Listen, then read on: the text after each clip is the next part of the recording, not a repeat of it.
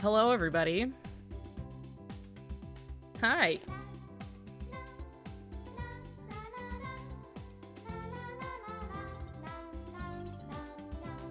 Someone in the barn is arguing Riku is ugly. That is explicitly against my rules.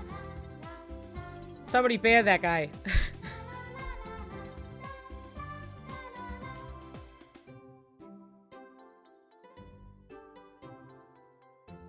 Mods, kill them. Kill that man.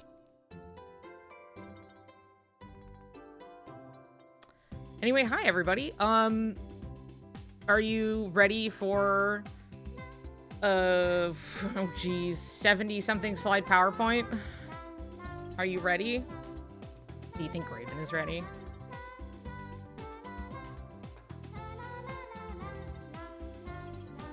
Gabby said 90. 90 something PowerPoint. Yeah. It's like over 80. The last time I saw at this, it was like 70 something when I like kind of was down towards the bottom. So I was like, it's something like that. To be fair, a lot of these are genuinely like, it's one image. You know what I mean? And then it's like, oh, this. Oh my god, you guys. You contributed! Claude, you added to this! It was 50 when I saw it. Gabby did help. Some things just got like, I had a bunch on like one slide and then it would get like broken up to like a couple slides so it was easier to look at. Or a slide sometimes is like one GIF. You know what I mean? And so it's just kind of bulked out. There are a lot of quotes and things in there and I kind of culled some of them, but I didn't quite get the chance because yesterday I was going to go through it and I was fighting a migraine for a large portion of the day. Like right after I ate food, like my first meal of the day, it was just like eyeball pressure for several hours. It was like so fucking long. And so, Claude got to add. Well, yeah, I mean, the point I was out because I had the concert yesterday. Here, I'm gonna go over here to my full camera and you guys are gonna see how freakishly sickly green I look right now, but don't worry about that, okay? So don't worry that everything has a sick green hue right now. Don't worry about that. Did you at least put the Mexican flag in there? Dude, you should have put the Mexican flag. We were talking about this last night. Niku has had over a month since Graven finished, and things kept happening, okay? You can send Mexican to Riku now. Great. Would love that. Kari says hi from YouTube. Hi, I should pull up the YouTube chat, actually. So I can see it. So I got it on hand, you know? I like to pop it out at least. There is a fly. There is a fly in my room. Raven, shut up. Shut the hell up. I'm here for your YouTube chat. I'll be listening to you soon enough. Oh, I'm on the wrong account. Hold up.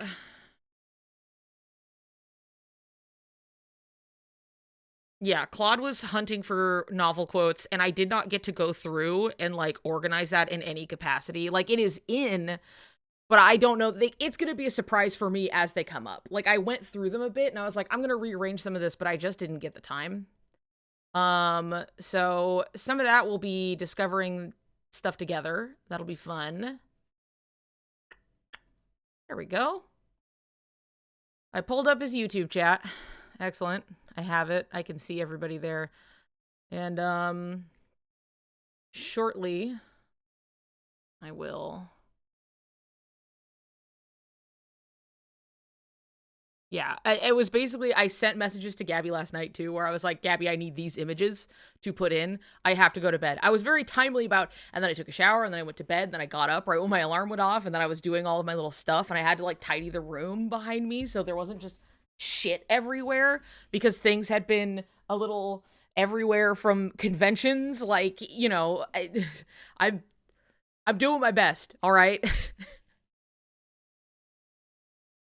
People spelled Lixaeus' name wrong in 2 different ways. I love that, because one of them was definitely me, but not both times. As long as you fixed it. If you fixed it for me, I thank you. Thank you. All right, what's Graven doing? How's he? Lexus car. Because I love you. Thank you. I love you too, Gabby.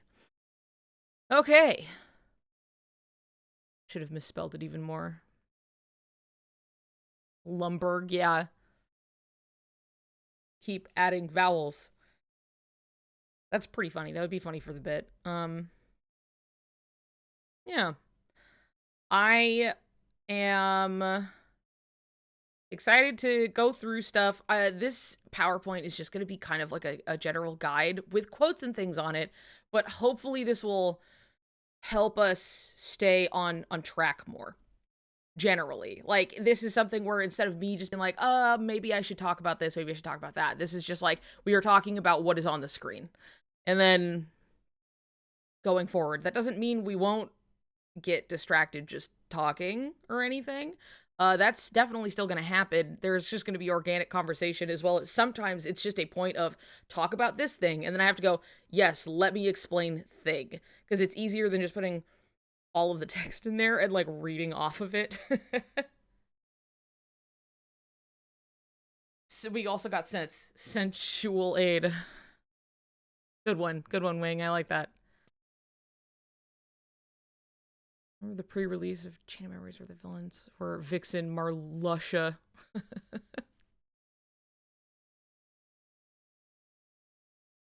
No, it's better. No Grorbside.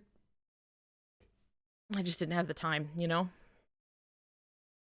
We get to enjoy the... Yeah, because, like, I didn't want to be, like, a black void over on Graven's side. So you guys get to see the room. You get this purposefully put in the background.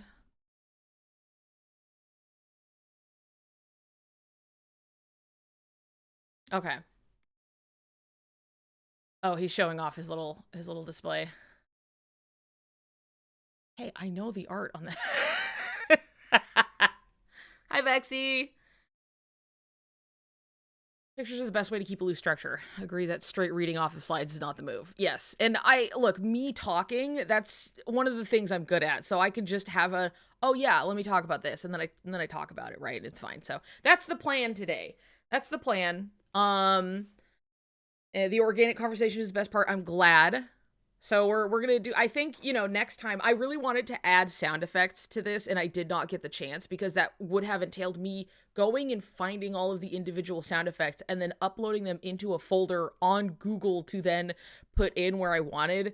And I was already having to, like, get a bunch of different images and find them, and even then there was somewhere, like, a couple slides were a little bare bones, because I was like, I don't want to go find this render for this person right now, you know what I mean? So a couple of them were just like, well, it's serviceable, it's fine, you know, we're not gonna stick on it very long anyway. But I do really want to put dumb fucking sounds, like, they're in my mind when the slide comes up, but I'm just gonna have to do it myself, you know what I mean? Kind of thing. So one-man bandit. That's what the chat command is for. If I had it set up that I would like to do, I was gonna bother Chi about that, but we'll get there. For now, this will be fine.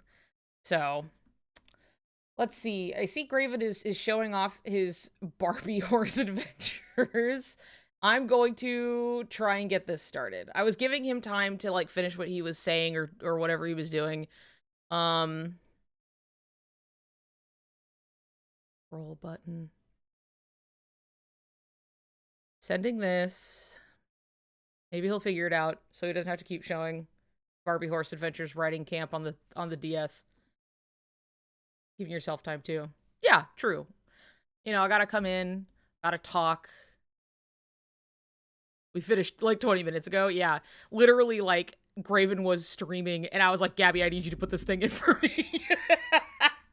But it was like, this probably would have gone even, like, I remember, like, I explicitly, like, I didn't ask Gabby for help because Gabby was moving and doing stuff, and so I was like, okay, no, you have to do your thing. And then I was working on stuff, and then people were just, like, some people in the house were sick, we had, like, conventions and other things, and just, like, fuck, man, the time just gets away from you. You know what I mean? Also, I have ADHD, so there would be times I had it up, and then just the act of having to learn how to do things in the PowerPoint was, like, really putting me off from like actually doing it. So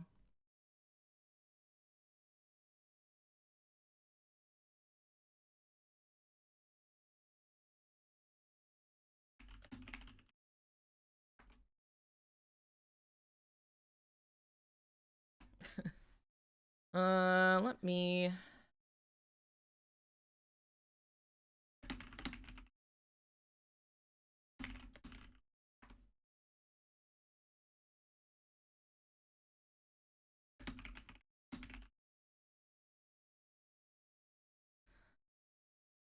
I really wanted to stay. I've been up for 36 hours. Wing, why?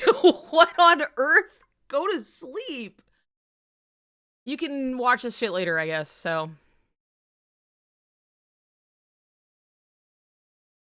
But while we're here and while we're waiting, I have this over here. Maybe I can just share my screen through here.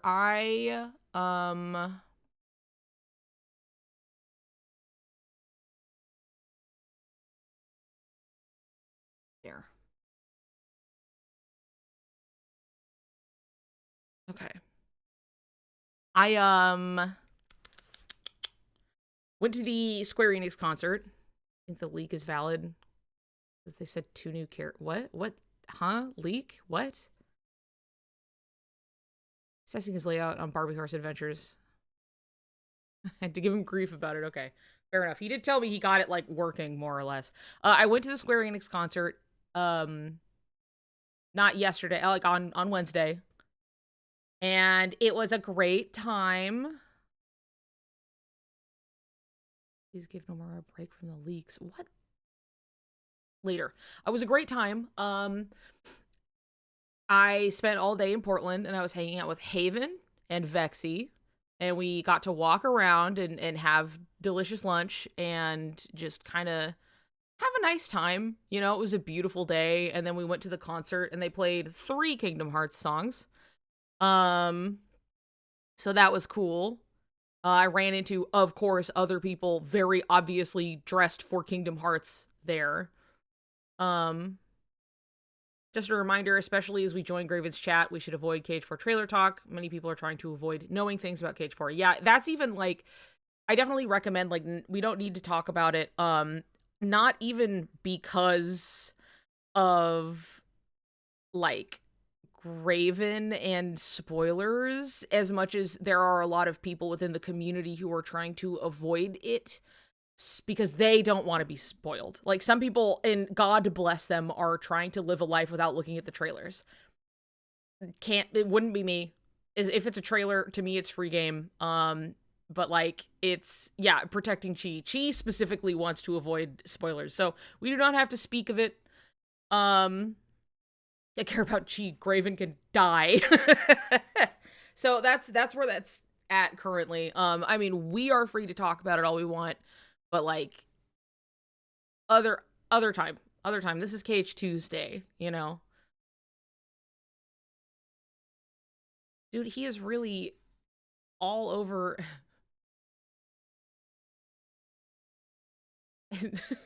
The Barbie Horse Adventures. Are we gonna go or what? I think I've watched the trailer 200 times, but I do that by myself. Boy, let me tell you, I finally got to watch it on our nice big 4K OLED in the living room. Looks so good. It looks so good. Barbie Horse Adventure forever. Yeah, but today is the Power Hour, which everybody wouldn't stop asking about.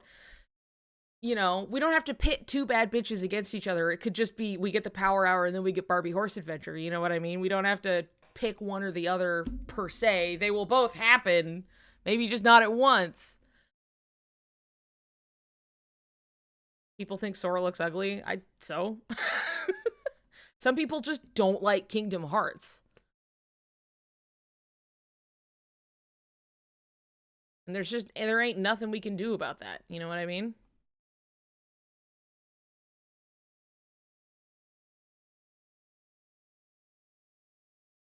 Oh, damn it. Share your screen. So. Got it. Okay.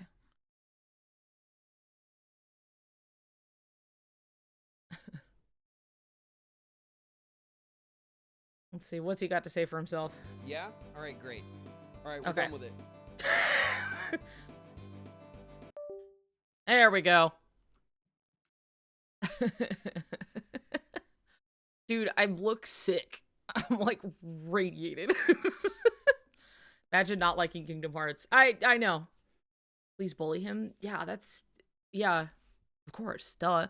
And if Sora's ugly, no hope for the rest of us. I know, he looks so cute and so good. Like, if you wanted to point to anybody looking ugly, it would be like Luxord. But I think even then, I think he still looks handsome. I think it's just like the lighting and the shaders look a little funny on his face in a way that makes him look really gaunt. And so I think like his model looks good. I like what they're doing with him. I just feel like it's one of yeah, he looks ill. Like he looks like he hasn't slept in a while, you know, and that's the one thing where I'm like, yeah, if you wanted to point to something to be like, that looks kind of ugly. I'm like, I feel like he'll look a little better with the right lighting, but like, you know.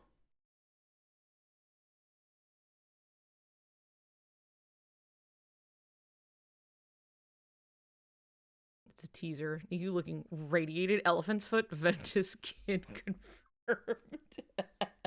Uh-huh. Yep. Dude. Invite. Send invite. Action already taken.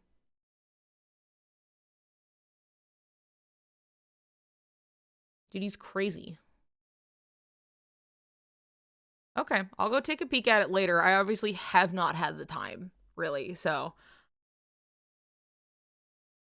Unfortunately, I think Unreal 5 just looks like that with the lighting.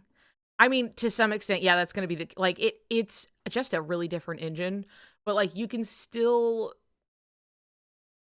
make it look a little, because it's more about, like, how it's hitting and, like, interacting with, like, the textures on the model, and, like, it's a teaser trailer. And, like, we saw this with KH3 as well when they were, like, going through, and we would have all of these trailers that we could, like, you can, like, mark the progress, where you're like, we can compare YMX in this trailer to this trailer and how much they have improved him and even just straight changed his model in some ways.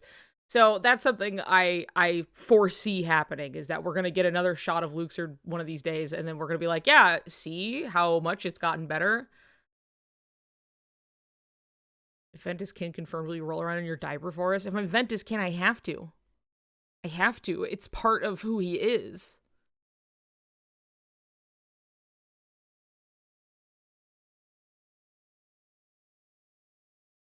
Dude, knock fucking knock. I need Graven to come in so I can be done talking about diapers.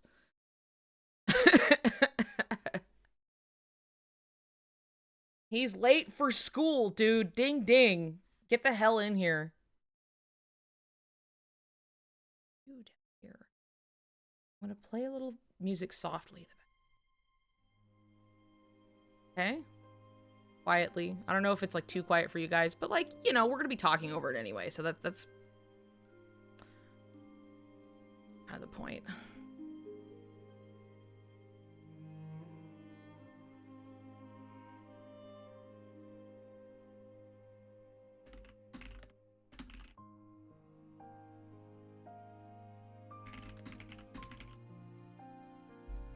There. I said, dude, get in here. Slaps your bald head. You don't want to talk diapers with me? Imagine he came in like right when I was saying that.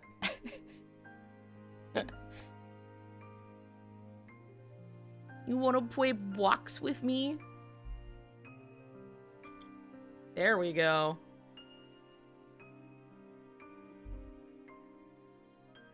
I can't hear anything from you. Oh, yeah? Oh, nope. There we go. All better. How dare you? Do you like how I look completely like radioactive right now? You don't look like anything. I can't see you. You can't see me? I can see me. No, I see your I see what the thing you're putting up. Yeah, there should be a shared screen, and then there should also be my camera. There is not. There so is. There is not, lies. Okay, let me get my let me try to get my thing up here. let's see, chat, share. Oh man, mine is cropped like shit. Hell yeah. Yeah, where the hell's my camera? On my end, it's fine and working. Here, I could even. Nuh-uh. Can I only do? Let's see. Stop sharing. Turn camera off. Turn camera on. I just have a black screen for your camera. What? What? And when you turned it off, I got your icon, so I it's saw definitely on, but I'm not getting your image. Hold on. What have you done? Let me see. I turned that off on purpose. Hold on. Is it upset because I'm trying to do two things at once? That doesn't. That doesn't make any fucking sense. It's definitely working. I can see it on my end in the stream share. My camera is up. Do we want to disconnect and then reconnect? We'll give it 5 seconds right. and we'll count to 10 and we'll spin around and then we'll try again. Yep. Bye. Bye.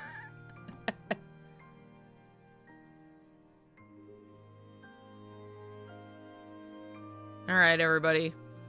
We're getting it figured out.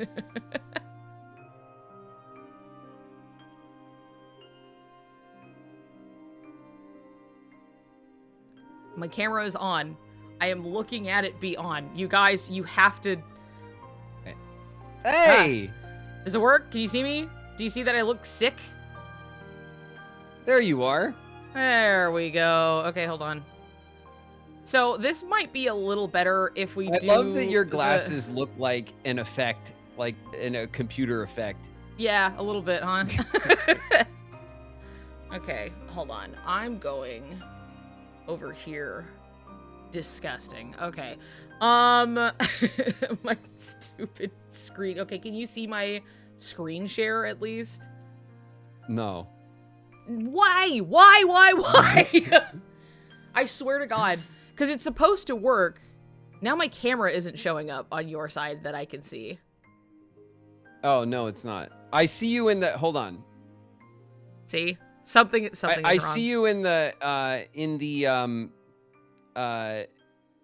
guest star like app. I can see you. Okay. So there's that. Awesome. So cool.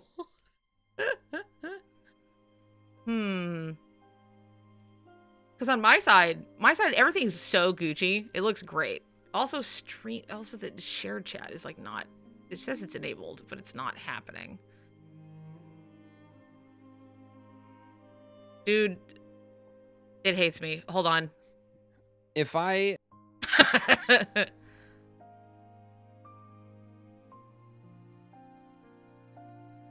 All right, everybody. All right, everybody. Hang tight.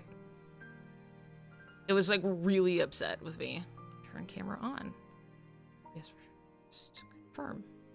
On. Invite. This guy again.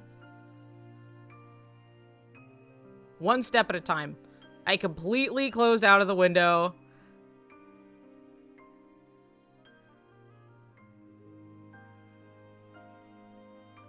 Hello? Hi. Okay, I like completely closed the window and opened it again. Okay. Because it was giving me other problems. So I'm going to start sharing chat. That should turn that on. Okay, and you can see my face. Mm-hmm. Well, I can, yeah. We'll see if my OBS is picking it up. So awesome. I'm so glad we got this figured out beforehand. Nope.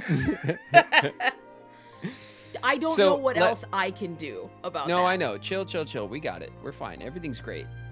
Can somebody get out on the stage and like and do a little number real quick?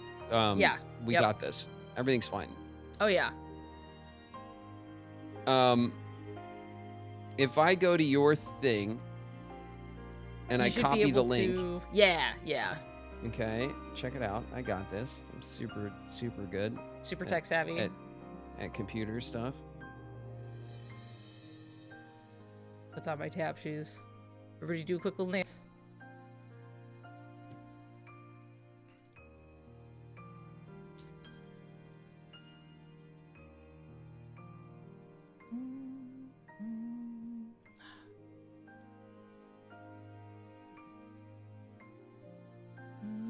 moving.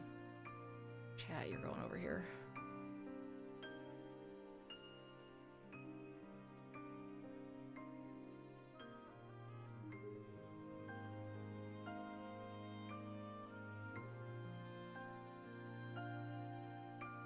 What are we doing today? It's the Power Hour, baby! The long-awaited, long-requested Kingdom Hearts 2 Power Hour.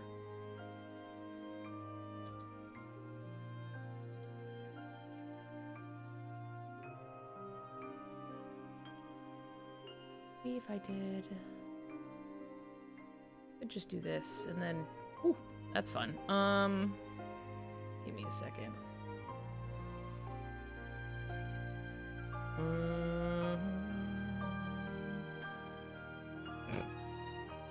Okay, so I'm copying your link into it, and it says no.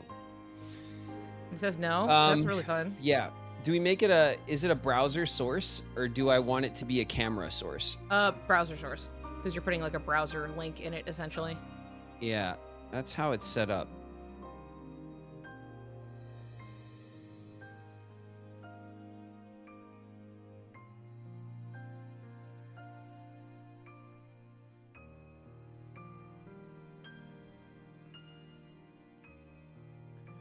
Okay.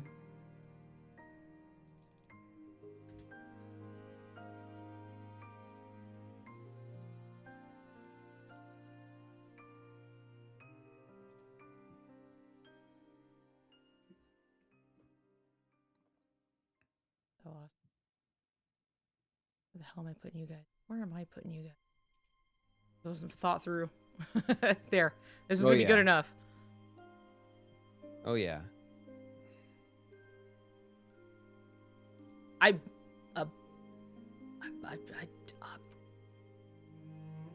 know. I mean, everything's good on my end. I have you. I have my stuff. Did you get it? Am I here? No. Ooh, I look like shit. Yippee! Okay, take that, internet. Now here's the real test. I'm gonna share my screen. Oh no. And hopefully everything works at the same time. Oh my god. Wouldn't that be a treat? Incredible. Okay. It should work the same way in that you can make the There we go.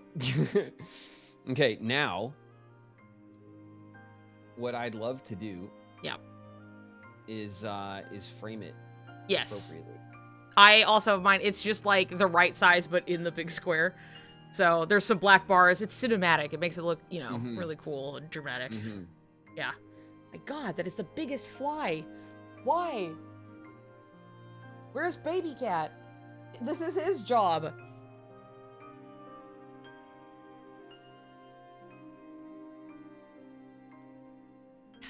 When you need him, Professional aspect ratio, yeah. Anyway, I have this full screened on my screen, right, as one would. Nice. And nice. it's definitely it's really messing with my color grading on my on my camera. Yeah, you look washed out in green, which I think is appropriate. Yeah, I look radiated. I look like I'm sitting in the room with the elephant's foot, basically. Bring this over here for reference. We did it. We did it. We're here. Finally. It's the neat. Wait a minute. Wait a second. Hold on a minute. Wait, hold on. It's the Niku Riku Power Hour. Well, I don't know. Not maybe not the Riku Niku Power Hour. I'm calling my agent. Yeah. I'm calling my agent. Oh yeah. You misbranded. This is a title card issue. This is a big deal. Am I not just your agent at this point? That's it. Storm out of here. Fine. Walk out on a great opportunity. How dare you? I noticed, and I said this on stream. I'm like, he keeps saying Riku Niku Power Hour, and I know that we started it as the Niku Riku Power Hour, and I just purposely was like, we're just gonna let this clash. I have slowly rebranded it. Yeah. Yeah. That makes sense. Mm-hmm. Don't let him gaslight you. We literally talked about this the other day. It's true. The fame got to his head. It's right. Yeah, that's it, you guys. Yeah.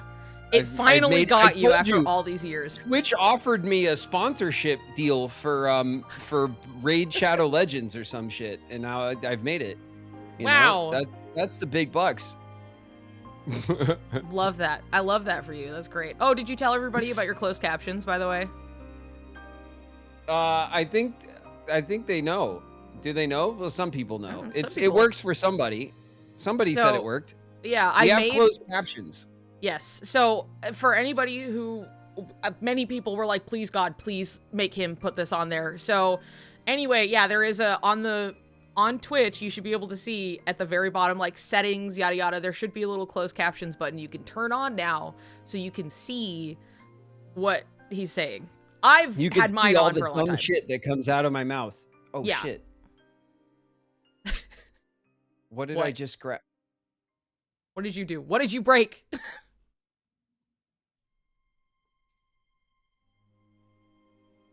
Okay, good. We're fine. Everything's great. The way you go deathly still that I had to sit for a moment and be like, did you disconnect? Like I know. Everyone says that when I actually look at something, I hold still and they think the stream froze. Like a prey animal. Like you're like perfectly still.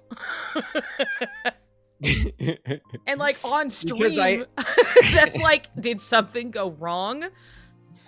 No, what happened was I was whipping the mouse around like I do on the screen because I can't, because I'm a child. And then I accidentally grabbed, like in OBS, like one of the sources and like threw it off the screen. And then I was like, oh my God, I didn't know what I moved. Right.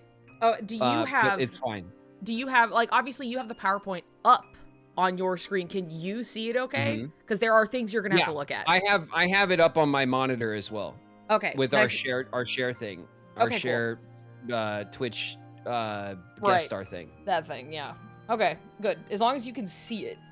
That's all that matters. Should I turn the music off? Is there music? No, I don't have music on it. I did not. There were a bunch of sound effects I wanted to put on it, and then I realized that was going to distract me from just making slides. So I figured next time I could put some things. We will have some videos that will play. Well, I can just keep the background music on, like my my lo-fi or whatever is fine, I guess. Yeah. You can keep that on for now. That's fine. Niku, what? I have one sound effect you can play. Later. I'm not messing with that right now. Later, listen, all right? Listen, the shit works. That's it. We're done. It's every power hour is going to be a little better than the last one. All right? They're all going to be just a slightly more cohesive and informative and so on and so forth. So this time you guys actually get a PowerPoint.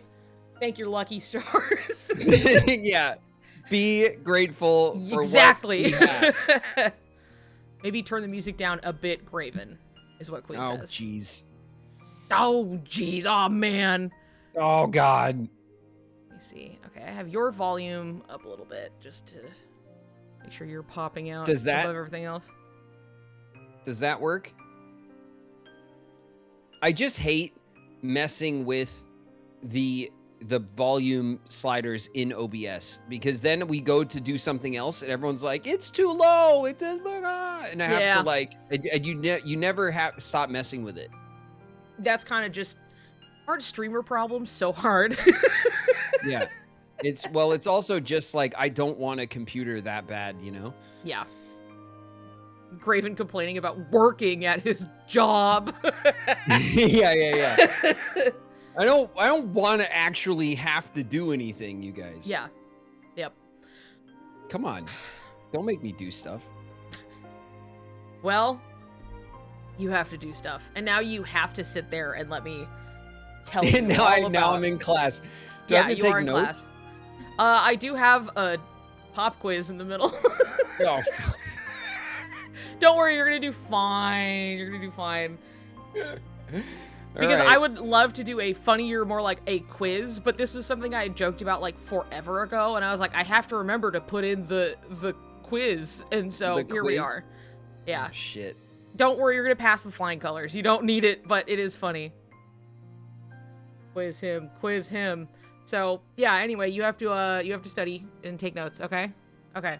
All right, I'm on it. So what was the game we were playing? It was 2, right? What was it? Kingdom Hearts 2? I think. I'm like pretty sure it was Kingdom Hearts 2 that you played. Yeah. It was 2. It was the second game in the whole franchise, the second one ever made. Just only the second one they ever did. Well, we did it. My first slide is congratulations. Oh, nice. Yippee. You did it. You played Kingdom Hearts 2. Here's your trophy. Oh man, now I know everything that I needed to know to watch the Kingdom Hearts 4 trailer. Yep. Yeah. No, you know absolutely everything there is to know moving forward. So, at least after this presentation, you will. Okay. Welcome to information overload. Okay, here we go. Yeah, it has 2 points. Let's revisit. We're gonna start this casual and small before I get into like questions people submitted and other things like that. Oh god. Remember last time when I was like, you want to tell me the story? You want to do that again? I feel like this is gonna be way harder now. This is how we retain the information. Let's see what you recall. Let's go back to the very beginning of the game. Oh god. Okay, in the beginning of the game, we start the game as Roxas. We sure do. And what's Roxas up to? And Roxas is hanging out with his friends in Twilight Town. Mm-hmm. And his memory is not like fully intact, and he's trying to figure out like who he is, or like something along those lines. Uh-huh.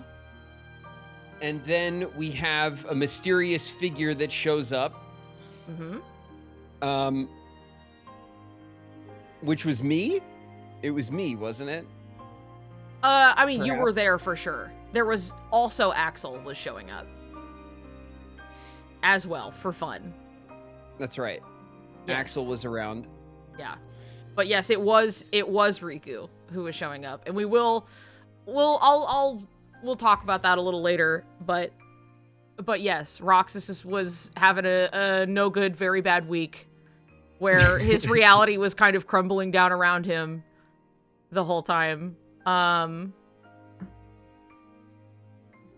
You may continue. This is and your oral presentation. Oh god. And then we're Sora. Yes.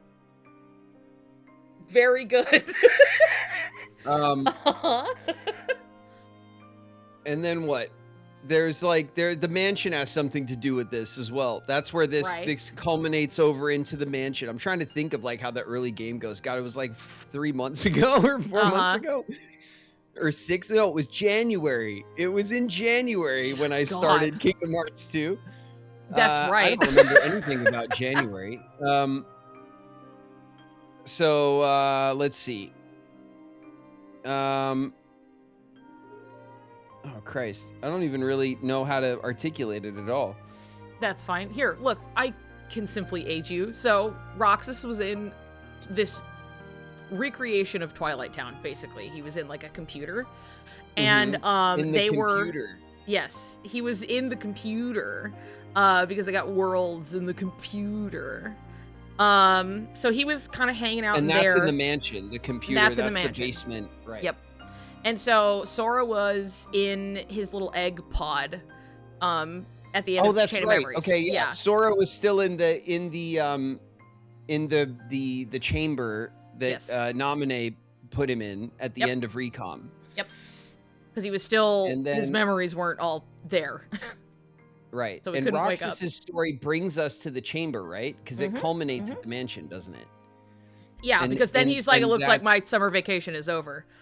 And then his sad little song plays. The big line, yeah. Yes. And so that's when we transition. Sora wakes up, and Sora's still looking for Riku. Yep. And that's, to be fair, Sora looking for Riku is like the whole game. That's like his driving force As usual, of the game. yeah. Yeah. So at that point, it's less about like, wow, individual story beats, like, and then he went to this world and then he saw Beast. You know what I mean? It's just like, Yeah. And then he was fighting the organization. The organization is still here. The organization is also carried over from Recom. So a couple of the members are already dispatched. But they have they have those I called them the orbs. They are not, what were they? They had a name. The like memory fights. What were they called? Oh, the absent silhouettes. Absent silhouettes. Yes. Right. Very easy to remember. Yeah. I mean, it's a cool name, but it is cool. Yes. A bit over branded, maybe. But it's on for Kingdom Hearts. It's on brand. On brand, yeah. Yes. So there's the absent silhouette fights, but we get introduced to all of the rest of the organization 13. Yeah. So we only met 5 of them in Recom, and so now we're introduced to the other 8 of them. Yep. And Axel is on the out, so he's the only one of the organization members that has survived Recom. Who also is definitely one of the ones killing people at the same time. Right, and he survived. But he is, but there's like a 3-way kind of struggle going on because Axel is trying to interfere with the organization going after Sora, and his motivation has to do with Roxas because they are best friends. That's established. Yep.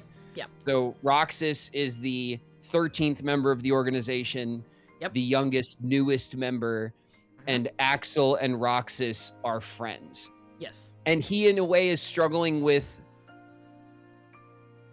the identity involved with having friends, because the whole the idea that the organization members are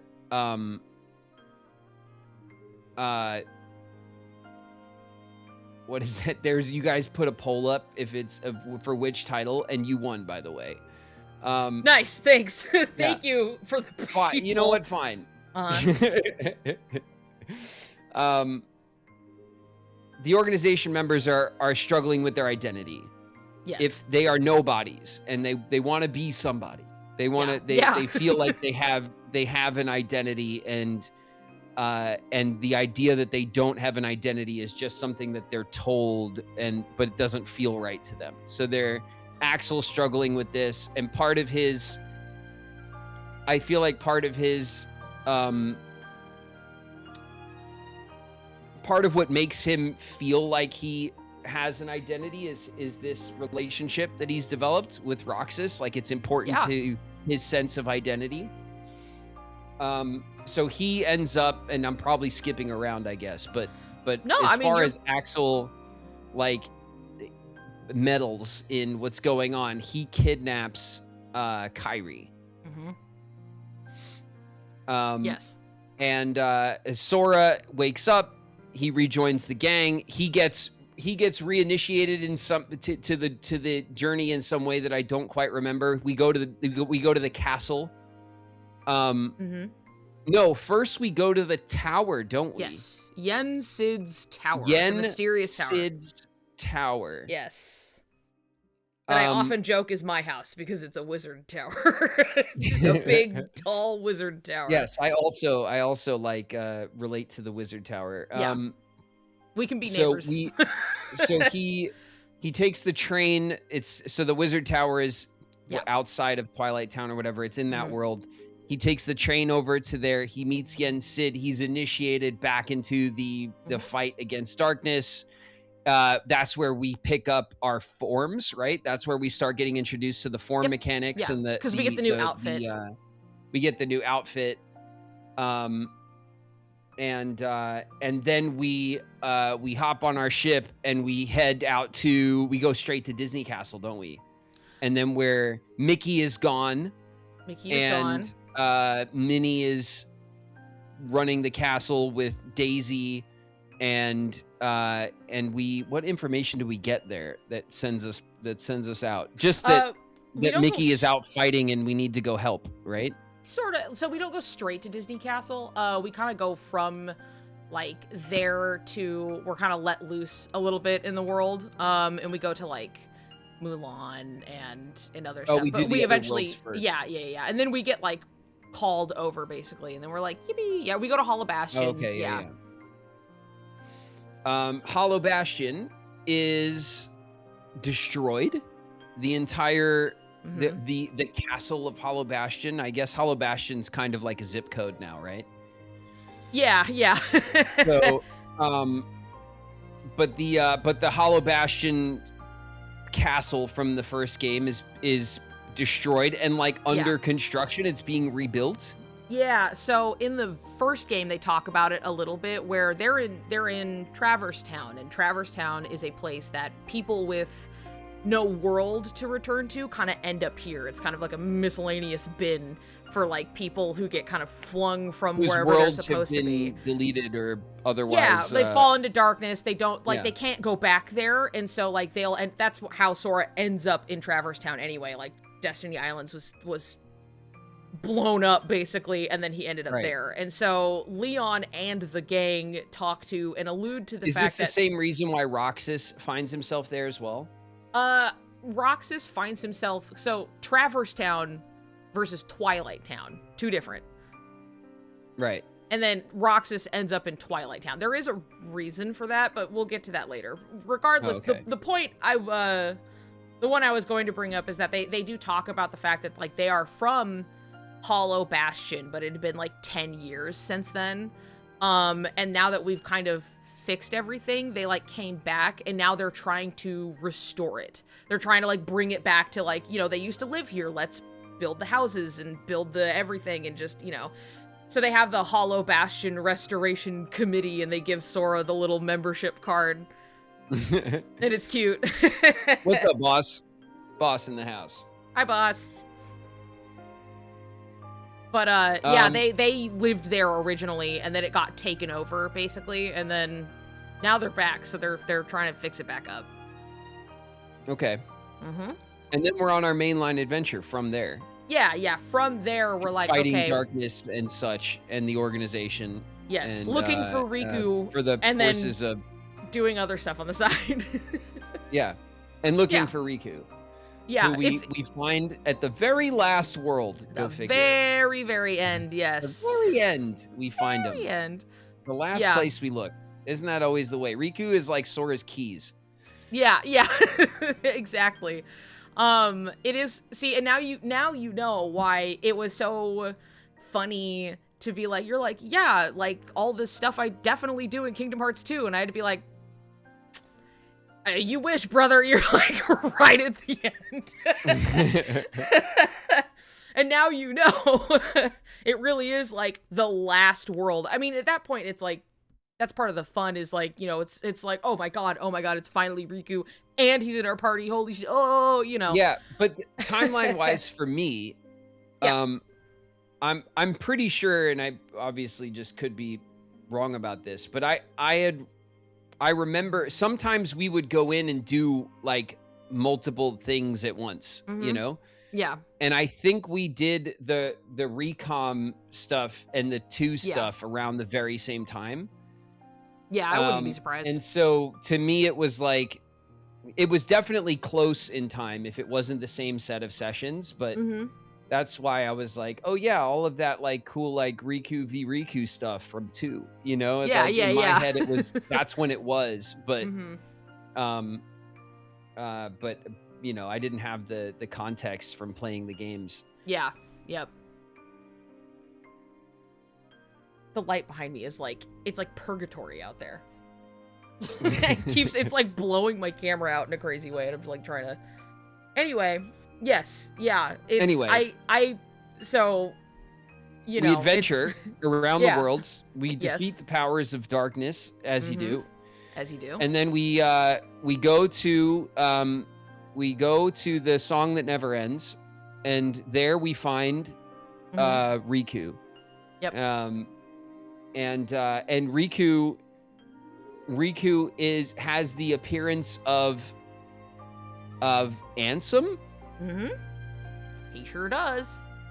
So Riku has taken on the physical form of Ansem for some reason that I probably cannot articulate well. Yes. He and looks like, but he feels as if that this is like somehow his punishment that's appropriate, and he must deal with it. Yeah. Yes. That's pretty spot on. It is his new burden. Yep. To bear. Yep. He looks like Ansem because when he faced Roxas. Let me take a stab. Yeah, is it because when they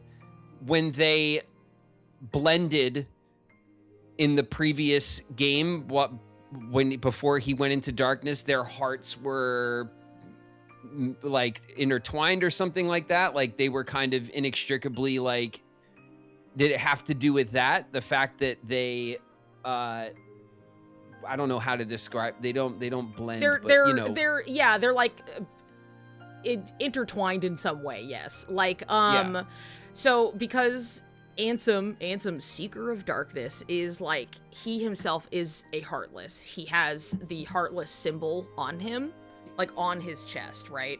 Which is like one of the fun little details that if it's like, oh yeah, like emblem, like Heartless with emblems on them have been artificially created, and then you're like, wait, but that guy's wearing the emblem, and you're like, well, I wonder why. Anyway, he is, and through Chain of Memories on like Riku's side, Ansem is like popping up here and there to just grief the shit out of him, basically. Yeah, just to talk shit, yeah. Just to drive him crazy, and he's just like, ooh, the darkness, hey.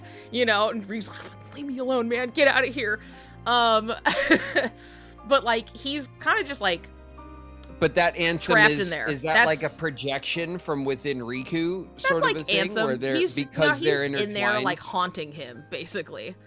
So he's just like but floating from around within, there. That's like Riku is carrying his spirit or something. Yeah.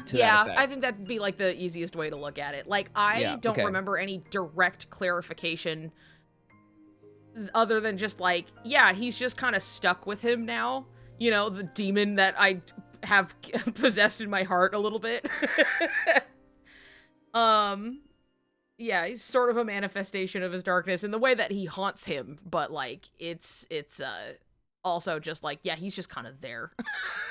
He's just kind of Ansem hanging out. Yeah. Since they melded in the first game, they have become kind of inseparable somehow. Yeah, basically, yes. He's like afflicted with him in a certain capacity. Yeah. And so,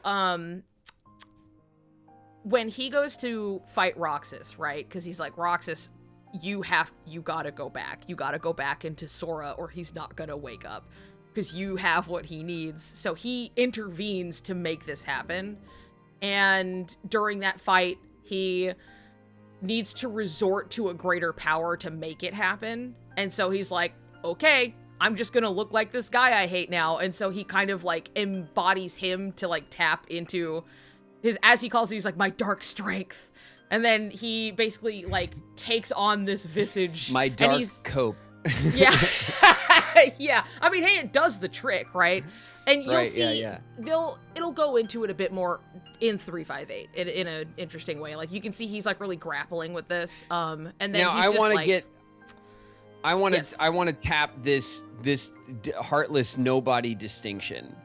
I have a slide later where I was like, discuss this. Yeah, well, I figure because it's coming up now. So yes, Ansem is a heartless. Yep. And heartless are created. Yep. When the heart leaves somebody. Yes. Then a heartless is created. Mm-hmm.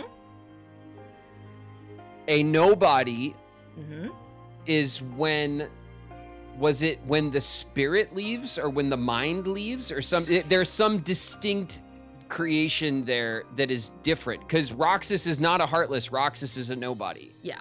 So Roxas is Sora's nobody. Yep. Whereas Ansem is the heartless of Xehanort. Yeah. Yes, actually. You have that. So basically what happens is when a heart leaves a body, the heart exposed to everything, like, gets consumed with darkness, basically. Like, there's nothing protecting it. It's just, and it becomes a heartless, right? It kind of embodies this.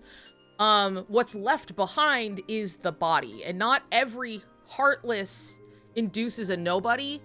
It kind of depends on the person. They're like, if somebody has a strong will, then the body left over continues to exist.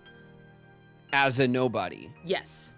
Yeah. Oh, okay. I thought they were two different events, but they're two like outcomes of a singular event. Okay, okay. I thought it was like, because there was a speech in the game that I remember, obviously vaguely, where they explain this. And I thought it was a different kind of metaphysical separation, but no, it's that one event. Yes, can create these two things. Create these different entities that are distinct. Yes. Okay. Yes, that is pretty much exactly it. So like one event of somebody removing their heart from their body can create both their own heartless and the body that continues to like retain a consciousness, but they can't feel anything because they don't have a heart, kind of a thing. But that's also clearly thrown into question when you're like looking at the story at all and you're like, oh, what's going on? Sure. Well, then what calls that into question specifically is Axel's sub-story with his friendship. Yes. Very much so. With Roxas. Yes. Which is an emotional bond. Yep. And so that and therein is the dilemma of the nobodies who care about their identity, I guess. Yes. Their sense of self, because not all of them seem to. Yeah. I would say, like, you know, things happen to different characters at, like, you know, different rates, different things. And, like, 358 is very much all about this. So you're going to go in there and, like, really watch them picking apart and trying to, like, people trying to figure themselves out for a whole game. And it's really good. It's a really good, like, paced out, like, watching people, like, coming to terms with their, like, who am I and am I feeling, but I don't know, you know, it's really interesting. But yes, you're picking up on all of the right points.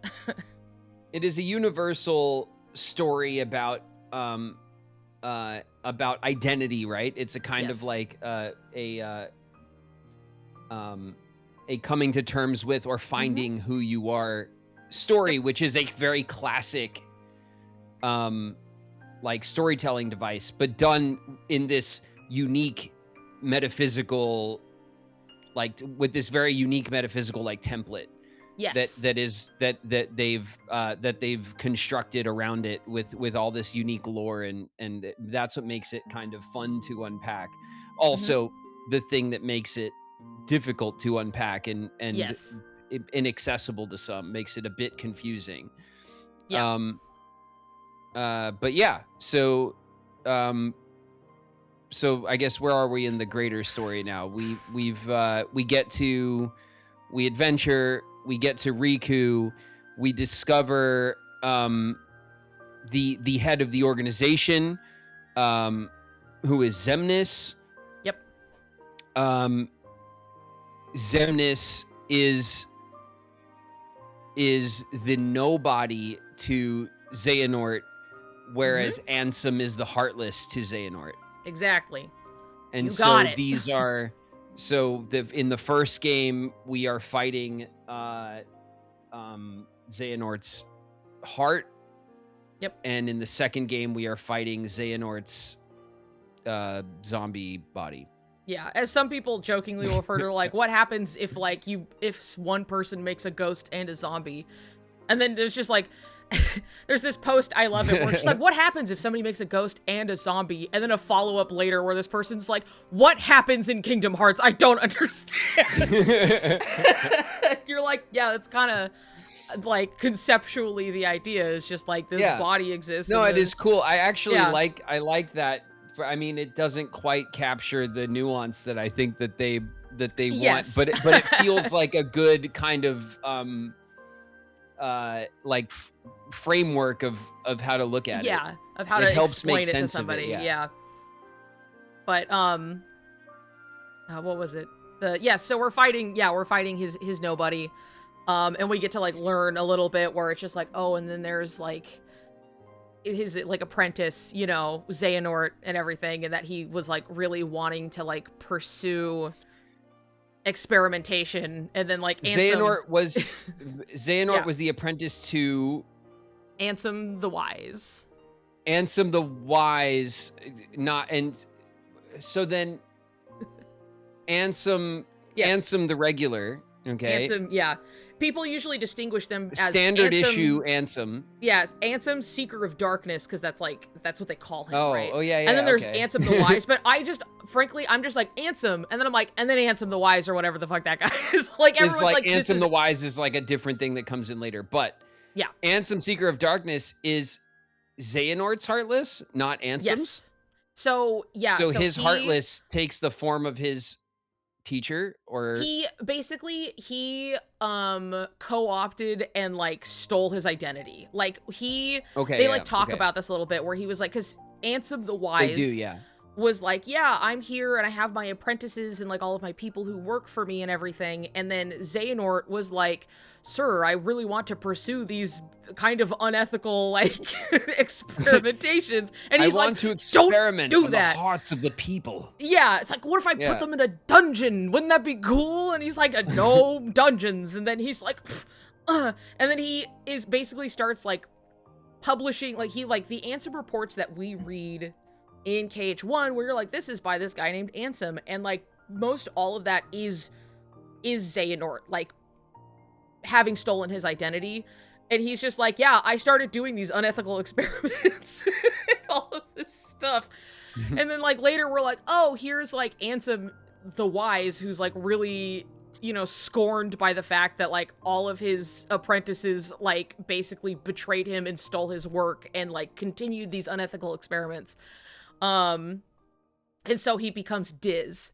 And then he's like, I'm gonna get those guys, and I'm gonna use this teenage boy to do it, pointing at Riku. So Ansem the Wise disguises himself as Diz, who has the raps. The raps and the yeah. He's the okay. Yep. And this is not the same person, but the same reference as Yen Sid. This like very clear reference to the monolith of Disney. It's so funny because like at one point they do say, they're like, Diz, it's D-I-Z, and it stands for Darkness in Zero, and it's his being like,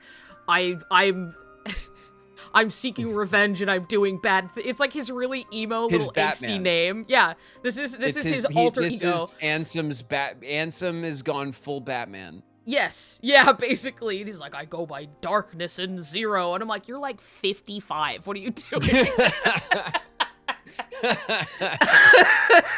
What is going on over here? That's rough. All right. Yeah. Yes. But then in KH2, the Ansem reports are like his reporting, and it's a lot of him like as Diz kind of musing about like, you know, where nobodies came from and like how these things have been happening and like who is nominee and all of this. And so he's very bent on the like, well, nobodies don't have feelings. They don't have feelings. They're not people. Do not treat them like people. And Riku's like, I don't know about that. Nominee is the nobody to Kairi. Yes. Which is where this is clearly where the wig discrepancy comes from. This is why I was so confused. Yeah, I'm gonna pop this here so they're both up. Of what pressing lore questions do you have? Because they're kind of intertwined as you talk about it. We're digging a bit. Yes. But yeah, you were right the whole time. That's right, I was. You were, and it was really funny. Like you were just like, oh, you're just Kairi in a wig, and everybody had to be like, everyone's like, yeah. Oh, isn't that a funny joke, Raven? I felt very vindicated for that reveal. I can bet. But it was really funny. Yeah, everyone's like, we really had to hold back. All right, I gotta tell you, Mhm. I got some game sense. All right, we've played enough games together, chat. All right, Yeah. I know my shit. I know You how may not be games able to game. read a HUD, but I think you're good at reading I emotional can't read a beats. HUD. I am woefully unprepared to play with a JRPG style HUD, but But you can. you can't get these story secrets past me, okay? Yep. I'm gonna call you on it. I can see what I see what they're Mhm. cooking. Yeah. Oh, yeah. I mean, hey, granted, a lot of people aren't very good at that. I'm gonna be real. That is my one strength. Yes. Perhaps from your experience of being an actor, reading Right. emotional beats and story direction is maybe I in your wheelhouse. understand how the sausage is made with when it Yes. comes to the storytelling. Yeah. Yeah, like a lot of people don't think about or don't even pick up on the general, like, it's clear when they're like, nobody's don't have feelings. And then you're like, some of these guys are feeling things, you guys. That should be really obviously thrown into question. And like later as things develop, some very loud individuals on the internet love to point to like them having any exhibiting feelings as like some kind of retcon and not like, it's a feature, not a bug. No, it's kind of right a thing. right out of the It's gate. literally right there. That statement is made to be questioned. It is part of the structure of the story. Yeah. It is, that statement is forced upon the characters. They do not all agree right from the beginning, and it's clear that it's designed that way intentionally. Yeah. Absolutely. That much is crystal clear. Yeah. Yes. The Yeah. entire purpose of Axel's subplot in 2 is to demonstrate that can't be the case. Yeah. Yep. So, or even just all of Roxas's everything happening. He's feeling really bad about it, you guys. He's like not having a good time. He's like pissed off, Yeah, there's all sorts of emotions. Yeah. Yeah, feeling so Clearly much on about how much we display. can't feel. So, So you're gonna it's have a great definitely time. it's a choice. It's intentional, and the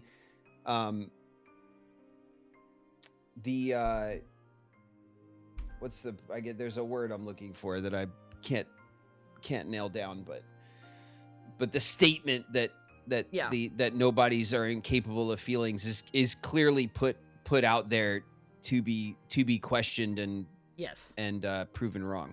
Yep. So good job. You've passed a bar not everybody passes. Yeah, I mean, I think, like, I totally understand the issue that the community has with communicating the story to people who are not versed in it. Yeah. And that just has to do with not so much like I said, the story in general is very classic in a way. Yeah. In its tale of kind of coming of age and identity and the questions of like the kind of light and darkness, the good and evil dynamic. All of this stuff is very classic. It's all just really constructed like with its own vocabulary that doesn't feel as accessible if you haven't gone into the series, Yeah, like from the outside, it seems you're like, what do you mean? What are you talking about? You know what I mean? Yeah, but everything kind of has, I think, a classic kind of story equivalent, Yes, yeah. So, and I think that's why the story, despite being a bit impenetrable in its, in the way that it is told, like resonates and has lasted. People look back on it fondly, and the community kind of loves it. It's stood the test of time in a good way. And if it was a bunch of words they made up to tell a story that made no sense, it would not have held up in the way that it has. Yeah, because so it does have a kind of classical underpinning that makes it, that gives it some strength, that makes it work. Yes, I agree. I think it's like something that definitely more on the outside, it looks more intimidating than it really is when you're just kind of, things are rolled out to you pretty reasonably, like conceptually, they're building off of stuff that And having something be like the bodies that are left behind are called nobodies is just like, well, that's like, you know, we're having fun with playing on words, if you will, that they're nobodies and that they're not people, but also they are the bodies. And it's also just shows how thoroughly the team kind of has like thought about this lore that they've built, right? Like they crafted an entire game about what happens to your heart when it's freed, when it's removed. And then they asked the next question, which is what happens to the rest of you as well. And they've built these really like relatable stories about identity and self around their own metaphysical creation, right? So it is very cool. And I don't know, I like it, you know? So do I. Hey. Yeah, it definitely doesn't, for being a classic style story of self and coming of age and stuff, it definitely stands out as wholly unique, given the way that they've kind of built it their own, like all of the detail into it. Yep. And Mickey Mouse is there, so like, you know. and Papa's there to get you out of trouble when Zaldin has you cowering on a bridge. Yes, absolutely. It is just really funny sometimes when you're like, yeah, Kingdom Hearts is a very emotionally resonant story with like existential questions and like all of this stuff, and then people go like, the one with Donald Duck, and you're like, the one with Donald Duck. The one with Donald Duck, who was looking the other way when you needed a heal. Yep. Yeah, just a little bit. That's the one. The guy who left you the second you didn't have the Keyblade anymore. That's Donald Duck. Donald Duck. I love that Donald Duck is a complex character in this game. I do too. Genuinely, as we get further on, like there is more to Mickey too, in a way that you're just like, yeah, I think in this game there's more to Mickey. Like Mickey shows like some anger and some vengeance, some righteousness and stuff. Things that are not characterized for Mickey at all in any other property that I could think of. Yeah. He's really kind of uniquely his own within Kingdom Hearts. Like, he's still Mickey Mouse, but you're like, oh, he's got like... And what trust like Disney gives to, you know, to Square and the Kingdom Hearts team to take their most valuable, like iconic character and develop them like this. You know, this is not something Disney does lightly. It's that's why that first game we didn't get to see him at all, really. You know, it was really like very hands-on, like, okay, you can show him at a distance, he has to be obfuscated. You can use his iconic like silhouette. Yeah. And you gotta make it count. Only slightly. And boy, did they. Yeah.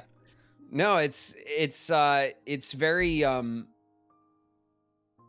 cool, like, to see and what's funny is that, like, I think the obvious thing, and we touch on this where with the commentary on, like, you mean the game with Donald Duck, because the Disney side of the game is both one of its great strengths and also one of its barriers to some portion of the audience, because you get this initial feeling of like, oh, the Disney aspect of the game is like for kids, and and in a way that's true, because having the Disney worlds and characters in the game and the, you know, Mickey, Donald, and Goofy appeals to younger players. For many people, that's what got them to play it. You know what I mean? Of course, and that is a benefit. But for all of the younger players that came in for that reason, there are older players who went, I'm too cool to play like the Disney game or whatever. I'm too much of a big boy for the Disney game. But then to see them take these characters and IP and spin some maturity into it, not around it, but actually directly into some of these characters from Disney, is awesome to see. And when you are in the series, like, that idea that, like, oh, it's a Disney game, like it's an action game with like Disney kind of tacked onto it somehow, like that criticism I think melts away. once Yes. once you're in the series and you start to realize that the Disney characters are not set dressing. Yes. Certainly not the main ones that are involved in the core game, Yep. Yeah. you know? It's something that's like hard to explain to people, especially like I've seen people who are some of the bigger like cynics who didn't want to because they're like, what do you mean you care about the game with the, Goofy's there, and I'm like, just give it a Dude, shot and Goof's you the will man, see. dude. Dude, he's the I've never best. He's I've the never best. appreciated Goofy and my appreciation for the duck has also grown to before everyone freaks out, okay? The Yeah. duck's cool too, and I got love for the duck, all right? I'm just Uh-huh. saying that like the Kingdom Hearts series has probably done as much for my appreciation of Goofy as a character Yeah. as Goofy movie did. Yeah. And absolutely. Goofy movie in the 90s, like I was a kid when the Goofy movie came out, and Yep. I even saw it in then I theaters. remember going like, I don't care about the Goofy DVD movie, whatever, like Right, I'm yeah. too cool for that or too old for that. Uh-huh. And everybody universally adored that movie. It was Yeah. an incredible it was an It's so good. unironically great movie Yeah. with that developed Goofy as a dad and gave him like so much personality and character Yep. beyond the kind of the laugh and this and the silly, the goof, if you will. the silly kind of like 1920s style like physical humor, right? Yeah. Yeah. Of like, oh, I tripped, haha, right? Like Yeah, that yeah. kind of silly kind of stuff. And Yep. I then think you the have Kingdom Hearts emotionally franchise depth, treats these characters that well. It gives them Yes. it gives them more weight. It gives them some decisions to make. We get Goofy's kind of sacrifice in the mid game with Mickey, like Yep. all of that stuff feels it's well done, first of all. Yeah. But it carries some extra weight because it's so surprising that they're doing it with these characters that you Yes. almost can't believe it. Like really know? earnestly too. It's Yeah. something where you're just like, that's not like, and then guys, obligatory Donald Duck is here. You know what I mean? You're like, that's Donald Duck and he's my friend. He is my friend. We've been through too much together. We've been through a lot, yeah. Yeah, it does a really good job of like selling like it's so cohesive. It's so like kind of glued together in a way that like on the outside it feels so like how do you care about this? You know what I mean? You're like, you just kind of got to go in and meet it where it's at.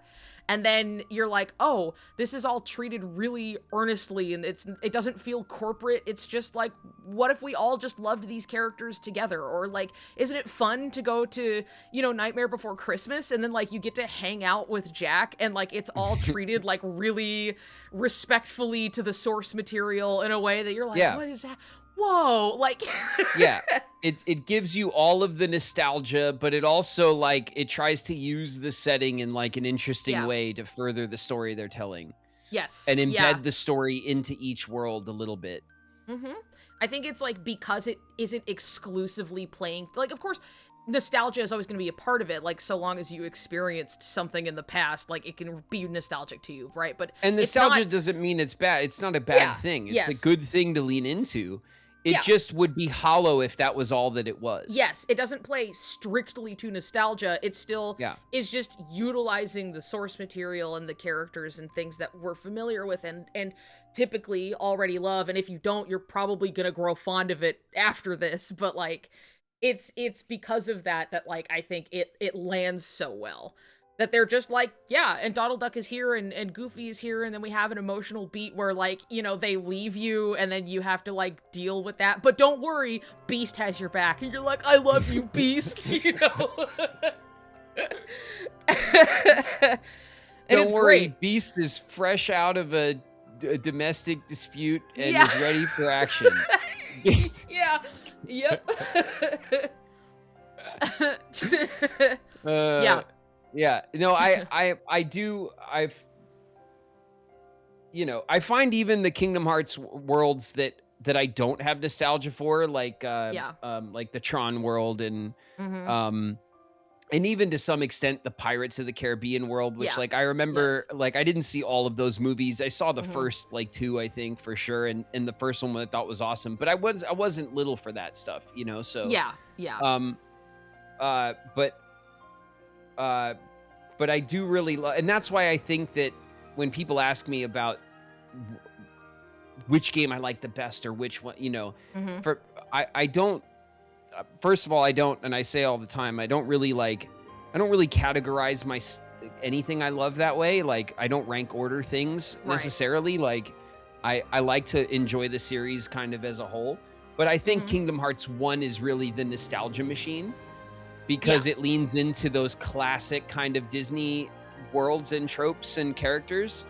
And Kingdom Hearts 2, I think makes big steps to take that further out into its Yes. storytelling and be a bit more experimental with the destinations and more creative with where they connect with what Disney owns and stuff. Yeah. So Yeah. and It I really think gets that's to all. start to grow into its own after it's like made that first step. You know what I mean? Like Yeah. KH1 really like established things, and then now it's like, okay, let's explore. Let's Yeah. spread this out a bit. Now that we've shown that this works, now Yes. let's really lean into to the lore we've built and the Yes. characters we've created, and let's tell this complex story that we want to tell. And that's what 2 does, and I Mhm. think that's why 2 is looked at as kind of the grander like version of Yes. the original games. Yeah, yeah. It really is like the sequel that got to like do it all. You know what I mean? Like it really got like so much of an upgrade on so many fronts. Though we'll have that actually in another, I know, a question coming up where we're like asking more explicit like questions about this and that. So we'll get there in a second. As much as we are just We're in organically talking about it. our ads are ending now, by the way. Ah, of course. Hey everybody. Hey, hi. We're back. Welcome back. Sorry about that. We were only yapping Yeah, yeah. about nothing in We were only particular. we were only waxing poetic about how well Kingdom Hearts pulls off what it does. So, you know, you didn't miss anything. It's fine. Good job, pro streamers. Thanks. Yay. Thanks. We did it. Uh-huh. Yeah, good job. Anyway, I guess to wrap this up really quickly, where we're at with the story beats, I'm trying to see, like, let's see where we were at. You generally, I think it's not like so difficult. A lot of the bulk of the game is like you are looking for Riku, and as well as handling the organization at the same time. They kind of are Right. both one and the same journey. And then we get towards the end, because Axel did kidnap Kairi, to his admission of being like, because he wanted to see Roxas again, like he was doing anything that might, I don't know, cause Sora to, because again, heart from body creates nobody, right? And like that Right. idea of being like, if I can get Roxas back out, if I could bring him back in some way, because he's in there, like conceptually, right? It'd be like, you know, if I do this drastic thing, maybe it can, you know, get this to happen. But and then he feels bad about that, believe it or not, and blows up about it. And then I think, I mean, I know the story. I'm just trying to be like, okay, so we had that plot point that was kind of bigger, and we are kind of haunted by Riku throughout the narrative. We see him before, like here and there, but like you don't know exactly. I mean, I know, we know, but like Sora doesn't know. And then you have everything basically in the world that never was. That's right. And then Riku is back. And then Riku's back. And Yeah. then everything in the world is right again. Yep. And then we have a big Clearly. fight where, like, at every opportunity, Kairi just gets, like, locked out behind, like, a door or something. Like, every convenient, they're like, oh, no! Guess we gotta fight them what's up, Billy? ourselves. I see you. Thanks for jumping in. Yeah, I guess well, do are these pressing lore questions for that This I is- have, or that is This this was a like chat a, thing? if this was something for, because I have some questions picked out. This was like a, Okay. if you were like, can you answer this for me? type thing, which was kind of happening already anyway. So Yeah. yeah. Okay. So this was just All the right. two. This is two for you. The little starts before I go into submitted questions that we can, try to roll through. We have a lot of slides, so we'll keep pace a little Okay. bit, and we can talk about stuff as we go. But Sure. I have submitted questions. What world was your favorite, and what was your least favorite, story or gameplay wise, whatever reason? Oh, okay. Let's see. I mean, everyone knows that my favorite place is the 100 Acre Woods. I don't Yes. feel like that answers this question that great because the 100 Acre Mhm. Woods is largely a passive minigame world. Right. You could have but- like 100 Acre Woods asterisk, and then like your 100 favorite. Acre Woods is like my vibe world. You know what I Yeah, mean? yeah, Like yeah, I yeah. like to go there. I also like I just like having, like, you guys know when I play other games, like, and we were yelling about this Mhm. over the past few days. Like, I love games where you get a house, where you like games where you have a Yeah, home you have your little and you like live space. there. Like I like having my collectible, like I like open world collectible games, but then I really like it if I have somewhere to put them. You know what I Yes. mean? Like Yeah, where I I can understand. show off what I've done in that kind of space. And Mhm. while doesn't function that way, for me, it's like as I play through the game with the community, that's kind of how I look at the 100 Acre Woods. Like, let's go home and talk to Pooh and like Yeah. have a relax for a minute, you know? Yeah. So I like treating the 100 Acre Woods as like a safe space where I can just Mhm. play some mini games and talk to Pooh, and like we can have a laugh and I can be unbothered by getting attacked, for a minute. Yeah. So A home base we so can I kind of love touch down at. yeah, I love that. I think my favorite world, like gameplay wise, or thematically anyway, is the Timeless River. I Yeah. really loved I love the idea of going into a world and having the character models yeah. change, and obviously that was established with Nightmare Before Christmas, Mhm. and I'm glad that was kind of carried over. But I was happy to see that kind of expanded on, because I think that's such a cool, like, I think ideally you want Yeah. that in every world. You know what I mean? You want every Yeah. world to kind of uniquely affect the characters and as much as it can. I think that's like good design Yeah. decisions, even though it obviously adds a ton of work to what they do when they build the games, and I see Mhm. why they don't do, Do it for especially back then. every I see single why they one, didn't yeah. do it for everything, but I'm hoping that the trend as we play through the series is that they do that more and more. Mhm. Will, obviously you guys know more about that than I do currently, but Yeah. it's certainly what I feel I've been teased or promised in a way, is that we will get more of this like kind of Yes. approach. So that to me was like the coolest theme. I did appreciate the Colosseum, the Underdrome, because obviously the Hercules world in the first game was just the Colosseum and nothing else. Yep. It was just an arena battle world, which is fair enough, especially for back then. I did enjoy that they Not to like expand it. I wanted my cake and I wanted to eat it too. Like, I wanted to have the arena world still because I like that idea, but I also wanted them to flesh out the world around it and give the Hercules theme more of a space. Yeah. And they did that. So Yes. even though it was all like kind of underworld, that was still a really cool theme. So while I don't think that world was terribly interesting in its design, like it was essentially two hallways from the Colosseum, a hallway that way and a hallway this way, and that's fine. You know what I mean? I still was happy to see them do more with the theme, so like I was happy to see the expansion. Yeah. What other worlds? The Beast Castle I thought was cool. We had the two wings of the Yes. castle, which both kind of looped in their own way, which was Mm-hmm. cool. We got the ballroom Yeah. where we got a boss fight, which was exactly where I would put it. We also got the Mm-hmm. boss fight out on the bridge, which was cool. So Yep. they had two kind of set pieces for that world.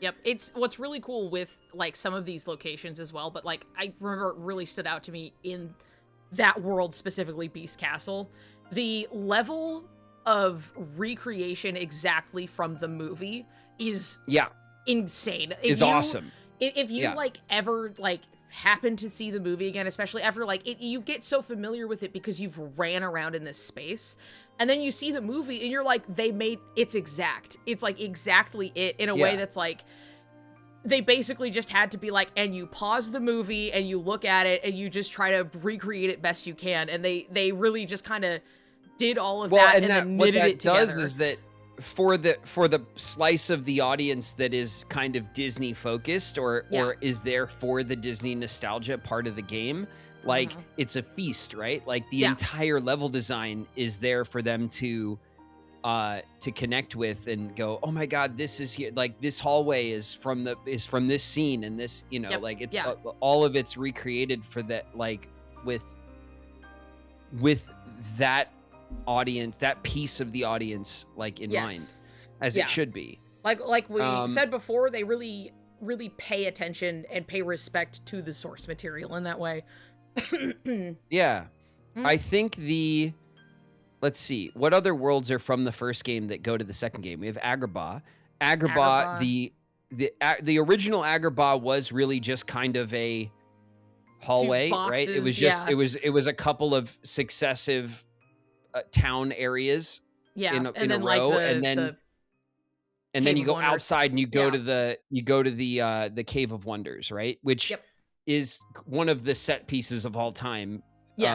You know, from the Disney worlds. So the Agrabah in 2 is better. I don't think the world is designed in a way that really stands out as particularly impressive as far as the town area, but I do think that the standout there is the other outside area. So we still get the Cave of Wonders, which is completely redesigned, but then we also get that like carpet section. Where you're flying around. Was as a set piece stands out, I think, among the rest of the game. Like it was a really cool, almost like not a racing section, but like a rail kind of. It's almost like a rails, gummy ship kind of level, like a rail shooter kind of like section that I think is like cool and unique. So they expanded there. Like each one of the worlds that makes a comeback, Nightmare Before is Christmas kind of is expanded on in a way that Atlantica. feels satisfying. The worlds are not. I don't think that the worlds are as much are much bigger as I expected them to be, going from 1 to 2, like just in the space that you have in each world. Yeah, they are a bit bigger, but I expected that jump to feel more, feel more than it was. Yeah. But that being said, I think they do more because of all of these little set pieces and stuff. They do more with the space. Yes. Trying to think of what else. Hey, I mean, if we got a favorite, and then do you have a least favorite? Well, that's why I'm trying to go through them all, and I'm trying to think of through it. Yeah. Is there one that I think my least favorite is Atlantica, just because that Atlantica is the only world that is reduced in its complexity. Fair enough. That's so fair. Like, you know, the Atlantica in the first game is like one a of whole the world to explore. It's one of the most confusing to navigate. It's one of the most labyrinthian in its design, which is cool because then it's one of the only worlds in the first game that you actually feel like you can get lost in.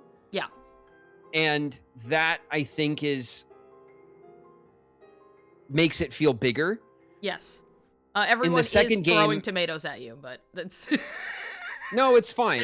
It's it's you know, funny. I had to pick one, but but in the second game, it's just a rhythm game, and I don't have Yeah. anything in particular against rhythm games. Yes. If they came out with a rhythm game just based on The Little Mermaid, I probably wouldn't pick it up. You know what I mean? Like, Right. Yeah. not that I dislike those songs or anything, but like Hmm. I wasn't like itching to click through them Yeah. in particular. You know what I mean? Hmm. So like I think that if they would have treated the Atlantica world in the same way that they treated the other worlds where they expanded on their size and complexity, Yeah. Atlantica could have been really cool and Hmm. but instead they kind of went the other way with it. Yeah. Yep.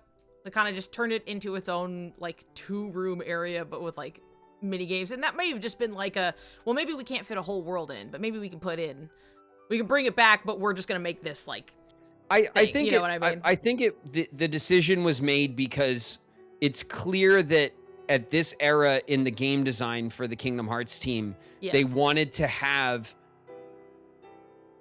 like it was clearly a priority to have a large variety of Yeah. gameplay. Yes. And so we have the arena in in the Hercules world, and then Atlantica is going to be the rhythm game, and then in Agrabah we have the rail shooter, and they've greatly expanded upon the gummy ship sections, and so that as you play through the game, you're constantly like introduced to new gameplay, like gameplay sections. Yeah, they were really trying their hand at anything. I think the priority of getting the gameplay variety was more important in that to them than like another world to explore, because they had more worlds anyway. Yeah. Yep. No, I agree with you. I think with that said, I was like, this is like literally the next question. What are your thoughts on the differences in the exploration / interactivity in the worlds in KH2 versus KH1? Because there's definitely a shift in how they treat like how you explore the world.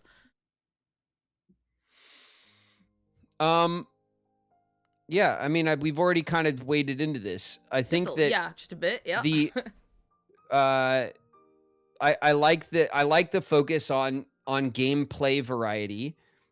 And you guys also know, anyone in my community who plays other things with me, like the exploration of the map is one of the things that I revel in when I play games, and I've always been like that. I love games where I can explore. I love finding secrets. That's what gives me that like like yes, you know what I mean? Satisfying like feeling. that feeling that I chase when I play games is from uncovering something they tried to hide from me. Not me, right? Like I found that shit. Right. You put out the clues and I found them, and I love that. Like that to me is so satisfying, and so the gameplay variety is satisfying in a different way, but these worlds are not designed as much to explore and uncover secrets. Yeah. And so that particular aspect is something that I think like maybe lacks in 2, whereas one felt like there were secrets around. And obviously I'm thinking about the envelopes that we hunted down early in the game. And then we had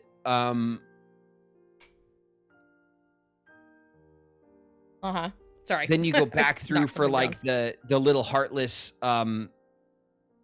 like mini game puzzles and stuff, but that like I don't know, I just like the worlds are designed around the puppies, of course. The puppies were so that's maybe what it is that in 2 I don't remember any part in 2 where I found a chest that was hidden.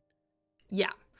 So in 2, all of the treasure chests were often you would see them and go, how do I get to that? Yeah. Right? Which is a different thing. It's a different kind of puzzle. You know what I mean? like, and still satisfying, and I still enjoy it. But like, but in one, I felt that there were more things where I was like, haha, look what I found. And Yes. that for me is a very particularly satisfying like design style. Yeah. Yeah. It's something that like that's a general criticism that's definitely lobbed at KH2 is how much like KH1 has a lot of verticality to its worlds that make them feel bigger, even though they were kind of less by comparison just because of like they're, working with the limitations and everything. Yeah. But like there was a lot of like, hey, you see that up there? Come back later when you have high jump. There's a lot I of like think go back and do stuff that like really the only fleshes them section out. of two that I think kind of fulfills that, like Yes. that because like I said, because I think the design priority in two was to diversify the gameplay. Yeah. I don't think they left the verticality behind. It's just all in the damn The Cavern of Remembrance. the Cavern of Remembrance. That Yep. entire level is built around verticality and also hidden hidden chests, Yeah, but yeah. again, they're not hidden. You just see them and go, shit, how do I get to that? And then the puzzle is figuring out how to either platform there or how to set your moves in a way that you can reach it. Yeah. But everything like the collectible section of two feels more like carrot on stick, where Yeah. like how do I get to the thing that they're hanging in front of me, as opposed to look what I found, like I almost Hidden missed away. it, Yeah. Yes. Yeah, that's the general distinction where like I remember when I was like, I'm pretty sure I know how you will feel about some things in KH2, knowing how much it's like exploring the world and going, I found it, this little nugget in the corner, yes. Yeah. And then like KH2 is like, enter the room. There's a chest on the ground over there. Go to the next room. Yeah. That like KH2 tends to have, but then all of it's like loaded into the Cavern of Remembrance. And again, the puzzle's still there. Like some of them still make you stop and think about how you traverse or how you can navigate properly and stuff. Yes. And that's still fun. But I did feel less of the like of the my version of the like the secret. Yes. Yep. I love finding me a secret. Yeah, that was kind of definitely, at least I had expected that, where I was like, yeah, this is gonna be like, because I also appreciate like the platforming and the verticality and the exploration that KH1 offers, and that some of that will definitely come back in. I'm excited for you to play Kingdom Hearts 3. I'll put it that way. There's a lot of good stuff in there, so. I'm also excited to catch up. I mean, obviously, like, as they like tease like the next wave of game of the series and stuff, like I feel like I have a lot of catching up to do, but I also just like I just want to like have fun and take my time. Like I don't want to rush through the series either, Yeah. I want to enjoy it. And I think everybody just also appreciates that you're like thoroughly enjoying it. Like, just getting to really see you like dig in, and like the fact that you went and fought and also beat Lingering Will has been a very big highlight for a lot of people. Yeah. Well, highlight for me too, son of a bitch. That son of fight. A bitch. It was an insanely hard an insanely hard fight, but incredibly satisfying to finally best. Yep. And what I love about that fight, because like there are also games that present you with a tough boss fight or a something, right? And then you sit there and you try to game it out. And then once you figure it out, like you go, oh, this is the trick to this boss. Yeah. Then I can go back and just beat him again. Yep. But I couldn't do that with Will. It would it'd be the same exact like gamble percentage of like, I hope I make it through this time. And that I think is why I have so much, like I hold that fight now in the same high esteem and regard as a lot of people do. Yeah. Is that like, even now that I have broken down the fight, I understand the tells, I know the move set that is necessary. I know there's a few different ways to kind of go about it. I could not just turn around and kick his ass. Yeah. Like I could win again and it wouldn't take me as long, but I would still have to suffer and die multiple times to get the right momentum to have a good fight. And that design is like that's good design. You know what I mean? Yeah. That means that the fight is literally hard, and it's not just a matter of figuring out, oh, when he does this, I do that. And then when he does this, I do that. Like that element is there, but that's not going to save your ass every time. Yes. And it is literally a tough fight that requires you to lock in and nail some very tough timing and very quick tells that are hard to navigate. Yep. And to know that you aren't going, even in your winning fight, because I watched back after a day or two, it took me a day or two to come down off of that fight. Yeah. But obviously, like I cut the winning fight out and I threw that up on YouTube for everyone to check out, right? And I was very proud of it. But I also like put it up and was like, ugh, right? Yeah, I just go deflate like a balloon, you know? And then like a day or two later, I started to like to doubt myself. I was like, man, did I just get like really good RNG? Like I must have just had a good fight. Like maybe he didn't, I don't know. Did he even, he stole my magic maybe once or twice. Then I watched my winning fight and it was brutal. Like I got my magic taken like 5 times all the way up until the very end of the fight. There were 2 different times in the fight where I was on death's door and I had to not heal in order to defend myself and take opportunities instead. Where I did those things that were big risks that would have cost me the fight if it didn't go well.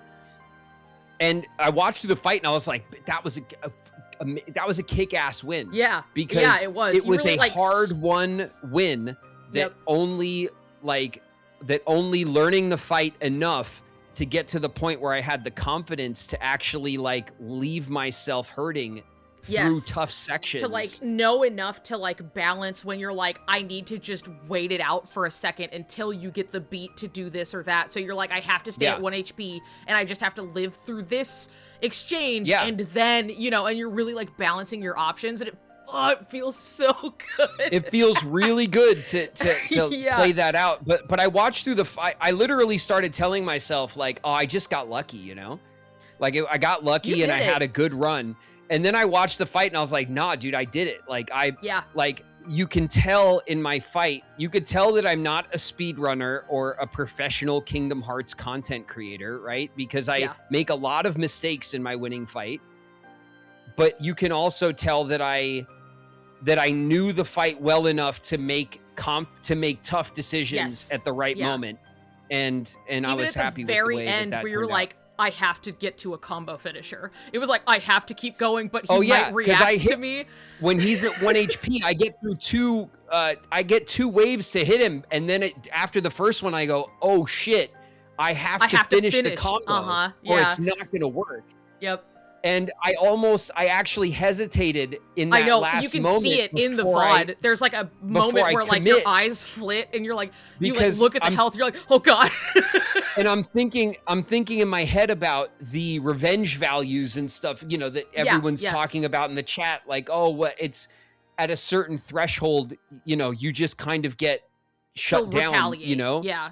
Yeah. And that, you know, and I remember taking a second to go, no, I shouldn't. And then I was like, I have to. Yeah, and I there's like lock that into that last pause, combo and then you just go back into it. And it was like, yeah. Oh, thank God.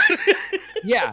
And it was, the victory felt well earned, but was still a relief because I still had to gamble to get it. Yep. Yeah. Yeah. But no, like, you even like, really awesome fight. You knew enough to like balance the like, should I go? No, I shouldn't. Yes, I should. I have to end this now, you know? Yeah.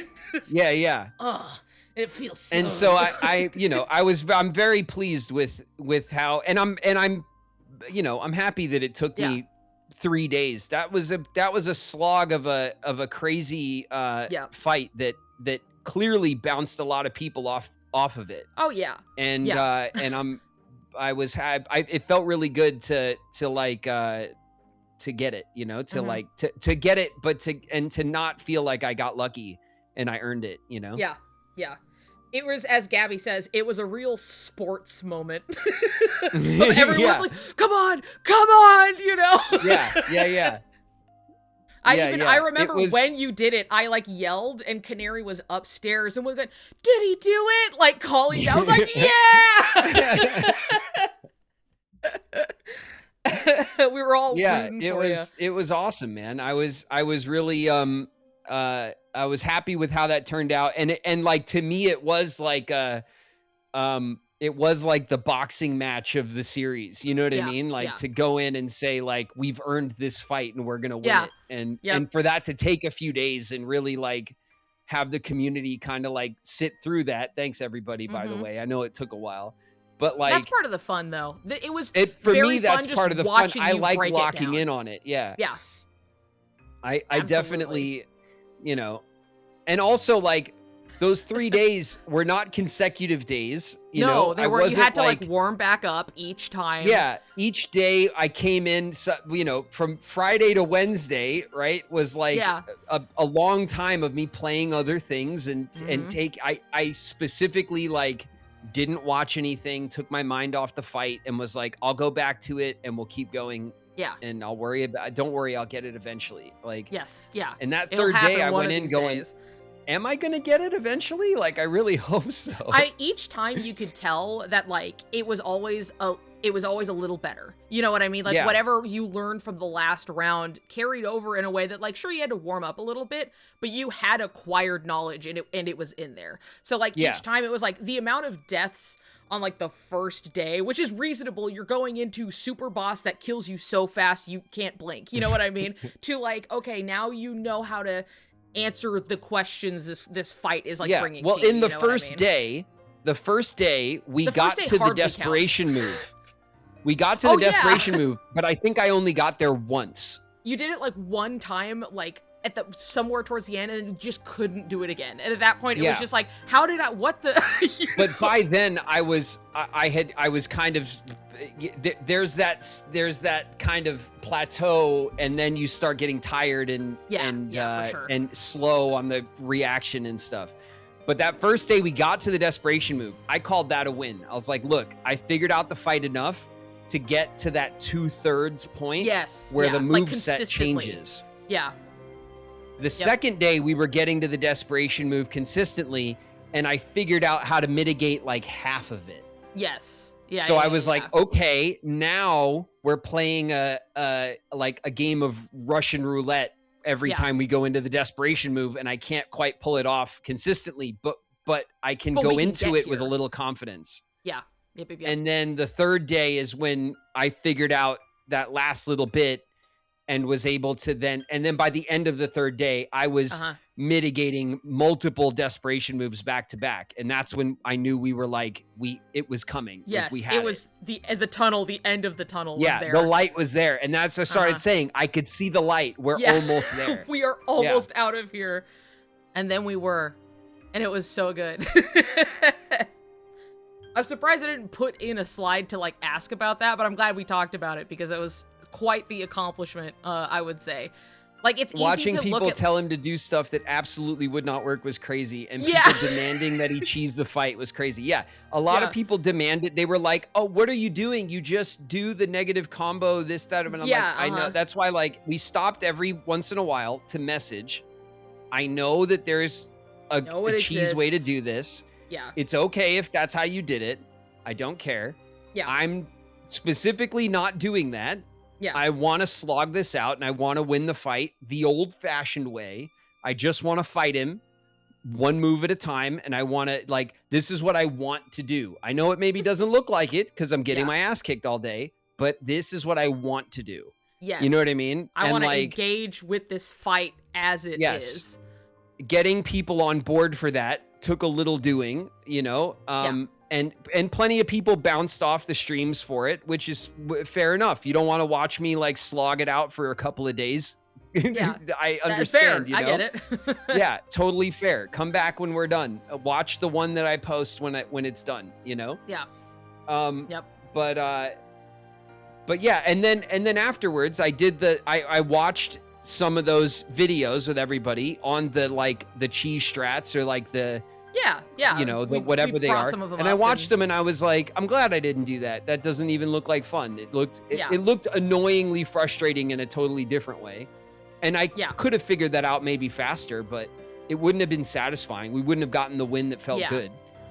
And then watching what made me happy about our like that end game videos that you guys had put up for me to watch was that there was that level 1 run with the kingdom key. Yes, And the one where they were just like immaculately handling each. Yes. Yeah. But that fight most closely resembled my fight, even though clearly my execution was not on that level, and I'm not pretending that it was. But but the way that fight was just about clean mitigation, move to move was exactly what I wanted to do.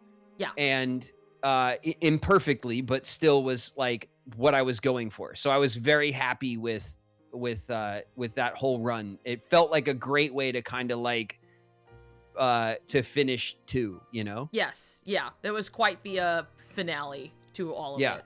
Yes. Well, on that note, what are your favorite fights in the game, by the way? Because of the story, difficulty, or anything else. And then I truly think the will favorite. fight is an all-time fight. Yes. Yeah. The lingering will fight is an all-time fight. Yes. And I totally am on board with that. That aside, yeah. I mean, I really do tend to run through the boss fights in these games. Like the standard issue boss fights don't tend to give me much trouble. Maybe I do them a few times and I think at most I've had to do fights maybe 2 or 3 times. I think the Xemnas fight at the end is also a great finale fight.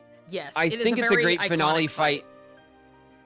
I think it's great because it has so many phases to it, and the phases are all, again, you could see this kind of design decision that variety of gameplay is what they are prioritizing.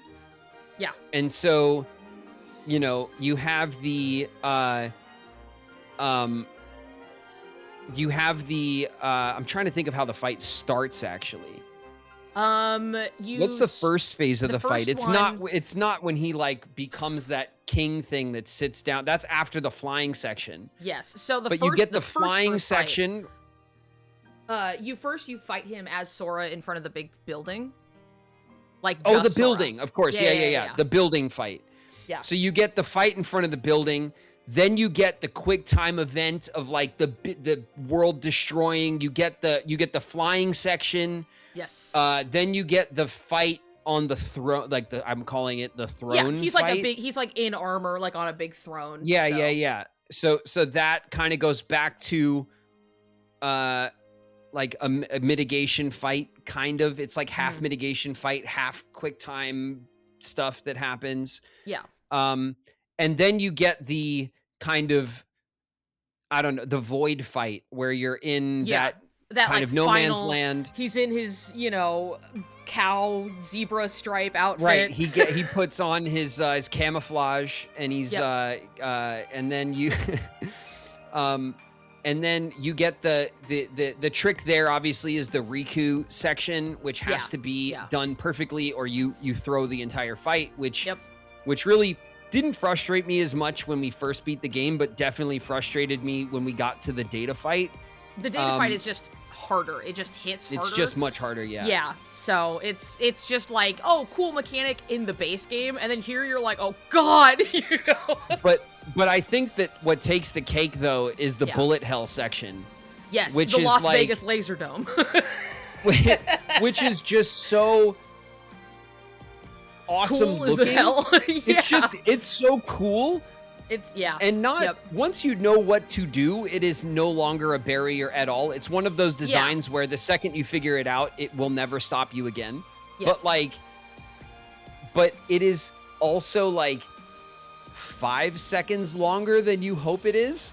Yeah. So like by the end of it, you're like, once it hits that white screen-ish, it's like it's done. It's just like transitioning and like loading everything back in. You know what I mean? But like it is something where you're like, I guess in a sense you really feel how overbearing it is as they are like batting away like 40 million lasers. Yeah.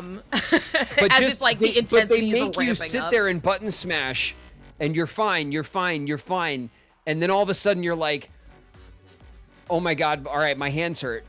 Yeah. My hands hurt. Yeah. Stop. Yeah. Please stop. Why are we still doing this? I'm like, okay, we did it. And then so it is long enough to kind of to make you get in your head about how tired you are at this point in the fight. Yeah, you're really and I think that is the design. That's also intentional, that it's just a little longer than anyone wants it to be. Yeah, and I mean, so granted, immediately coming out of that scene, they're both on the ground, like, panting and dying. You know what I mean? Yeah. They're both like... And as you are, yeah. Yeah. So it's very much like that the experience of it. But it also is something that, like, it really leaves an impression afterwards. It is a very... that's another, like, you know, famous, well-loved scene. So, yeah. And then obviously, like, you know, the Wu fight kind of takes the cake as far as like the all-time fight. But the Data Gauntlet, I think the Data Gauntlet, walking into the Data Gauntlet is more intimidating. Just the hallway. Given the hallway, like the lead up, there. and then you walk into this room of 13 doors, and you're like, not again. No. Like, again? Yeah. Again? Yeah. And you're just like, holy shit. And they're harder. Yep. And then you go into those fights, even with the past experience. Like, I only first tried Larxene, which I was only able to do because I had the right equipment. Yep. But like, those fights were, you know, it took me 3 days to fight through the Data fights, and it took me 3 days to fight Wu. So at the end of the day, like the all of their might combined, you know, the monumental challenge that you walk into, it carries like the same kind of weight, you know? Yeah. Yep. Absolutely. Yeah, it's really... And the fights were fun. You know, the only fight that pissed me off was Axel's fight. Axel's I fight had the same experience. truly got under my skin. I had the where same I was like annoyed with with the design of the fight. Yeah, there was a point, because like I remember because I was playing through on crit when I was like going through, and I'm like, okay, I'm really tackling the Data battles and everything, and I remember going through Axel's, and like I think my thumbnail for my VOD even is like man cheats at video game, like this guy is killing me. Like adult man throws hands with 15-year-old and cheats. And like it was just a bunch of complaining, because it's so like he has a little bit of a moveset where the arena's like, too small. The arena's small. The arena's sometimes too small. The fire gets in the way of the camera. Yeah. And he's throwing things out. Because the arena is so small, the fire gets in the way of the camera. Like, which is the first sign really that the arena is too small. But but I would often go like, oh, okay, I got this one, and then I would fumble the run because of the wall. Like I would get bullied into the wall and then get one shot off the wall or something. And those losses always felt cheap. And that's where, so even though Axel's fight didn't take me all that long, it frustrated me more than any of the other fights. Yeah, that was, I feel similarly. I had a similar experience. Like, still got it done, and I still think there are cool things about it, but it was out of them. I was like, man, I'm so glad I'm over with this one. The gameplay variety of the fights is awesome, and like, but that design particularly annoyed me, where it felt where the losses felt unfair, because you know, you didn't have a lot of space to kind of, I would often dodge a move and then kill myself on the wall or something like that. That navigating that smaller space with the camera getting blocked often when you're trying to swing the camera around to see what's going on, and it just flames take over the screen. Yeah. Flames on the side of my There face. was multiple times where I was like, to hell with this fight. Like, yeah. I am in hell in this fight, honestly. Well, good answer to that one. Let's see. Who's your most liked organization member, now that we've really, you know, come to now that I know meet them everyone? all? Yeah, and who's your least liked and why? And it could be any play style, how they look, any whatever reason. I like Axel the best. I like Axel the best out of the organization members, because I'm very fascinated with the way they animate the character. And Yes. obviously I think it really Quentin does a sells kick-ass so job. much of his character. Yeah. And I find Axel, you know, Axel's design is one of those very kind of anime designs, right? Like he's not designed, his character design is not particularly relatable, I don't think, right? Like he has like the kind of the big crazy hair and he the kind of looks face like a tats circus and clown. yeah, he has that kind of Hisoka kind of like trope design, and that's it's a cool design, but not particularly relatable. But despite that, in cutscenes, I find him more relatable, and that has to do with obviously how wonderfully he's voice acted, but how much care I can tell that they put into his animations, his facial animations in particular, his eyes.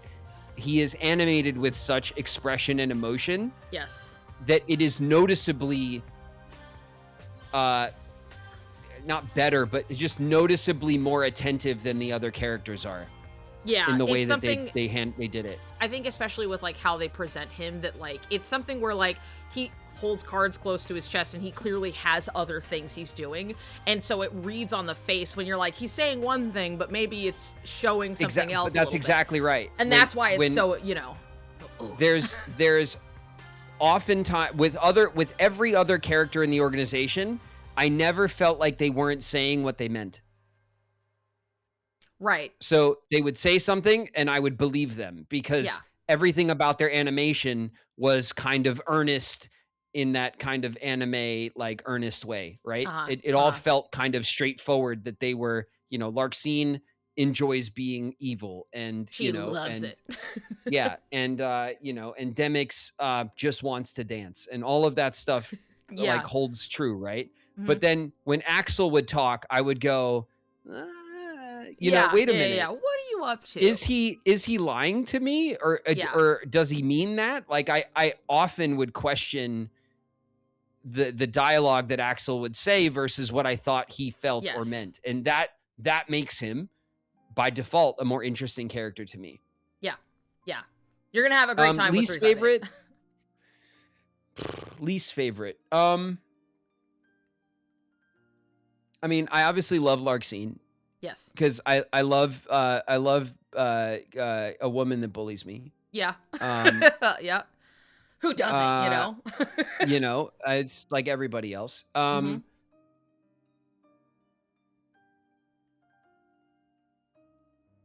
Let's see. Lomberg, yeah. I don't think that. God, maybe honestly. Just because I really only have their characters. Like I think Zigbar's character is actually like was fun.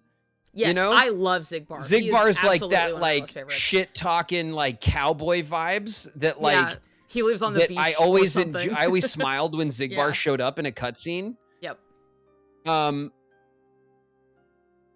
Vexen's annoying, but also like annoying in that way that makes him really satisfying to kick his ass. You know what I mean? Yeah. Like he's very, I enjoyed a villain of a certain type. Even if he's annoying, it's like that's part of he's a twisty mustache villain. My science experiments, you know. Yeah. Like Larxene isn't like that. Larxene is a mean girl. Larxene's a mean girl and that's kind of fun for different reasons.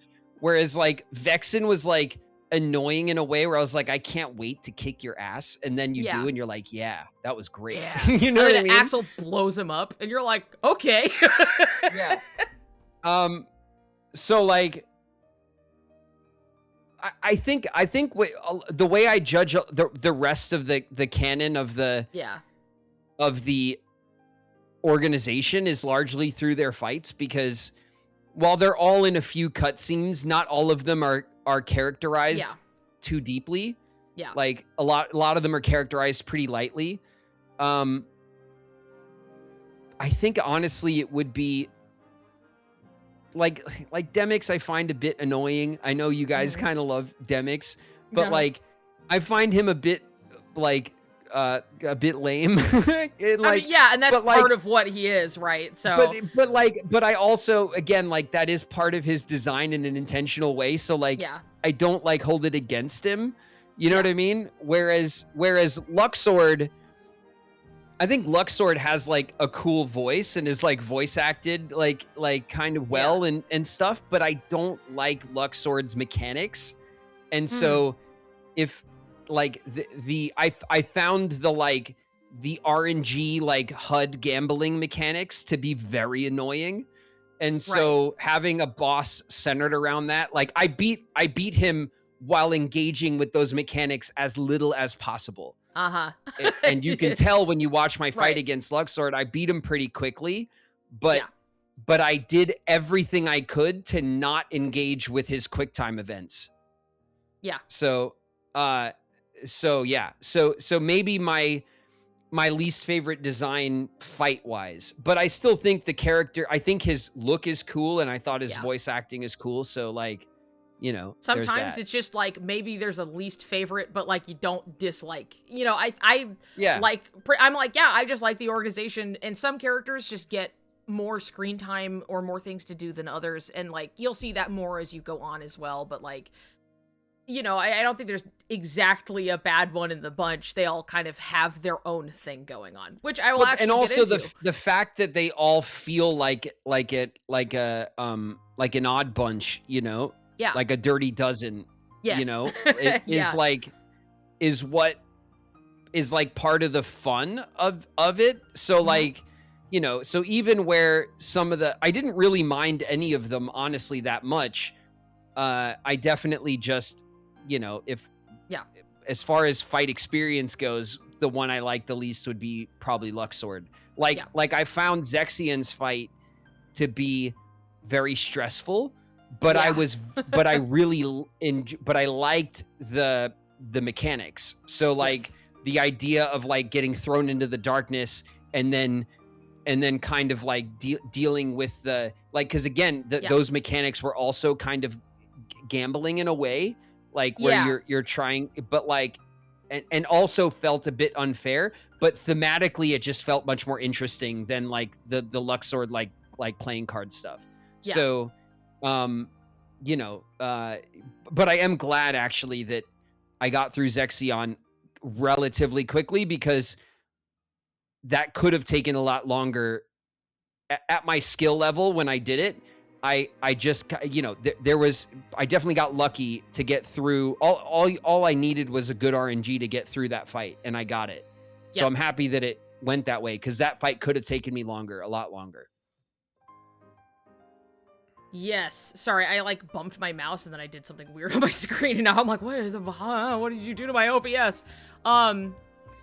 But yeah, I think the Zexion fight is really like fun. That's also, by the way, I told you earlier when the noise exploded on me so bad that you could see me like cower it like to this like noise spike. For those who don't know, I have this clip of me playing that fight, and there is an audio spike so bad that I had to turn it down before uploading the clip, and it's still obnoxiously loud.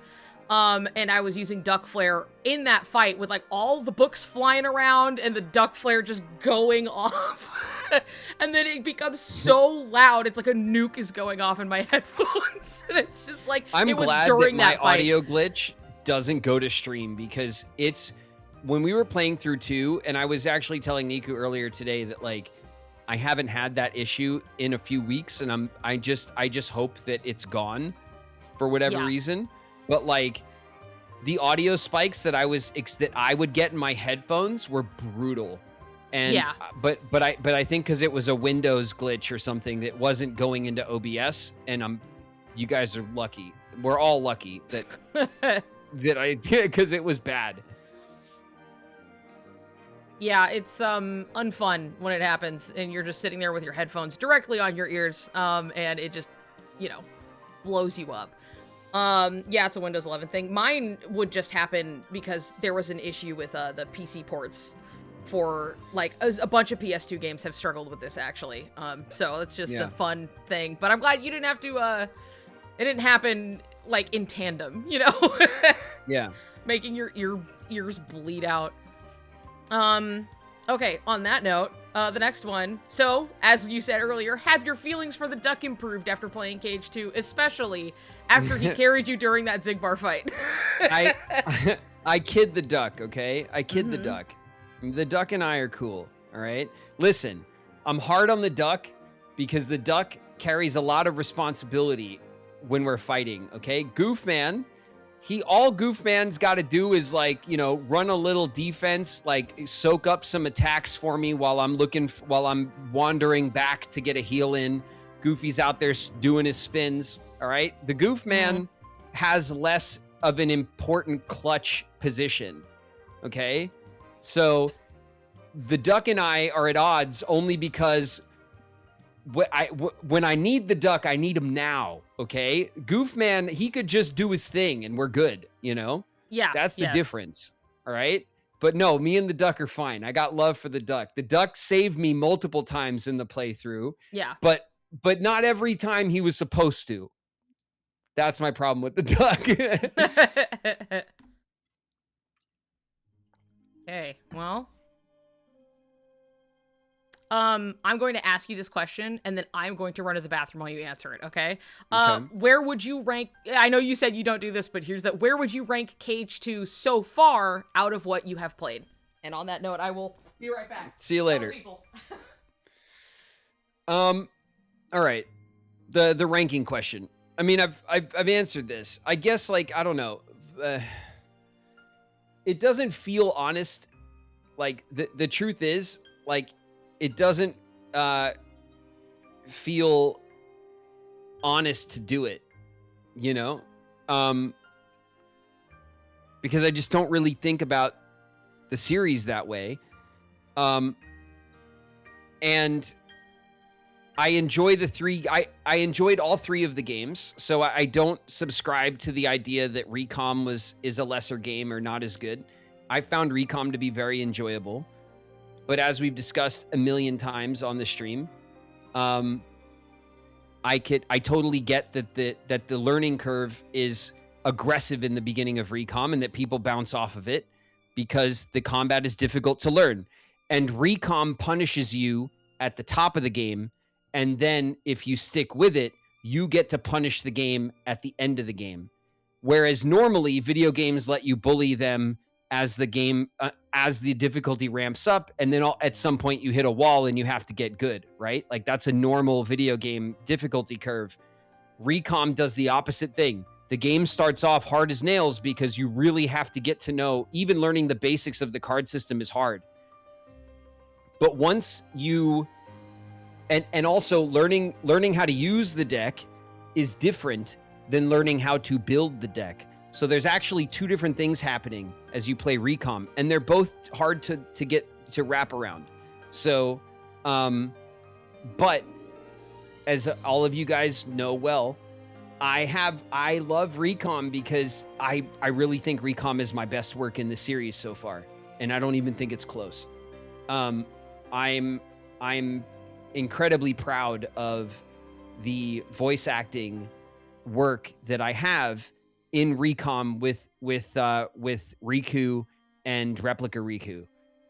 I love how that shook out, and I've told you guys many times on the stream and on Kingdom Hearts panels and all sorts of things when this comes up that, like, you don't get time to prep. I'm not given a script ahead of time. You know, we go into record, they say, hey, this is what we're doing. And you just have to kind of, like, think on your feet and do the thing that they want you to do. And again, like, my job is not to please you guys as the game audience, as the players. My job is to please the producers and the voice director. That is my job as a voice actor. So, you know, I distinctly remember, and I said this on the panel, but I meant it. I distinctly remember driving home from doing the Replica Riku stuff and having my stomach knotted up because I didn't know if I did well. You did so fucking awesome. but playing through felt like such an amazing, like, vindication of my ability as an actor as an actor who can take direction and do something with it on the fly, because again, this all happens in real time. I don't get a lot of prep time. Sometimes they give, so often we're in ads, by the way. So maybe we want to hold on continuing. but So yeah, because I want to talk to you guys about the process a little bit, and I don't want people to miss that. But baby cat, by the way, cleaning himself in the back. Nice. Fantastic. Good stuff. You were talking, and I came in, and I was like, oh my god, baby cat's here, so I gave him kisses, and then I came back to seeing just everybody spamming baby cat emotes, and you were just talking. Everyone was like, but baby cat, I saw the cat emotes and didn't know why they were there, but now I do. That's a picture of baby cat that I just turned into an emote, and so whenever he shows up, that's usually what's flying, so that's him. But yeah. I feel like, well, I guess if we're waiting for ads, then what's there to even talk? So tell us about Baby Cat. Baby Cat turned 12 just last month. His birthday was on the 22nd. So not Baby Cat. I mean, if you saw him in person, you would be like, I wouldn't say such blasphemous things. Yeah. Yeah. For everybody who's ever met him, it's like, damn, now that is a baby. And I have to hold him like a baby every day, where he's like fully like, you know. But even then, every cat I've ever had has like lived to be exceptionally old. So for him being 12, people are like, oh my god, he's so old. And I'm like, not really. I mean, he's probably gonna live much closer to 20 than you'd expect, but all things, of course, fingers crossed, nothing goes wrong, but otherwise. Kamarku's in the house. What up, Kit? Me telling everyone that Sinbad is 19. Yeah, Queen has a 19-year-old cat. So I've had a cat that I got when I was like, it was probably like 4 or 5, and she lived well until I was in college at that point, by the time she ended up passing. So like, they be living a while. Yeah. For sure. What's up, Soul? Soul's here. What's up, Soul? Yeah, we're on slide, like 4 or 5, by the way. Once we get past the questions and the discussion, there will be a lot more like me just going, look at this cool thing.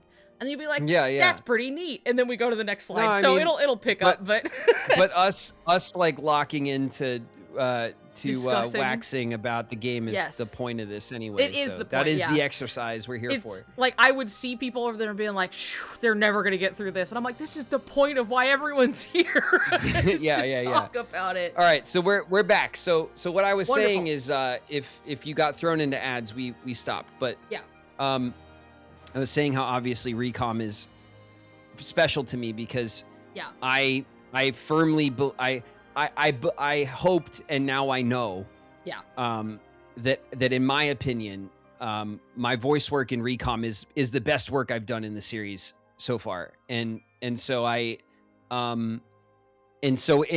how could I, like Kingdom Hearts 1, like I've said many times, the thing I love about 1 is that it feels the most nostalgic for me. It has the song that I remember loving. It holds a lot of great memories for being the first video game I ever got to be a part of, which was special, important to me. So I hold 1 in high esteem for different reasons.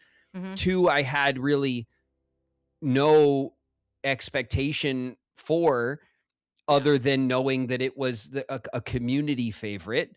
But playing 2, I totally get why it is like, what if one but more is a question that feels answered. So like all of the great ideas that are in 1 are fleshed out in all sorts of different ways. There's different mechanical priorities in 2. There's all sorts of absolutely epic and challenging fights that were added. Obviously, I played Final Mix, which I know is different than the original, so I'm only kind of judging that. So, I like all 3 games for different reasons. Like personally. Yes. I have a I think similar that disposition. I see that between the three of them, the quintessential Kingdom Hearts experience is 2. Yeah. And so in that way, I think Recom is 3rd, and then 1, and then 2, right? Right. For the Kingdom Hearts ness, award or whatever. Yeah. For nostalgia, I think it goes the other way. I think it goes Kingdom Hearts 1 is the best, and then 2, and then Recom. I think Recom is at the bottom of these lists. But if we're just looking at, for me, like for my contribution, Yeah. I think Recom is at the top of the list for me, and then makes 1 a lot of sense. and then 2, because if for no other reason than I just don't really have the workload in 2 to carry the weight that I did in the first game or in Recom. And even though I think my work in 2 is good, I don't think that it feels quite as special as it did in Recom or even in the first game. Yeah. So those would be my rank orders for different reasons, Yes. I hope that doesn't feel like a cop-out answer, because I'm not trying to I don't cop think so out. at all. But I can't even answer the question when people are like, what's your favorite one? And I'm like, dude, I don't know. I like all of them for like different reasons. They all do something different really well that I love them for. So it's a really that I'm like, yeah, that's how I would answer the question. I think that's the way that you build a franchise over time that's successful. You don't keep doing the same thing. You can't always do what if the last thing we did, but more. That doesn't eventually that doesn't go anywhere. And so like you like having these other entries that are experimental. That's why like people are like, oh, well, Recom has this crazy combat thing. And I'm like, cool. I can't wait to see like what weird shit they did.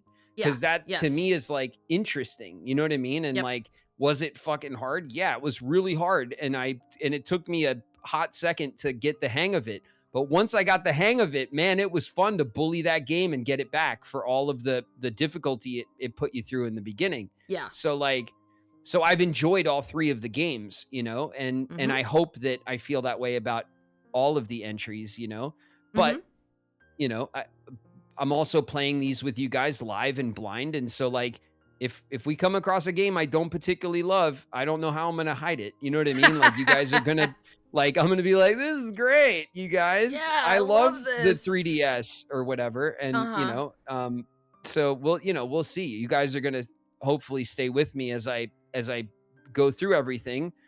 So actor skill time. Yeah, there you go. I mean, so yeah, I mean, I look forward to the franchise throwing curveballs and changing things up, because I think that's going to make it more fun as to play through, Yeah. I think that you won't ever be bored. That's for sure, as they're always trying new things. But hey, even I, like, as funnily as it is, like, I don't have a favorite, but I do have a least favorite. But it's also a very popular one. And it's just kind of how it lands sometimes. But even then, I don't think it's like a bad game. There are just things about it that make it like, it's probably my last choice of one I would play versus like any of the others, right? Well, the other thing is like, I could rank order them by like story, right? Yeah. But then that's a shit position to be in playing these 3 games too, because the first game is the iconic kind of like odd story, right? Of the Disney Final Fantasy mashup, like adventure that has all of this heart and whimsy and stuff. So you can't, 1 is awesome on that front. Recom introduces the damn organization. Yeah. Like Recom does not lack on a strong story. It's a highlight of that game and introduces characters that are beloved in the series. Yes. Like Recom's awesome on that front too. And then for 2, 2 kind of goes back to that core story, but takes 1 and Recom's story and puts them together for the grand kind of version of the adventures. So like, even when it comes to story, it's hard to parse them apart and say one of them is not as good as the other. Yeah. Yeah. I would say that like there is no singularly bad game in the series. As much as people want to think it's this or it's that, or like, be like, you can skip this one because it doesn't do anything. Like there's not a single game that is actually like bad. And I think my personal opinion is that anybody who's like, well, that game is bad and it is stinky and not worth playing, whether it be the controversial Kingdom Hearts 3 or any game told to be, people tell you to skip in between, nobody has really played a bad game if they think they're bad games. Like, I'm like, you have not experienced a bad game if you think these aren't good. So, and I always say like what's in a bad game? You know what I mean? Because there are games that like I hate to break it to you guys, but like Car Dealer Simulator is like a bad game. You know what I mean? But like, but I love it. Like, I love it, right? And so like that sometimes like that doesn't say anything. If you're just like, oh, this is a bad game, you know what I mean? Like that doesn't really. All that tells me is that you bounced off it, but it doesn't tell me why. Yes. And so like, it's fine to bounce off a game, but you always just go like, this game is. But not for me, right? Like, I don't know. I don't exactly. Love this game. Sometimes just like Car Dealer Simulator is peak. Yes, it is. But it's still a poorly designed game. It's still a jank ass game, but part of it's, but that all contributes to its peak, okay? Yes. To its peakness, okay? That's the point. And so like, it always depends on what kind of gamer you are, because there's lots of, being a gamer is not a universal thing, right? Like there are many different, it's I guess you could be a gamer that's like a cinephile where you play everything, right? But everybody has their preferences in the industry, and there's so many genres and styles of games. Yeah. So like, it really depends on what kind of gamer you are and the things that you prioritize, if that's story or gameplay or, or other things. Right. And so like, I don't really, and I always tell people like, also when people do tell me like, oh, like this game isn't a good one, you should skip it or whatever. I'm like, isn't that the one you want to see me play? The one you don't like? Because isn't that more interesting? More if like, funny? oh man, like if we get into it and I'm like, God, I don't like this, or if then isn't there a discussion to be had there if something actually like doesn't work? You know what I mean? Yeah. Like, and so I look at it that way. Like, hey, if maybe there is a Kingdom Hearts game that I'm not going to enjoy as much as the rest, but we're still going to have fun playing it. Figuring out what it is that doesn't work for me and why, and then talking about it and still appreciating it for where it fits in the franchise.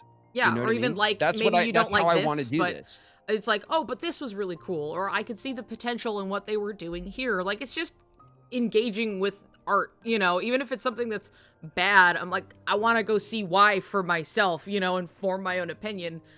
And if I hadn't done that, I wouldn't have played Kingdom Hearts that everybody told me was bad. I was like, I'll go find out for myself. And then I was like, you were all lying to me. And so now here I am. It's willing to, it's always good to see for yourself, even if you're not going to like it. Because then at least you kind of garner information as to why you didn't like it, instead of just being like, it is bad. You know what I mean? Yeah.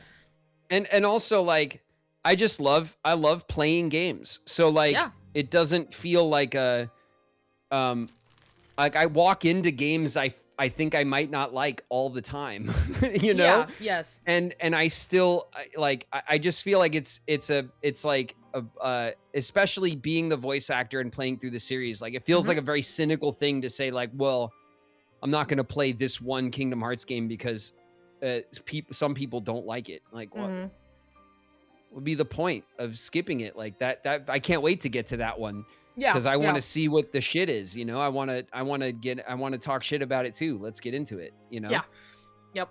Like that to me is the fun of the live stream for the core audience, for the Kingdom Hearts fans that are here, Yep. Good or bad, engaging with it is the fun part. So as long as everyone clearly understands the caveat that like, I'm going to be honest about what I like or don't like about the games. And like, it's nothing personal. I'm not, if it's your favorite game and I don't like it, that's fine. Like, we can be friends. It doesn't matter. You know what I mean? Like, we're just playing the games and talking about how we feel, and we're going to go on to the next game. It's all good, Yep.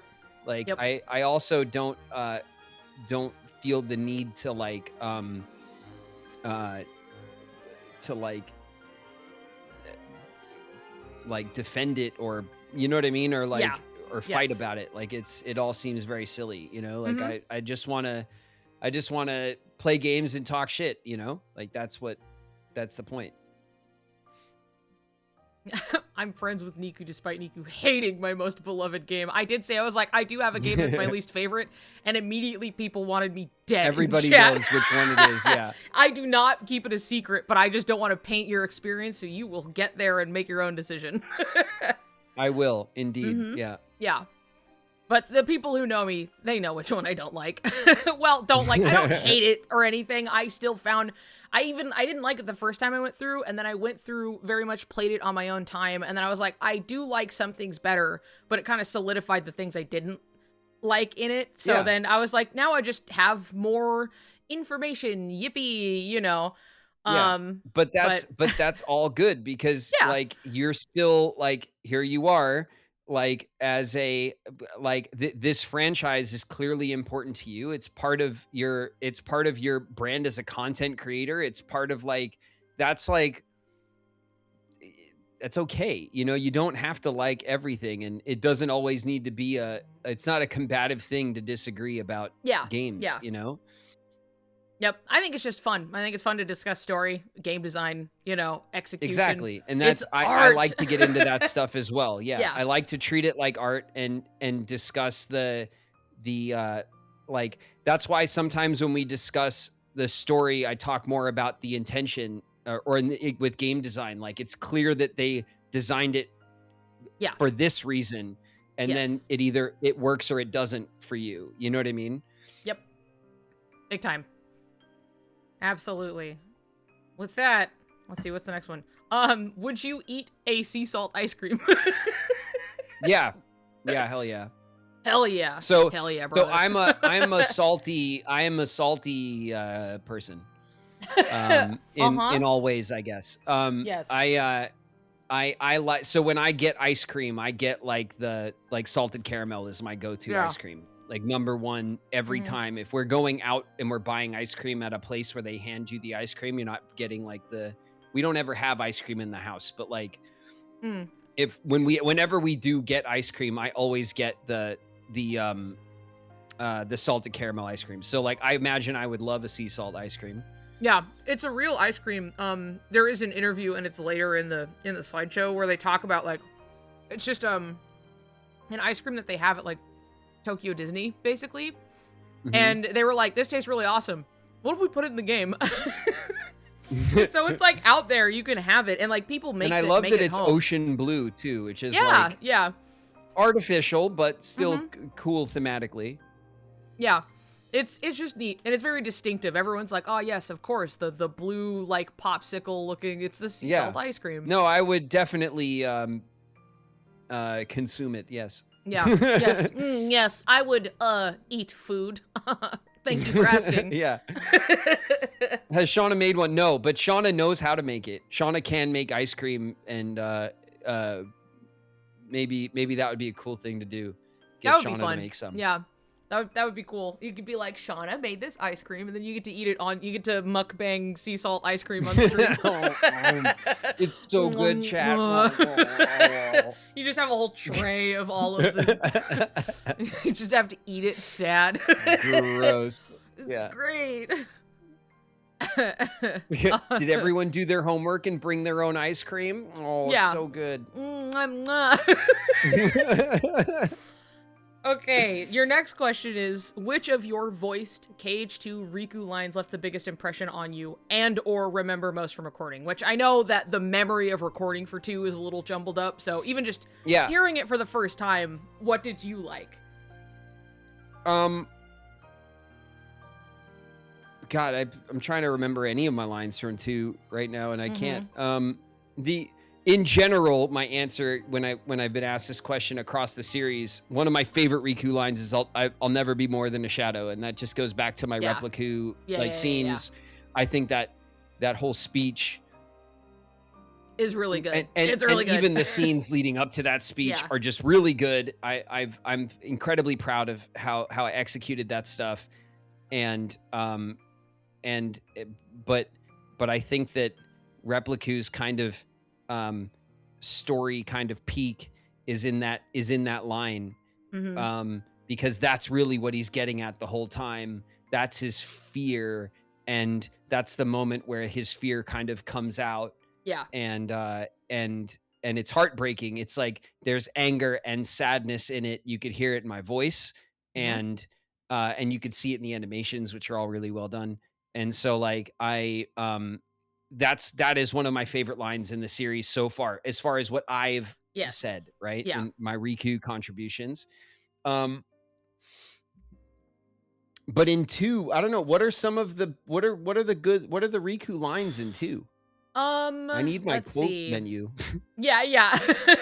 Me having I'm here once again to provide your lines for you. Having you as a friend. Oh yeah, well there's that great scene at the end, and this is often when I sign the Kingdom Hearts 2 picture at my table at cons and stuff, I have my quote menu for 2, and most of my quotes I think from 2 come from that several of them come too. from the end of the game where Sora and Riku are finally together, but they're on the beach of darkness, and they're kind of like at least Riku is kind of like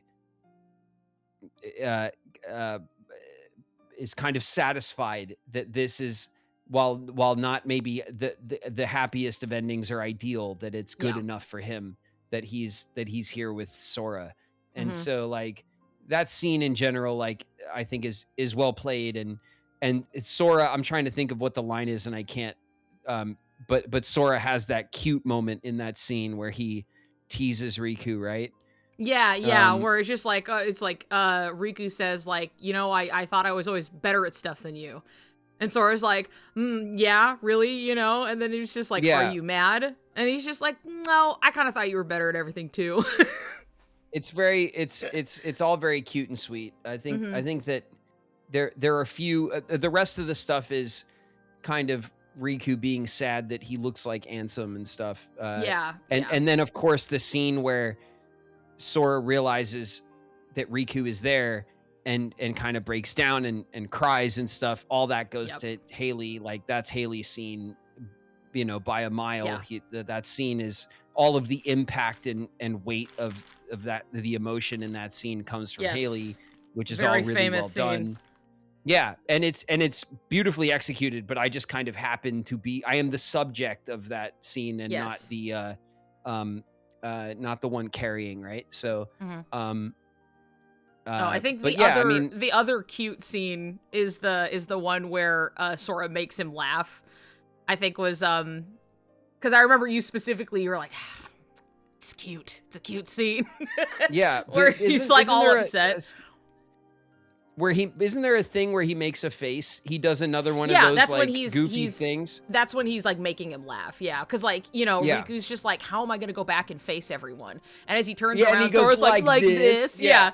It's adorable. I know. It's so funny because absolutely adorable and disarming, which is on brand for Sora. It's exactly why Sora's kind of the lovable hero, golden retriever character that he is. And so like that, I love that moment. But again, I think that that moment, while I participate in it, is not great because of me. It's great because of Haley. But it's like a favorite moment. You know what I mean? Yeah, for sure. Yeah. And I'm very proud and happy to participate in these kind of iconic scenes in my own way. And like that's like, I'm proud of them, even if my work is not carrying the load, like doing the heavy lifting. That's okay, because good acting is not always about taking over every scene and it's a dance, right? It's an emotional kind of dance that you do with other performers, and being in a supportive position so that someone else can have a great performance is also important and valuable. So like propping up whatever like the point of the scene is like the point at the end of the day. You know what I mean? That is always what you're striving for, is to do to execute the scene, the intent. scene, the value that the Yeah. scene is trying to put forward, which does not always necessarily have to be with you at the center, right? Yeah. Yes, exactly. And so, which may sound obvious, but you know, I think we all know not everybody kind of operates with that kind of priority system. So like, you know, so there's lots of iconic moments in 2 that I think are memorable and cute. I don't think I drive any of them, even if I am the subject of some of them. Yeah. You know what I mean? Yeah. I can tell you one of my favorite lines that you delivered, that it's specifically your delivery that like endears me so much to the line, is that after Riku, just like that big explosion happens and now he looks like himself again, right?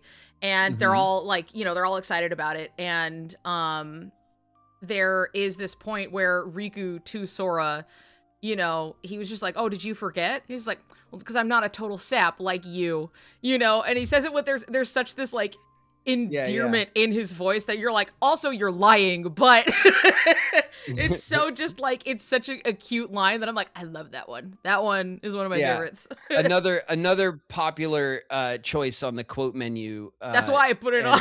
I was like, that one's my favorite. Yeah, and I think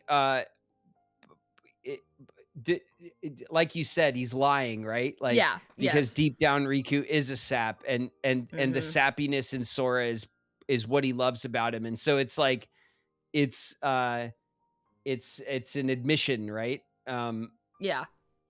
It's the words say one thing and the line says another. Yeah, there's in a similar there's another line that always cracks me up when he's first kind of revealed that you're like, oh, it's Riku in like this Ansem body, right? And he, you know, Riku's like, oh, I didn't know how, like, if you guys would ever figure it out. And then he has this like line where he's like, Sora never did pick the brightest of friends, which like includes him, you know what I mean? Yeah. And it's just a line I always think is really cute. A bit of self-deprecation. Yeah. Never did pick the brightest of friends. But Sora Cooper's in the house, by the way. What's up, Coop? What's up, Coop? But yeah, Riku lines. I got them all up here for you, so don't you worry. I appreciate it. Well, that's, you know, someone's got to do it. Somebody's got to do it. It's a dirty job, but somebody's got to do it.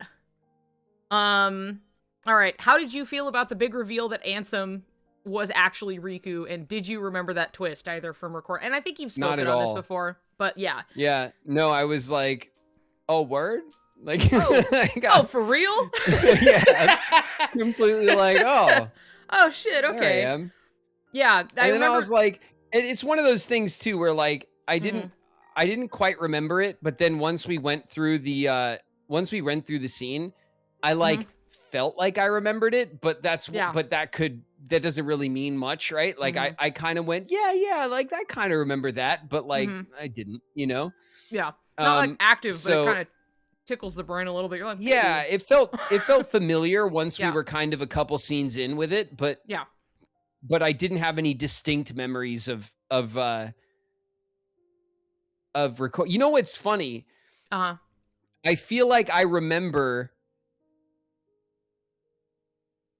like when we went through the scenes, what I felt like I remembered was the voice director going, okay, so you look like Ansem now.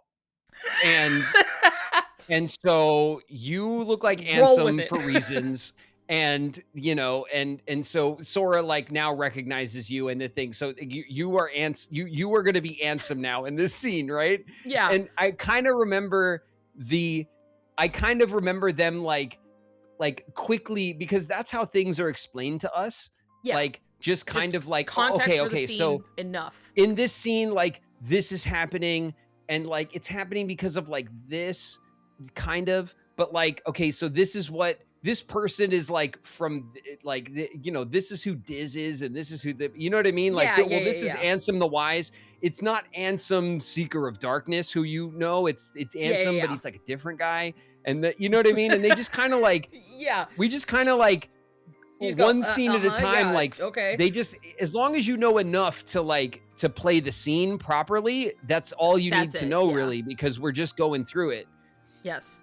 And and I feel like I remember them kind of explaining away that like I just kind of look like Ansem now. Don't worry about it.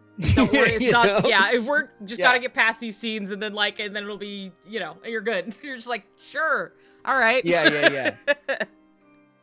Yeah, it's something where there are like, obviously if you go through like the beginning of the game again and you see all these scenes that you're like, this is Riku, like there are very clear hints that it is him, and there are some things that like later in the PowerPoint we can like point to and be like, this was one of those things. And there was a point where you saw him pull out Soul Eater and you were like, hey, wait a second, I think I know who that guy is. And then after that, you were just like, you know what? Actually, I don't know if I know who that is. It's just immediately out the window. Which is great, right? That's what the series Yeah. is trying to do. They're trying to like to give you hints, but make you feel like it's nothing, and you Yeah. doubt yourself and stuff. That's what builds to the reveal, and it's good. Yep. Yeah. As intended. Yes. So now I see people be like, yeah, I think he knew the whole time. And I'm like, guys, I don't think he knew the whole time. No, I had no recollection of that twist. Putting that to bed. But then after playing through it, because there were so many moments like that where they're like, okay, so in this scene, you're Riku and you're talking to replica Riku and the data Riku, and then you're gonna tell yourself this, and then you're not gonna like that, and then you're gonna think, and then but don't do any weird voices, okay? It's still Riku. And so I just had so many like kind of moments like that where they quickly explained to me something that made no sense, and then I had to just start doing the scene and like and we had to then massage it until it felt like it worked.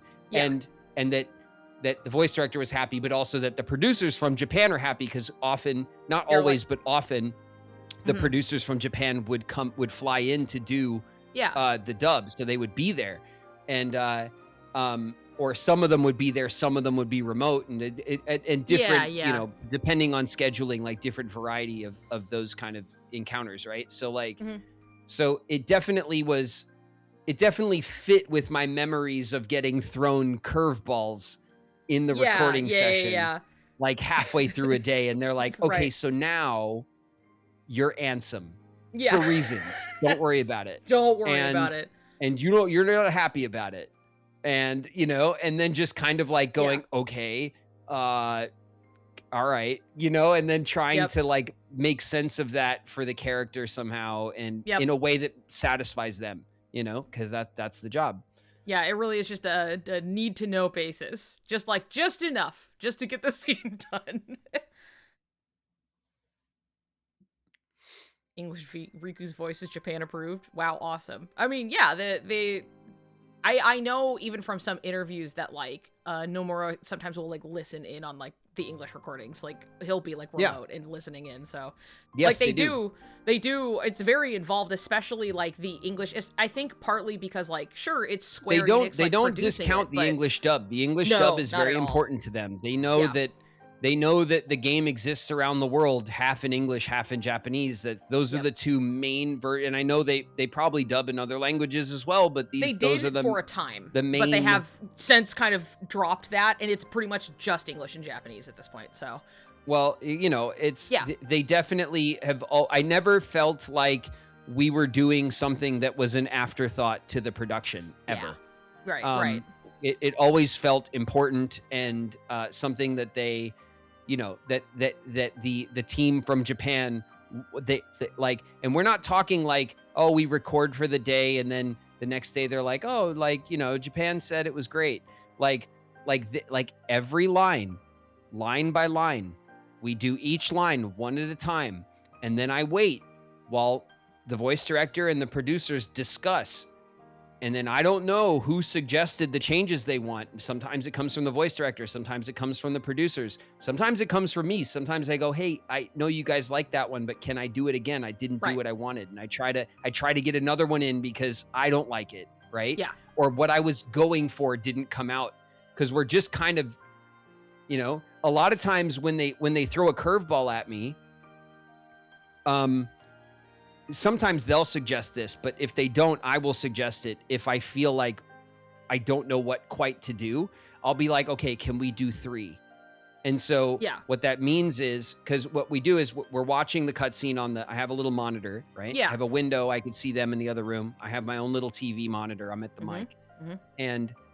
And when we get up to the point where I'm going to talk, I get the beeps. You get the doot, doot, doot. And on the 4th beat that's not there, that's when that is the frame where your line begins. So that's how you time your line to start. You get the beeps, right? And then I'll be like, okay, let me just do 3. And what that means is I'm going to do the first one on the beep, but then I'm going to take a beat and immediately do it again and immediately do it again so that I can iterate. Because sometimes it's hard to iterate the performance when we stop, they discuss, then they have a note, then we come back, then we watch the scene again, then I do the line again. It takes a minute, right?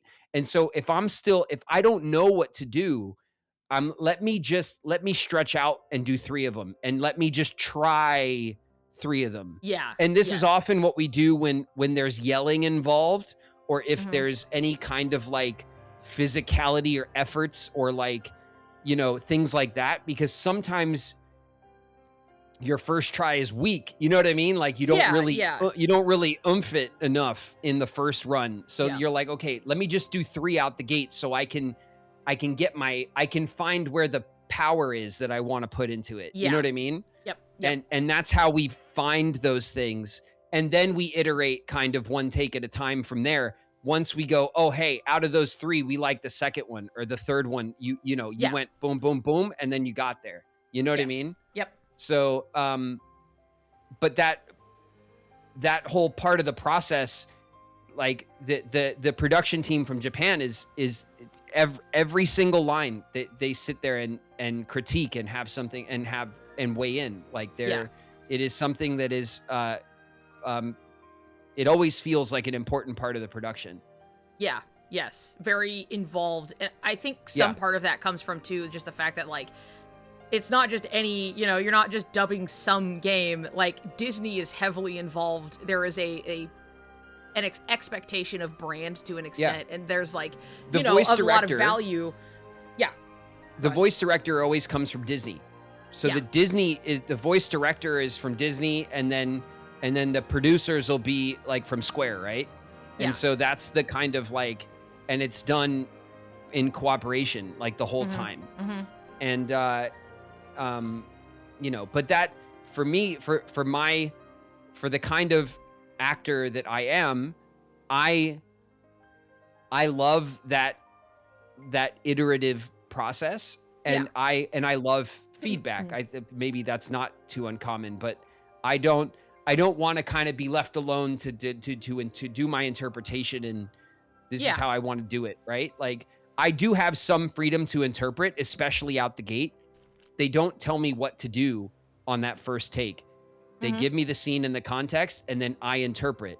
And then they say, hey, that, then we talk about it. Like that feels good. More of this or that, we adjust, or we say, let's try something different. Let's start over. And then once I get on to like where, okay, I'm kind of, I found something they like, and then we either lean into it a few times to get it just right, or, or they go, shit, that was it. Some of my funnier lines that everybody loves are things that I did like the first time, and that and in the other room they just all started cracking up. Yeah. And they're like, we love it, we're moving on. And I'm like, no, I was just like, come on, let me do a serious one. Let me do like a one where I'm more serious about it. We're just messing around a little bit, you know? And sometimes when I do that, oftentimes when I do that, they love it.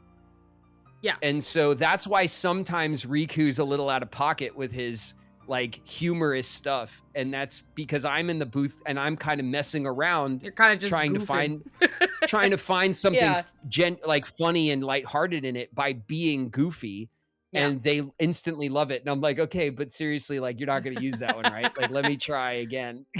You know? I love that. What? Yeah, that's a great example What? of Yeah. that is just me. You guys have heard me do that a Oh million yeah. times on stream. You And just that's say it organically all the time. yeah. But so that's just me. That is a flavor of myself that messing around that they thought was really funny and they loved Yeah. and Yeah. they kept for Riku, and that's Mhm. cool. Like, but in the moment, you know, whenever I do something that I know is silly or stupid Mhm. and they love it, it feels great that they love it, but I also instantly get worried because I'm like, well, I wasn't taking it that seriously But I when I wasn't did done it. yet. So I wasn't done. maybe I should let me try harder to do something better, you Yeah. Yeah. know? Yeah. Yeah. But again, like what they choose to use is not up to me. That's not my job. Yeah. So Yeah. sometimes I ask for another take. They always give it to me. They're very respectful, and I have Yes. it's a good creative space, right? So Mhm. I will give some variety, and I always try to find something I like. But at the end of the day, like if they want to use the one from before that they like better, then And that's what they're that's what's gonna gonna. do, and it's not Yep. my job, you know. Yep. So, you know, the performance is not, and this isn't like, again, this isn't like a way to cop out of things that work or don't work, but at any given time the performance is not up to me. It's not like I am not Yeah. the one who says, you know, I say the things, but every single moment of dialogue is chosen by committee, Mhm. essentially, not Yeah. by me as an individual. So it's a constructed performance that has a lot of uh um like teamwork in it. Mhm. It's not an Mhm. individual expression like it is when you're on film and like I'm performing and no one can touch me. I'm doing it myself, Yeah. you Yeah. know? Yeah. Yeah. It's a You are totally like different thing. providing this like I Yeah. am here to be the voice, but like this It is is your it thing, is you a know. cooperative Yeah. interpretation of the Yes. Japanese character. Yeah. And that cooperative part is something I love about the process, not something not something I have to deal with. It's something I Yeah. really enjoy because I love that. I love the cooperative element of the process. It's my favorite part maybe of the process. Yeah. Yeah, it's cool as just like a creative thing. Like it's not like you said, you're not here to just do it to be like, and this is what I'm doing and take it or leave it. You know, it's just like, all right, let's figure it out together. How about a little bit of this? And they go, now that's kind of let's go that way. You know, it's fun. Yeah. It's art. There are times where they were like, okay, so here's the line, and they kind of want this, and they're like, I don't know. You know what I mean? And I'm like, all right, let me just Yeah, all right, get in there and let's do try to 3. figure That's something when we out. go, Yeah, okay, let's just try 3, right? And yeah, I'll go in, you know, I'll go back to my spot and I'll do 3, and they're like, nailed it. We got it. That's awesome. You know what I mean? Like yeah, yeah, yeah, yeah, sometimes yeah. they're just like, I don't know. And I'm like, okay, I don't know either. Well, let's try, you know? Okay, all right, And let's find we it. just and then we just find something. You know what I mean? Like that also happens. So like Hmm. I do have a lot of I get enough creative freedom to feel really good about it, but there's enough cooperation that I never feel like I'm making decisions for the character alone. Yeah, yes. That. Sorry, I got distracted reading chat a little bit there. Uh, I got totally derailed. No, it's all right. But no, it's never like a creative decision made alone. It is very much a cooperative thing, which is part of what makes it special. Yeah. Yeah. Yeah. Look, we're gonna go to the next page. We're gonna keep moving along. We kind of again, we already Yeah. talked about this a little bit. How did you feel about the ending scene when Sora and Riku were stuck in the realm of darkness? A very famous ending scene, very emotionally, poignant. Again, I feel. I don't think that I carry the scene, but I'm very proud and happy to be a part of an iconic sequence, you know, Yeah. and of which there are a few at the end of 2 that I'm a part of, and I'm very happy with the way that they shook out. I think that Mhm. it feels, even though Sora and Riku end up in this kind of realm of darkness, and they're Yep. kind of like submitting to that reality Yeah. together. They're sitting down and they're like, well, you know, End of the road, you know. and they're looking for the silver lining, you know, the waves sound the same, you know, like they're Yeah. just like, Yeah, hey, yeah, yeah. it's not so bad. And so like that, I think that scene is kind of an iconic way to end an adventure because it it's an anticlimactic end. We saved the world, but we couldn't save ourselves. Like that's kind of what has happened to us. Yeah. And that's the sacrifice inherent in that is great for the hero's journey. Mm-hmm. Mm-hmm. And you know, and for Riku, it's just like not the first time that he Yeah. has ended the adventure in the realm of darkness, feeling kind of left behind or abandoned, Yeah. knowing that he has done the right thing. And so like you know, I think it's a great scene. I think that it's iconic for it's iconic for its like thematic Mm-hmm. kind of for its thematic kind of like ending. Mm-hmm. And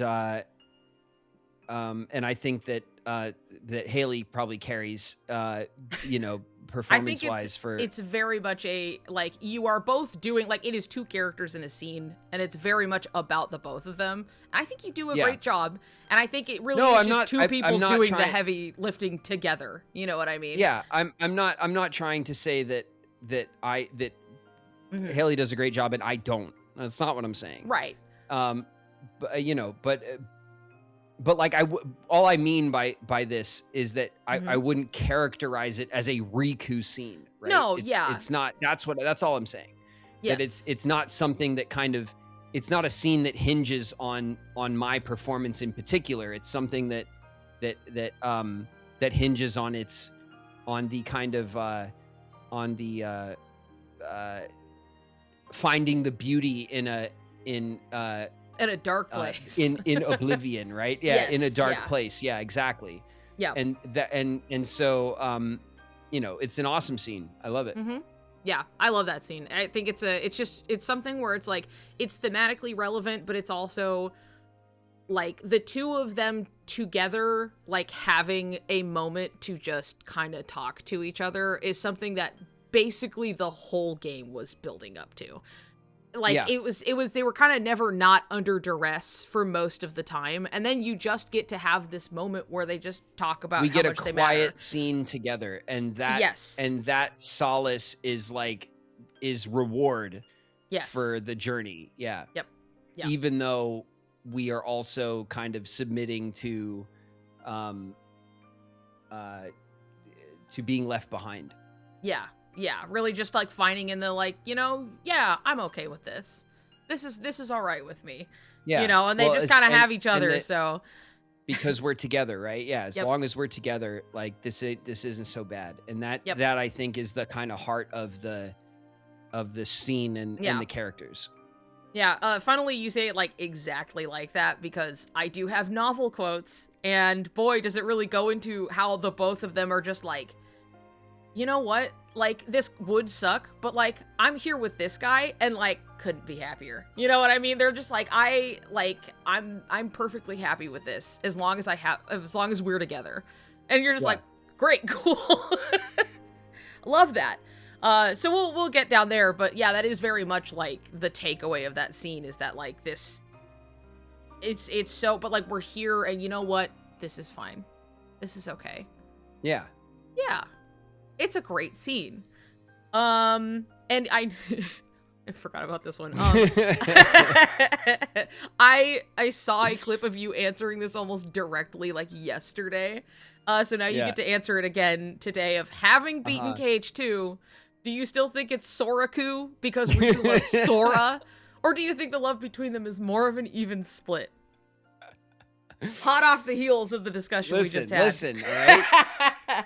This is a branding question, All all right? Well, And tell the people. and I think Riku would fight to be would have the fight that his love is greater. No, I love you more. No, you can't. Like, I just see like two drunk bros like outside the bar, like, no, bro, I love you more. No way, bro. No way. No, I love you more, bro. Like that. Like, like that's that really is kind of that whole last scene is kind of just that, where it's just like, I have one thing you can never imitate. What's that? Having you for a friend. And it's like, well, I have something you can never imitate too, you know? Yeah, well, I have that really too, is bro. Just that. Yeah, I have that too. You're my friend too, bro. Yeah. I love you. No, I love you. Yeah, it's just, I just love the energy, okay? Yeah. I love the energy.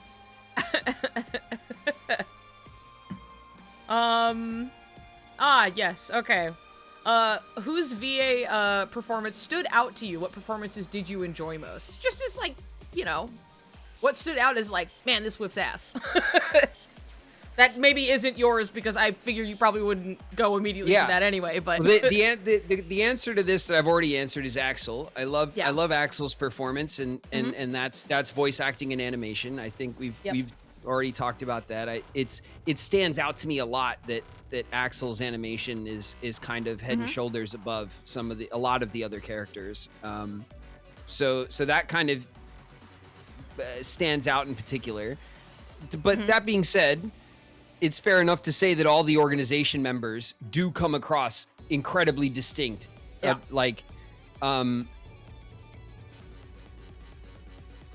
only organization members that is Hala here. Hala, don't. Cover your.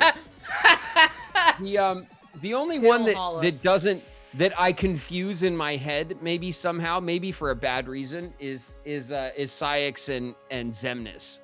Is that like a weird thing? No, I don't think that's too strange, because it really is like Syx is a bit of like a. Think very carefully about what you were about to say.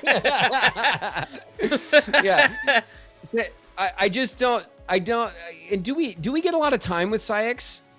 We Not really, see him periodically. You'll definitely be seeing a lot of him in 358, like a lot of that guy. Okay. But he's definitely like peeking in here and there in KH2. Like, he pops up and he's just like, oh, you wouldn't want, what happens to Riku? And the source like, wait, what happened to Riku? And then he just kind of like bows out. He kind of pops in here and there. He like interrupts like Axel trying to talk to Sora and stuff like that. And it's something where like Syx is kind of a right hand to Xemnas. He very much is like doing a lot of his little bidding and kind of secretary work almost in a way. And so like you definitely get like your moment with him where he seems really composed, and then he is like a berserker basically.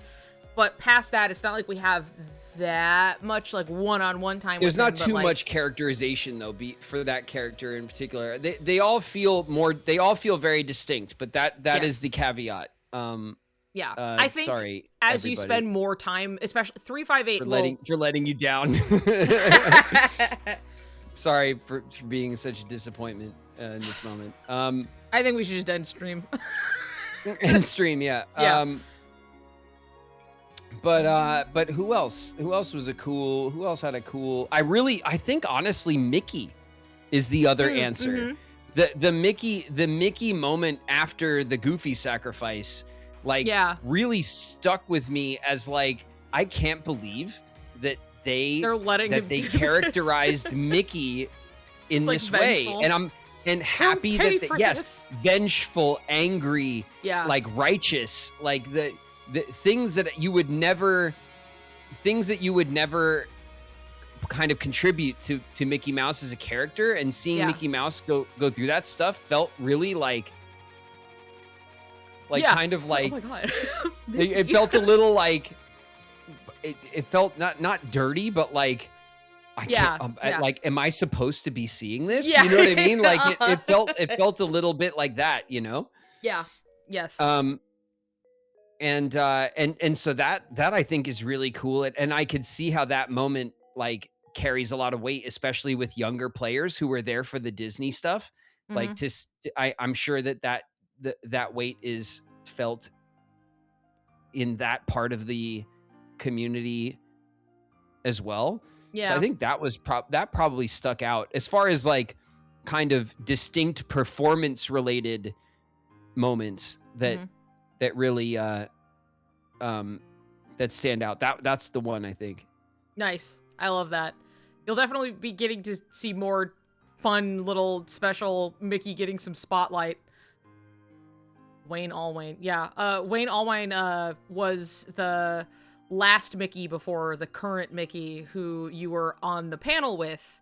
Mhm. And Wayne's last performance was in Chain of Memories, which, obviously was dubbed afterwards. So that was like one of Mhm. his last like it was like we had KH2 Yeah, and then 2 and in Chain yeah, and are like the end Chain of of that. Memories was Yeah. like one of his last performances that like he did at all.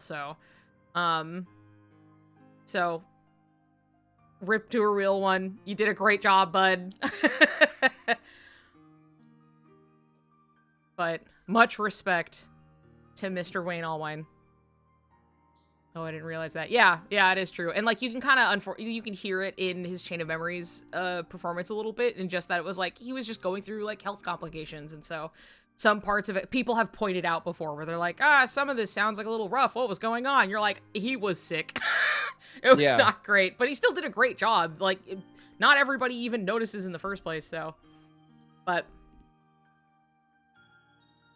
anyway, sorry, I was looking at chat. It was looking at the people's reactions. I'm trying to think. Okay, so we're through the submitted questions of the Nice. questions that I picked out. Phase 2 is over. Yeah. I have this is just a statement that I was told to deliver. So one is the elevator Grorb sticker is Graven's special personal Grorb.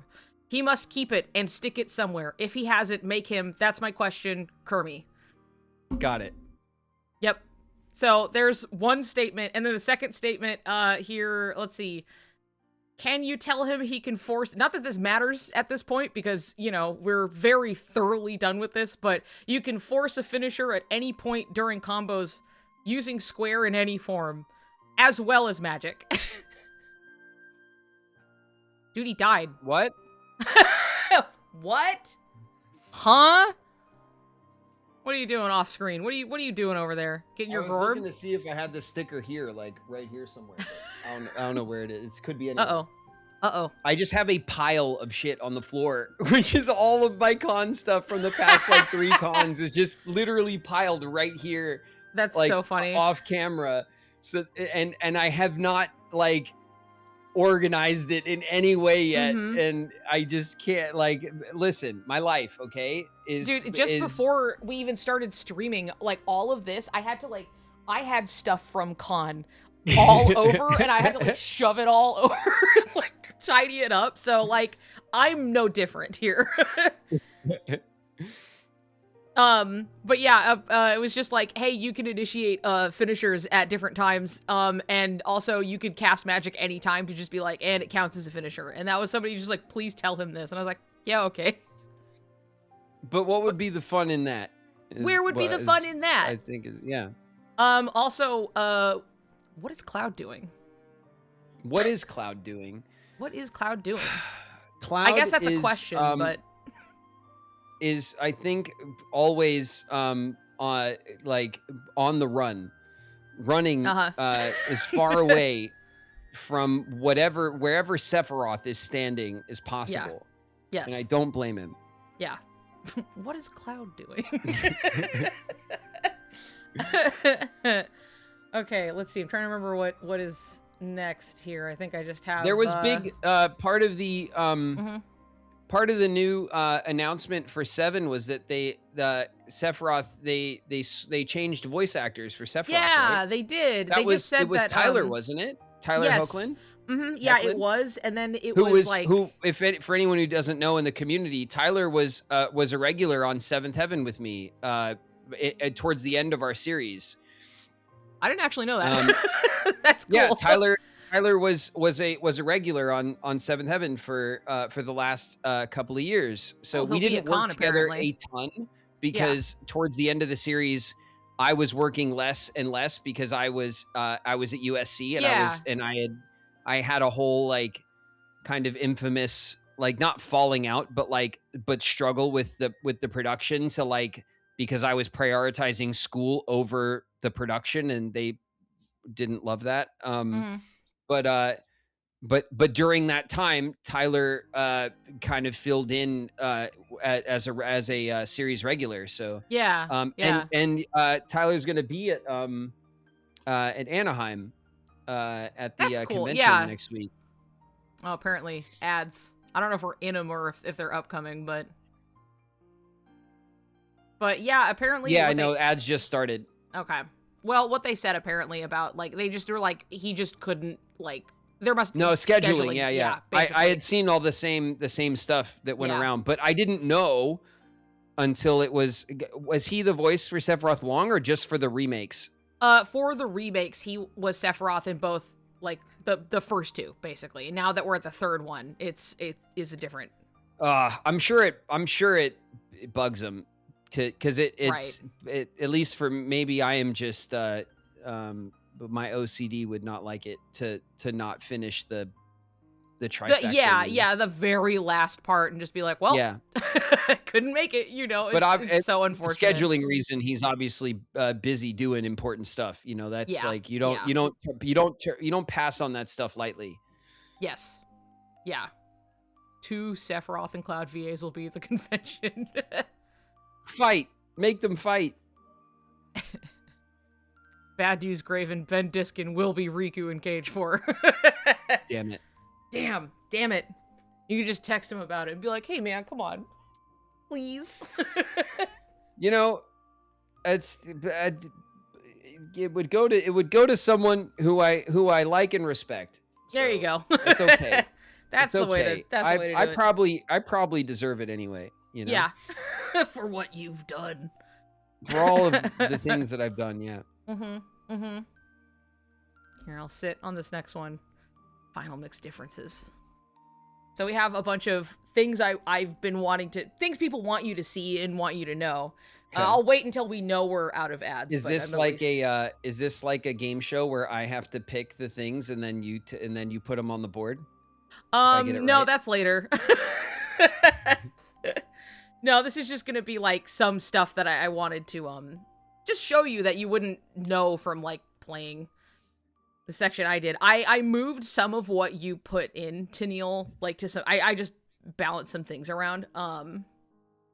But there is a lot of the actual writing out, like, so in the original we had this and then we didn't have blah, and like Tennille just wrote like all of it. And I was like, thanks, I'm at a concert, thank you. So we'll Kit Kat's here. What up, Kit Kat? Hi, Kit Kat.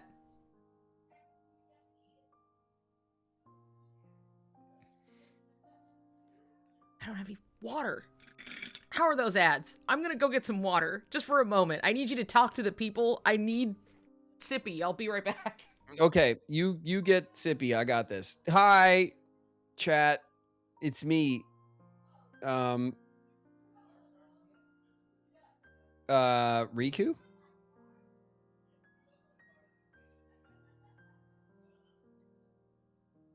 Ratchetpine's in the house. What up, Ratchetpine? How am I doing, chat? Do I suck at this, or is it going okay? I know it takes forever, but like, you know, that's what we're doing today. We're sitting having the long form talk, the Kingdom Hearts and chill. You know, that's what this is all about.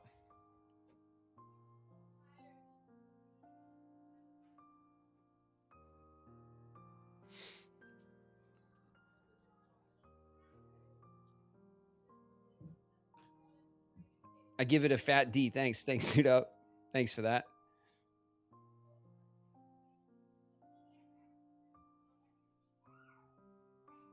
Miko is in the house. What up, Miko? Should I also pop out, or should I wait? Should I wait to tag Niku to pop out so I could use the restroom?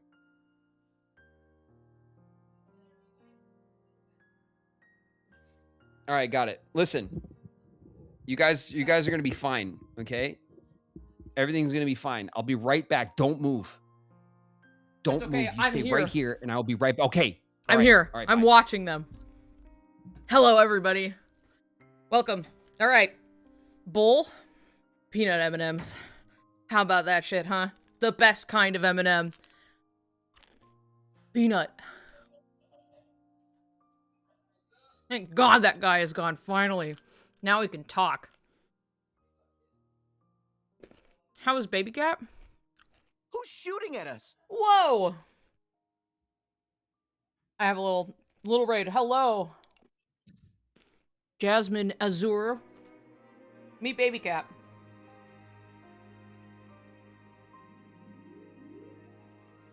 Ugh. Peanut butter M&Ms are best though? No, because there's an added texture with the peanut. We're on slide 9. It's gonna get faster! I told you! Don't give me shit! You added slides! Candy corn M&M slap? I've never had candy corn M&Ms. I could get behind pretzel M&Ms. Hell E, thank you! Thank you for gifting subscriptions. I appreciate it. I have a slide for you for the next power hour. Right. Don't let me forget. Because we talked about that. You bought a sticker book? Oh, thank you! Yeah, I'm expecting that to show up sometime soon. I'm definitely getting it this month, my, like, order. And then I can finally send out my sticker books.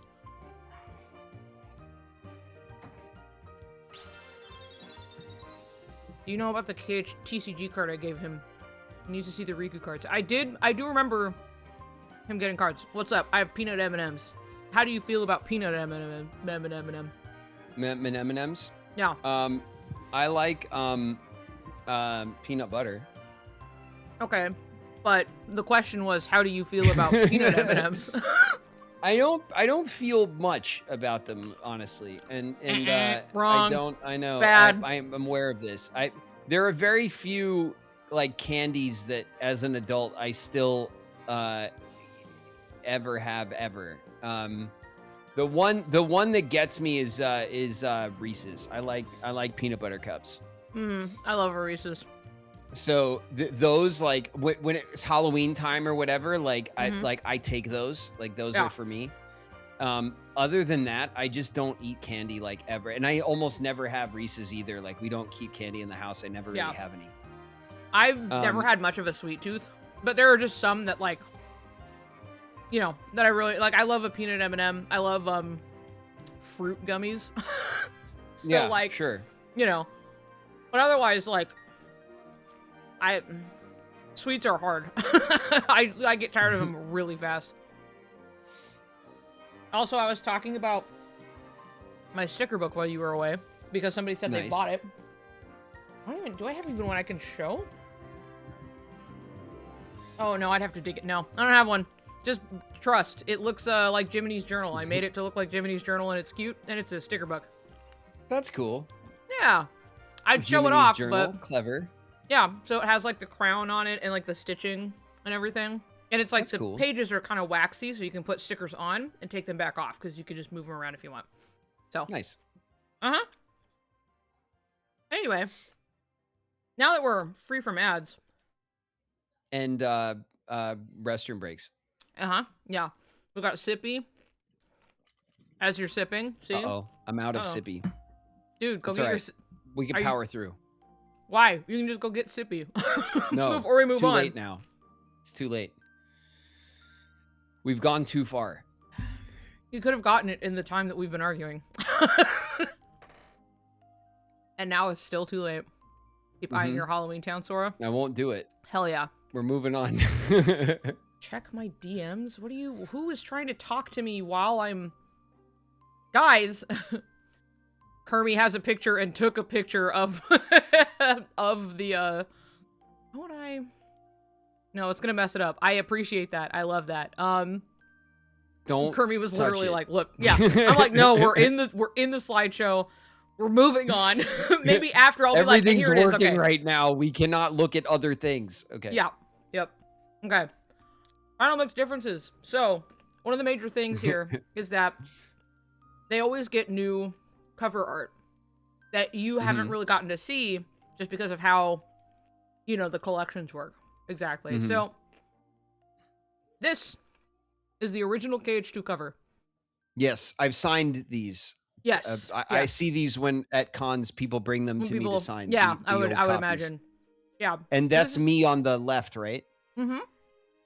Keen eye. Yeah, because we have Diz on the one side, and then I always sign it like above where Riku is. Above there. Yeah, like the duck is admiring See, and now you my know. signature. Yeah, now you know, and you can go, I know who that guy is.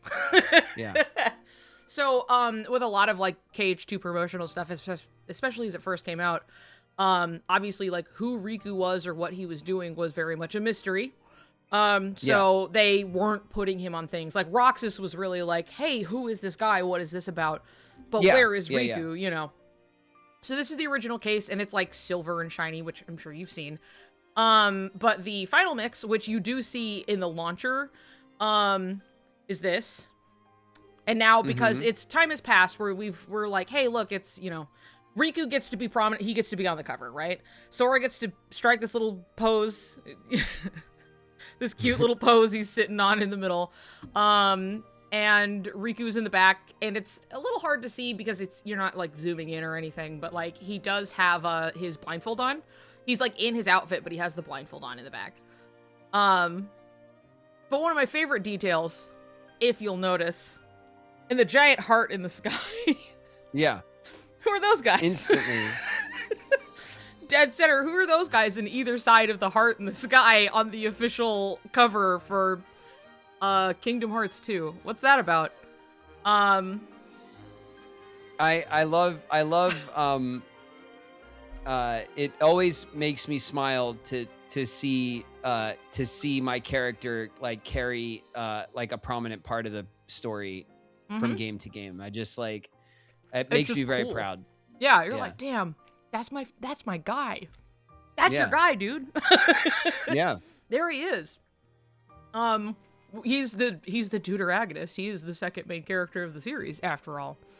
But yeah, this putting them in the heart is so ridiculous to me. It's crazy. You could have done literally anything. And it was like, we have to put them looking soulful in the heart in the sky.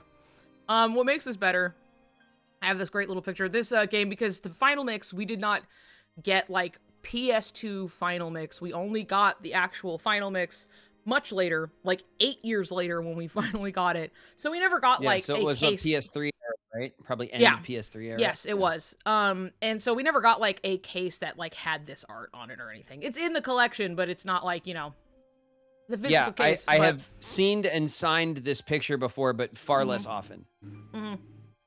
Yeah, it's because it did not get released over here. But what's fun about this is that it does come with a sleeve over the top, and I love this because not everyone gets to see this one. It comes with a sleeve over the top that's like, you can see them kind of printed on top, and it has these words on it. When distant hearts beat as one, their hands will be joined together once again.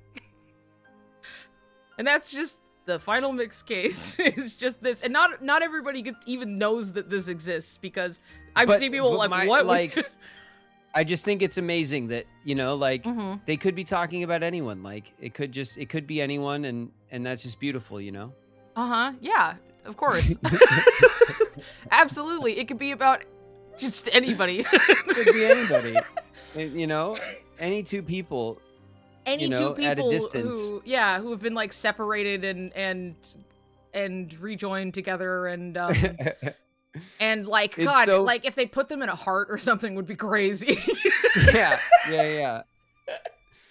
It's so very sweet. I love the what I love about the relationship. However it is that the fans, the different fans however one would interpret it. Yes. However one categorizes or characterizes like Sora and Riku's relationship, right? Because at the end of the day, it is left like it is open enough for interpretation, in my opinion, very intentionally. That is the way that you craft like a good story about characters. You have to leave some room for people to fit themselves and see themselves in the relationship, in the characters. And this is done so beautifully, and it's done beautifully because Sora and Riku, their relationship, regardless of kind of like the characterization is earnest. That there's an honesty, like a kind of bare honesty to it, and so that is what makes it so relatable and so like lovable. And I love it. Yep, I think it's part of like it makes it so potent as like a relationship. You know what I mean? Yeah. Because it's so they are so involved and so important to each other, and so like the ups and the downs and the forgiveness and the guilt and the everything is just that much That's stronger. what I mean. Like so much of it hinges on their journey to get back to each other and how important they are to each other, and what makes it so relatable and memorable and sweet and iconic is all of that, all of that detail, and that regardless of like kind of the sexual interpretation of it or lack thereof, it is like it is the weight of the relationship is already there by the time you get there. Yeah. And so like that's why I think it works so beautifully across the community, because you can kind of like button it up however in whatever way makes you happy. It besides the point, essentially, because the earnestness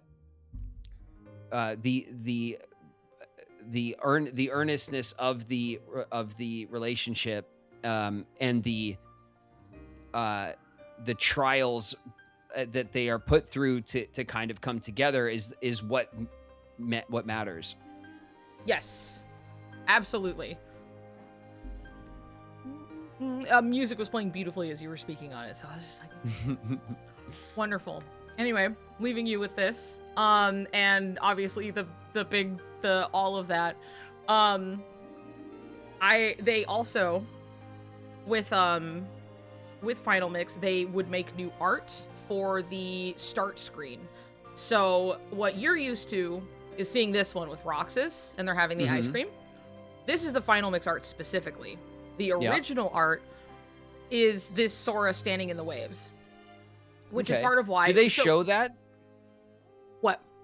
What do you mean? Do they show the Sora art in the Final Mix? No. I mean, it's if it were, it's not even like it's in passing. Do they show it? I don't. Because I know this picture, but again, it might be something that I've signed at cons or something. Probably. It's something, because like I have like an acrylic standee of it. It's on my desk. It's like behind some stuff. I'm familiar with the art for sure. I just don't know. It's on t-shirts and stuff too. But this is like vanilla, like KH2. Like this is the starting screen. When Dearly Beloved is playing, you can hear the waves. Part of that is because he's standing in water. Like he is at the ocean. And it is the same case for the first game. So here he is standing in the water here, slightly turned away. This is the Final Mix for KH1, which is, again, this is what you were seeing when you would load in and be like, load, start new game, bada bada bada. This is the Final Mix KH1, and then this is the original KH1. So he's like standing at the water. He's got like a little fish bone. It's really cute. Holding his little stick. I also have an acrylic stand in this. But it's been also a thing that has continued. Only the numbered titles have the backing of the ocean. It's like a pointed thing that they've been doing. And it's also been something that's point where like Sora's standing, like we're seeing the front of him, and then KH2 he's turning away, and then you'll see in KH3 he's like fully turned away from us, and that's also been like this intentional thing that they've been doing.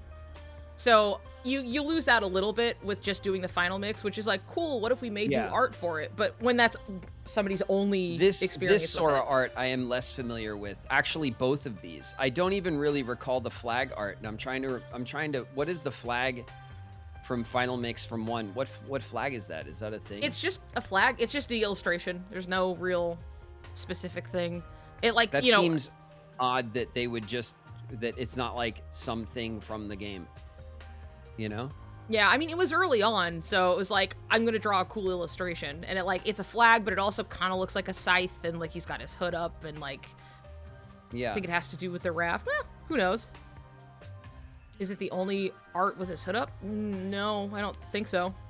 Anyway, yeah, it's this Sora with the stick and the fishbone and everything, because that was the like landing screen with Dearly Beloved and the ocean playing and everything, was this Sora standing in the waves. So it's good. I like it a lot. It's just got such It is good.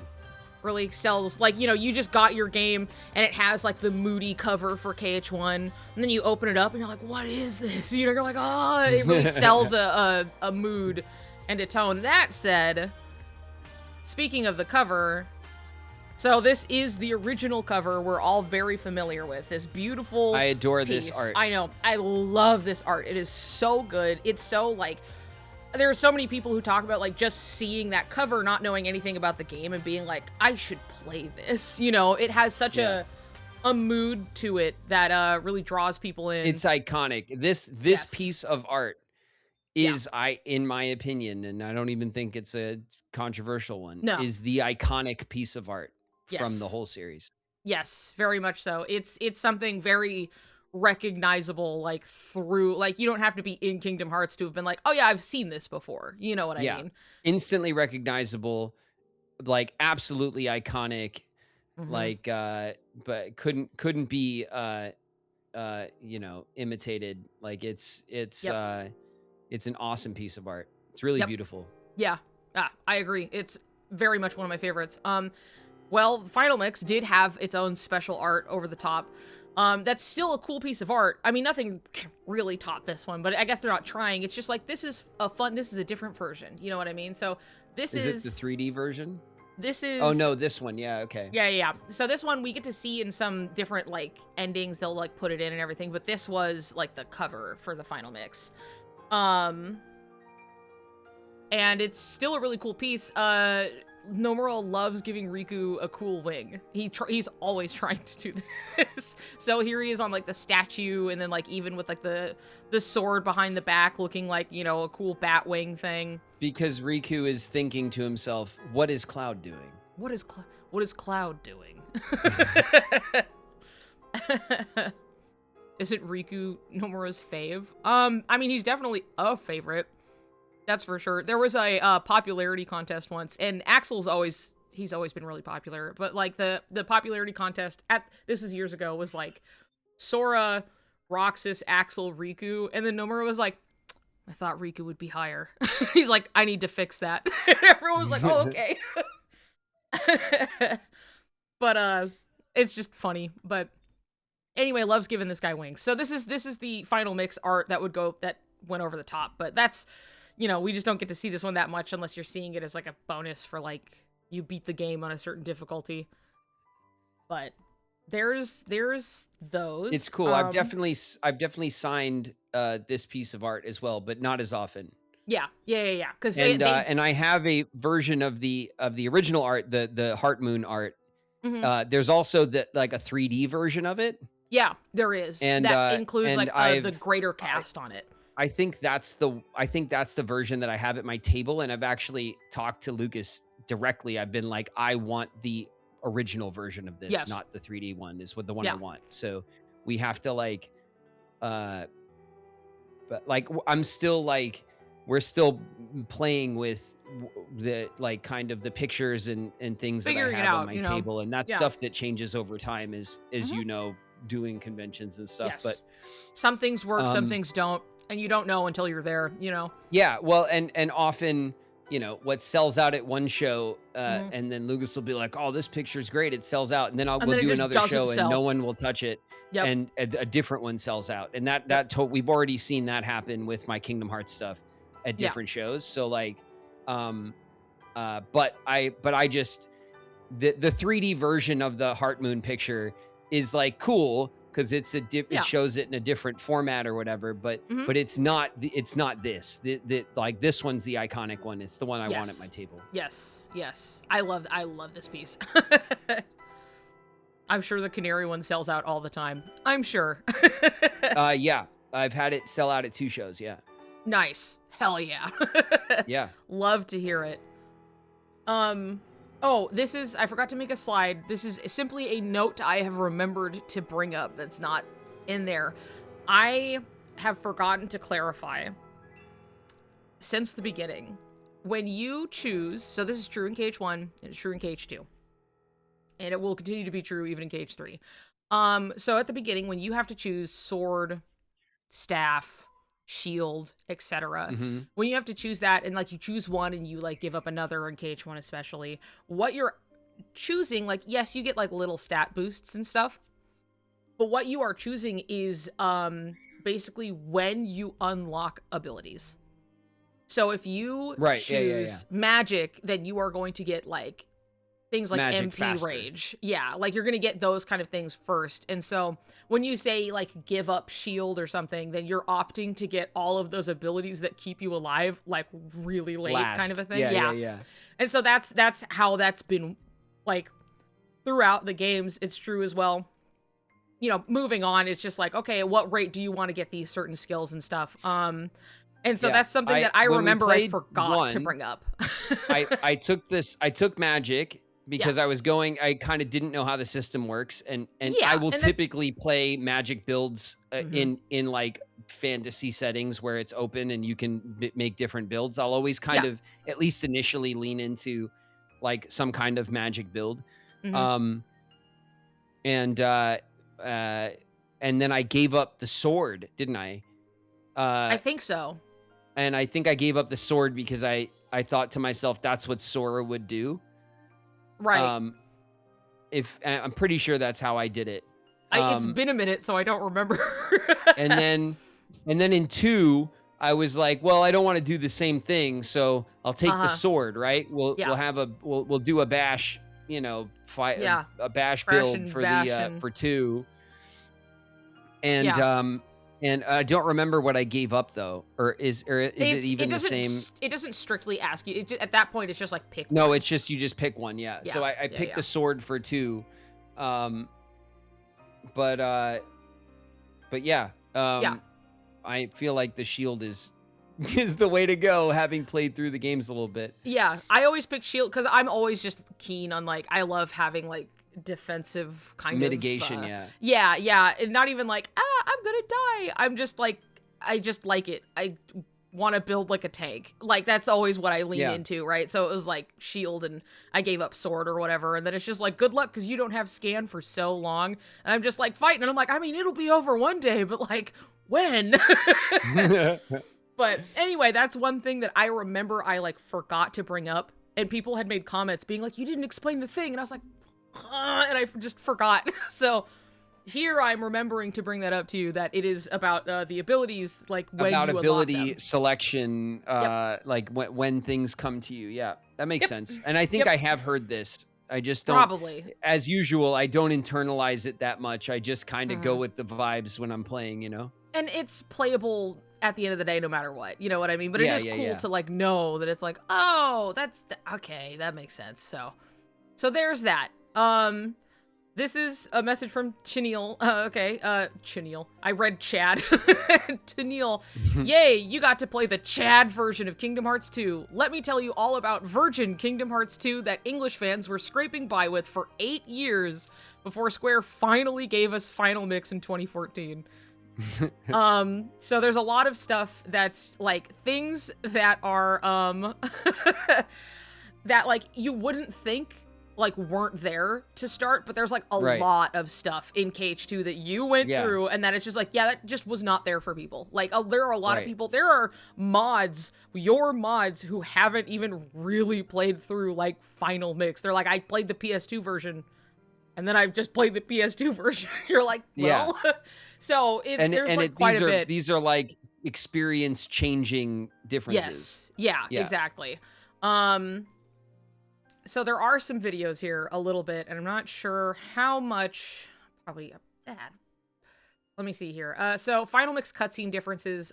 This whole scene where, as we now know, it is Riku, and he is talking to Axel and Naminé, and he's basically like, hey, get the hell out of here. Like, I'm not going to, like, try to, like, Diz wants me to dispose of Naminé. I'm not going to do that.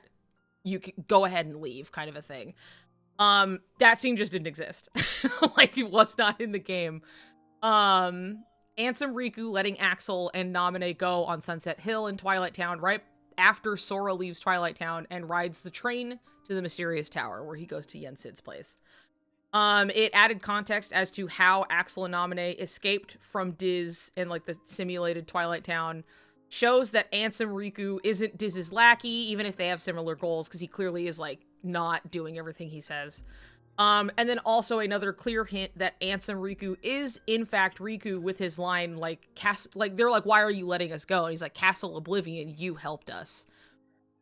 So they have this whole little, like, exchange. Let's see how well this is gonna go. Oh, it's just like a short, like, scene. Now you can just see it and know. Guess that's that. Before I play that really quick, I think one of the things that's really cool about this is that Richard Epcar is playing Riku as Ansem, and he's very good at being like, it's Ansem, Seeker of Darkness, but like when it's like, it's Riku in this body, and so he speaks very like softly in a very noticeable like way that you're like, this does not sound like the same guy. Like, it's the same voice actor, but you know, this is Riku. Yeah, he characterizes him differently, which is it's interesting to hear. So now you get to hear it for yourself. Go where? It's not like we have homes to return to. We don't exist, remember? Yes, it's true. We may not have homes. I can't hear it. You can't hear it? No? But there is shit. some place I want. Wait, you should be able to. Hold on. Camera, this should... Let me double check really quick. But we can't hear it. No, yeah. Chat can't hear it. Let me double check. Here. Can you hear it at all? Or is it just me? chat? No. Yeah. You chat can't and hear it. I on my side can't hear it. Chat on your side can hear it. Okay. So that means something in the screen share is not playing audio. But it should be. Let me don't make me do this. Can I look in a settings? Will you let me look in a settings? Settings. Need this to work. I need to show it off. If I 2 seconds. When I do this, and I go to the window. Oh God. There. Oh God, what have you done? I've broken it. It's gone. I've destroyed it. Okay, this. Ah, I see. Okay, I have to share my system audio. I had music playing, so I was like turning that off so you guys weren't hearing my playing music. Just gonna do this, and then you should be able to hear it after this. So let's test that out. Tell me if you can hear it. Mm-hmm. Guess that's that. Let's go. Go where? It's not like we have homes to return to. We don't exist, remember? Yes, it's true. We may not have homes. But there is some place I want to go. And someone I want to see. Same here. Same here. So, you think you might let us go? I know you're here to get rid of us, but... Diz wants to get rid of me? Go. 1 FPS. I know. I noticed that. You sure about this? I owe you both. It's For okay. You can just what? listen to it. Castle Oblivion. You helped us. You don't have to tell me twice. Yeah. Can't help the frame rate.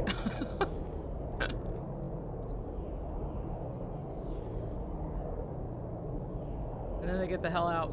Thank you. You're welcome, Nominee. Bye-bye. Get out of here, girl.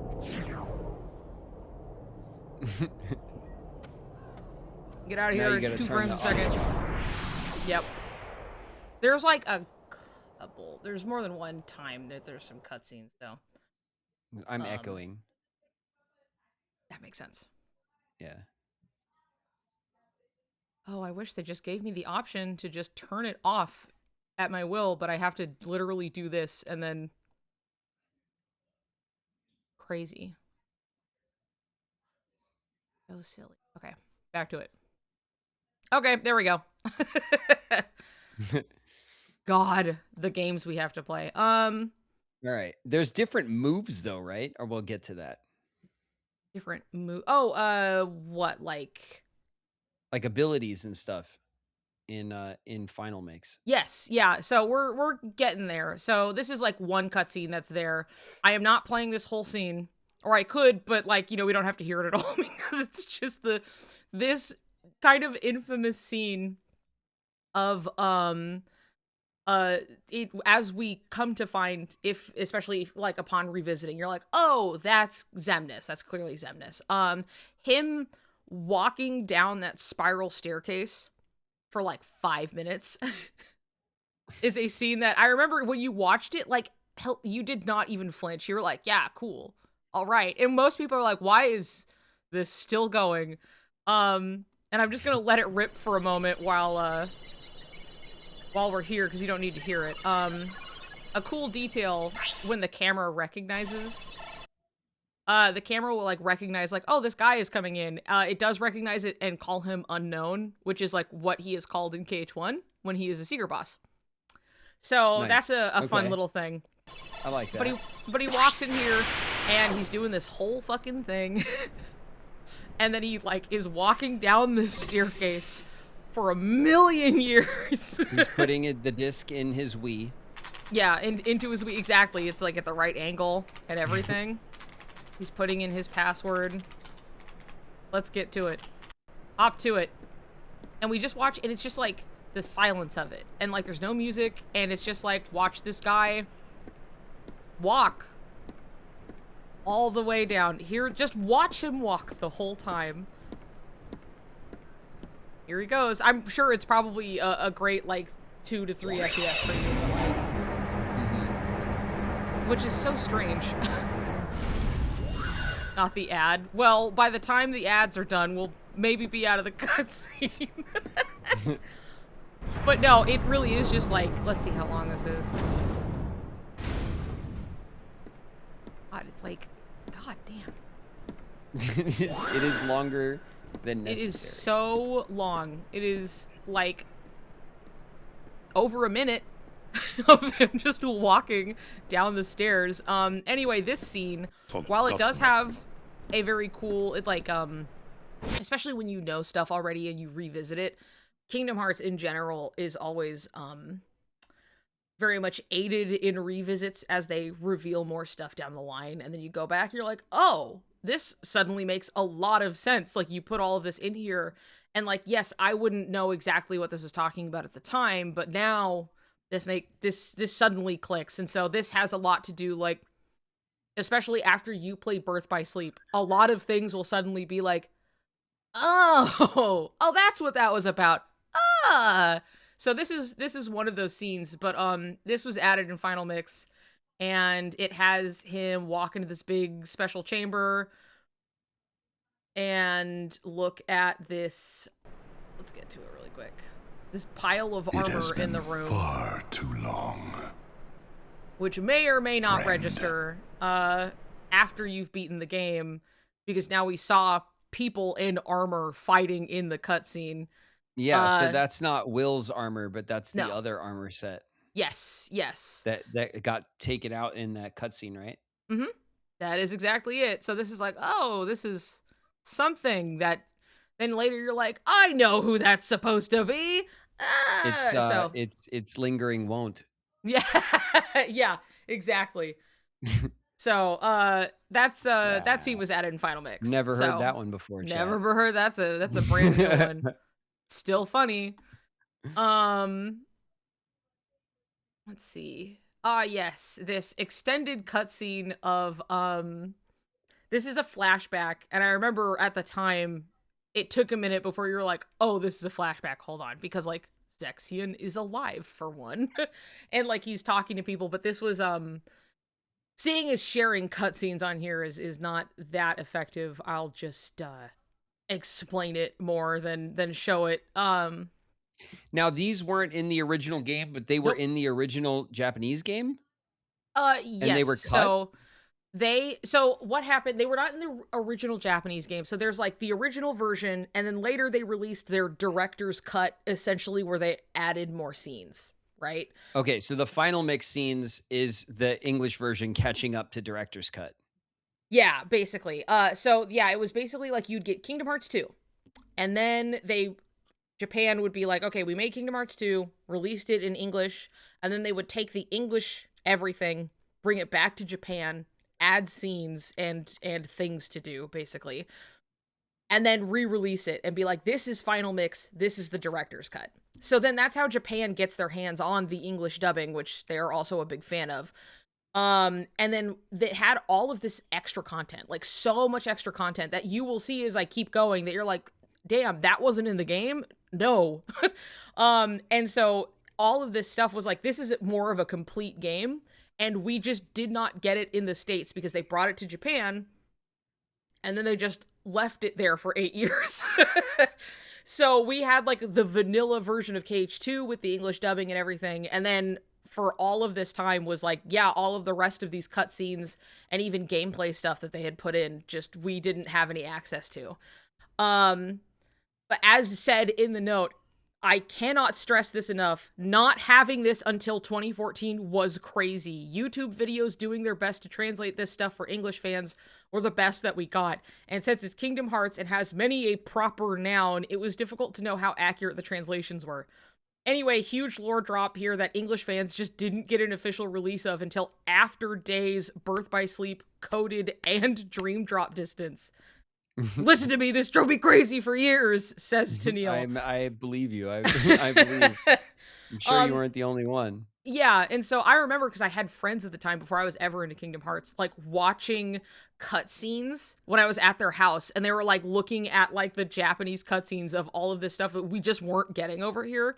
And I was like, huh, yeah, that doesn't matter. And then I remembered it forever for no reason until I finally got into Kingdom Hearts. And I'm like, yeah, I do remember the scene they were watching. I now too have seen it. But it was something where it was like a lot of these things where we have a much more complete view of the series didn't happen until they basically did a huge like re-release of everything.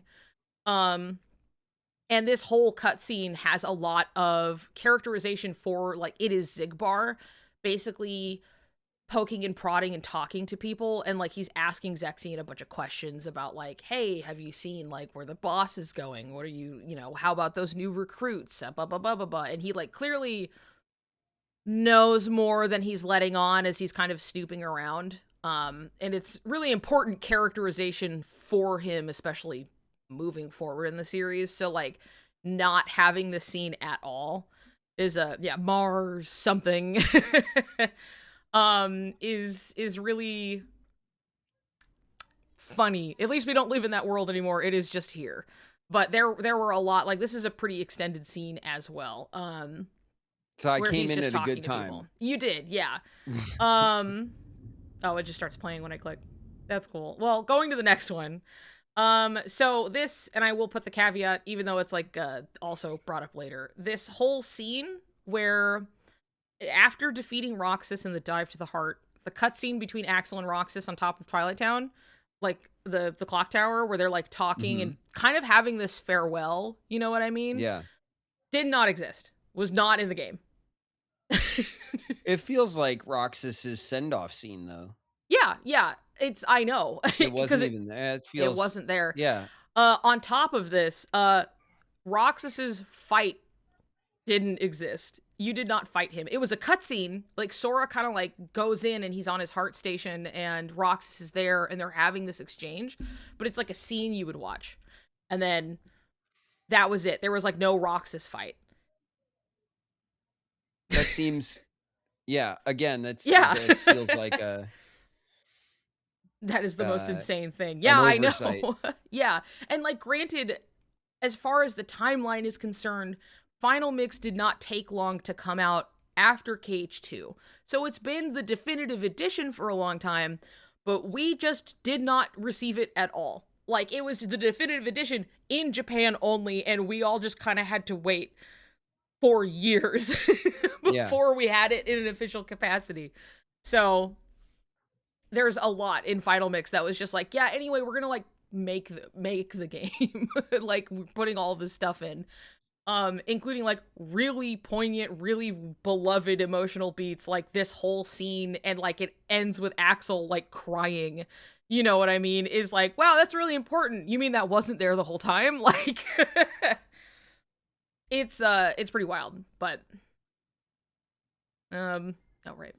And then I have to, and the scene is playing, and it's all sad, and I can't share it because Twitch screen share hates me. So there were gameplay differences in the Final Mix. A lot of things that were like added that, again, quality of life upgrades.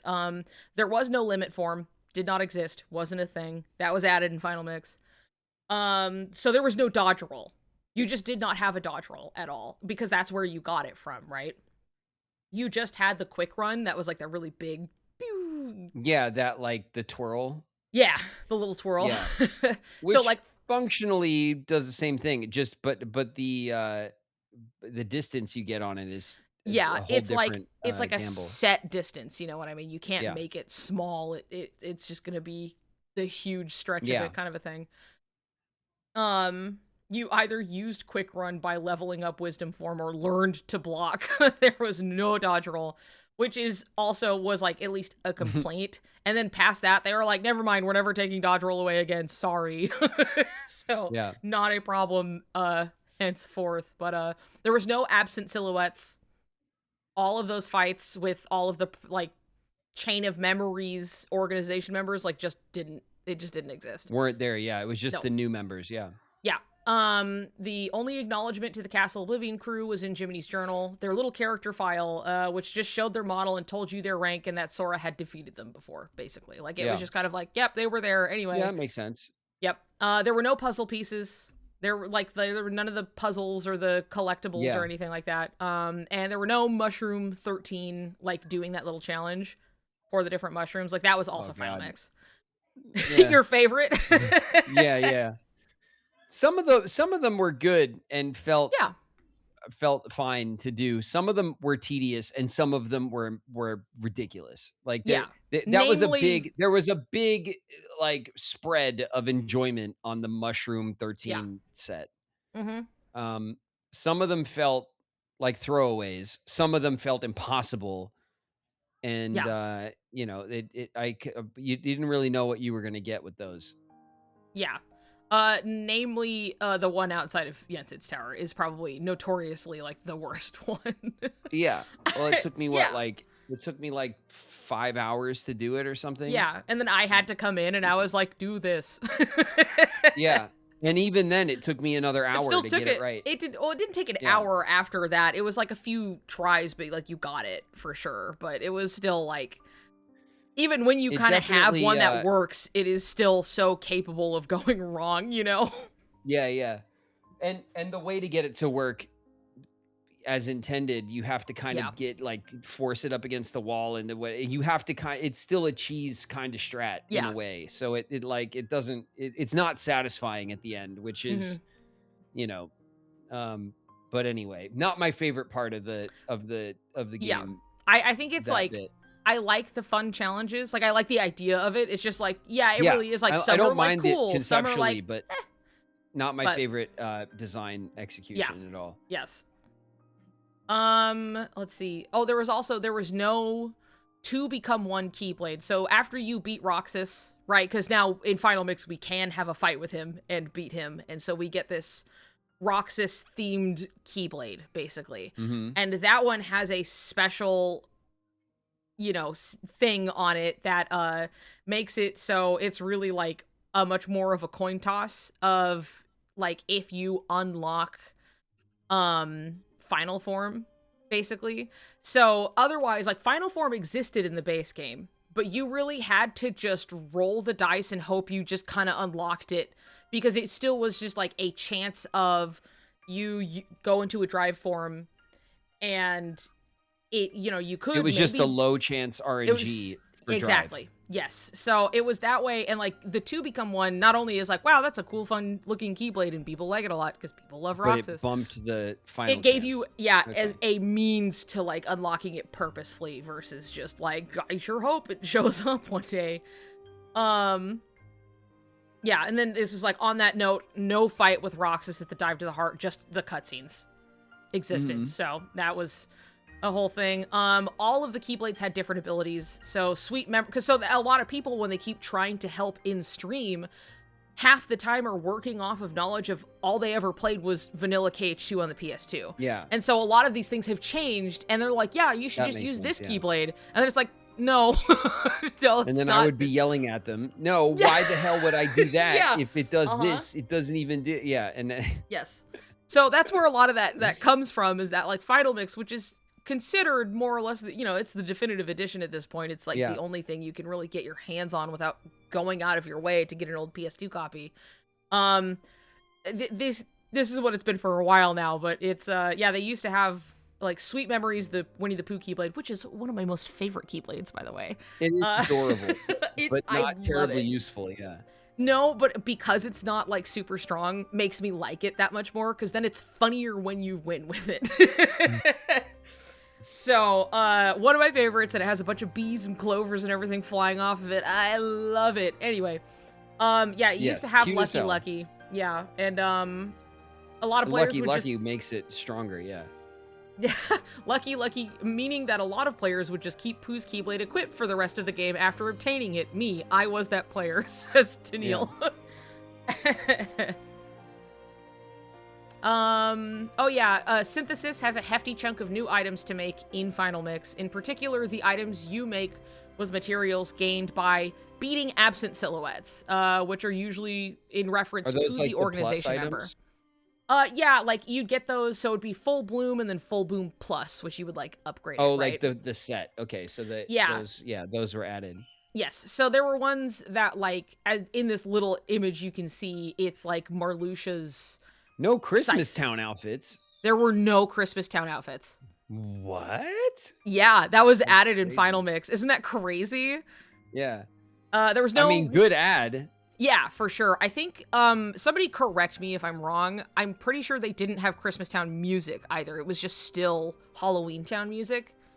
No Christmas Town music either. Yeah, it was just the Halloween Town theme. So in Final Mix, they were like, here is a Christmas Town outfit. Here is Christmas Town music, which is great because that's one of my favorite sets of music in that game. Is I love the Christmas Town music. So that was all added in Final Mix. Let me read this. My theory on Kingdom Hearts: if Marvel crossover, remember Genie from Aladdin, an all cosmic being. He mentioned knowing of the Keyblades. So what if any other powerful deity from Marvel, like knows about the Keyblade? Galactus knows about the Keyblade. KJX, thanks very much for the super chat. I appreciate that. And I have no idea who Galactus is, so I don't know. I do not personally know much about the Marvel universe, cinematic or otherwise. I know the basics. I know I know all the core heroes basics, like from when I was a kid, but I don't follow Marvel stuff that since I was a kid, so I don't know. Yeah. But I appreciate the super chat though. Yeah. Yes, Galactus is like a guy who like eats worlds. It's generally Delicious. like, yeah. The creator of the Ultima weapon. But yeah, that there's a bunch of things that you're like, you kind of take for granted that you're like, well, of course that would be in there. And you're like, well, not initially.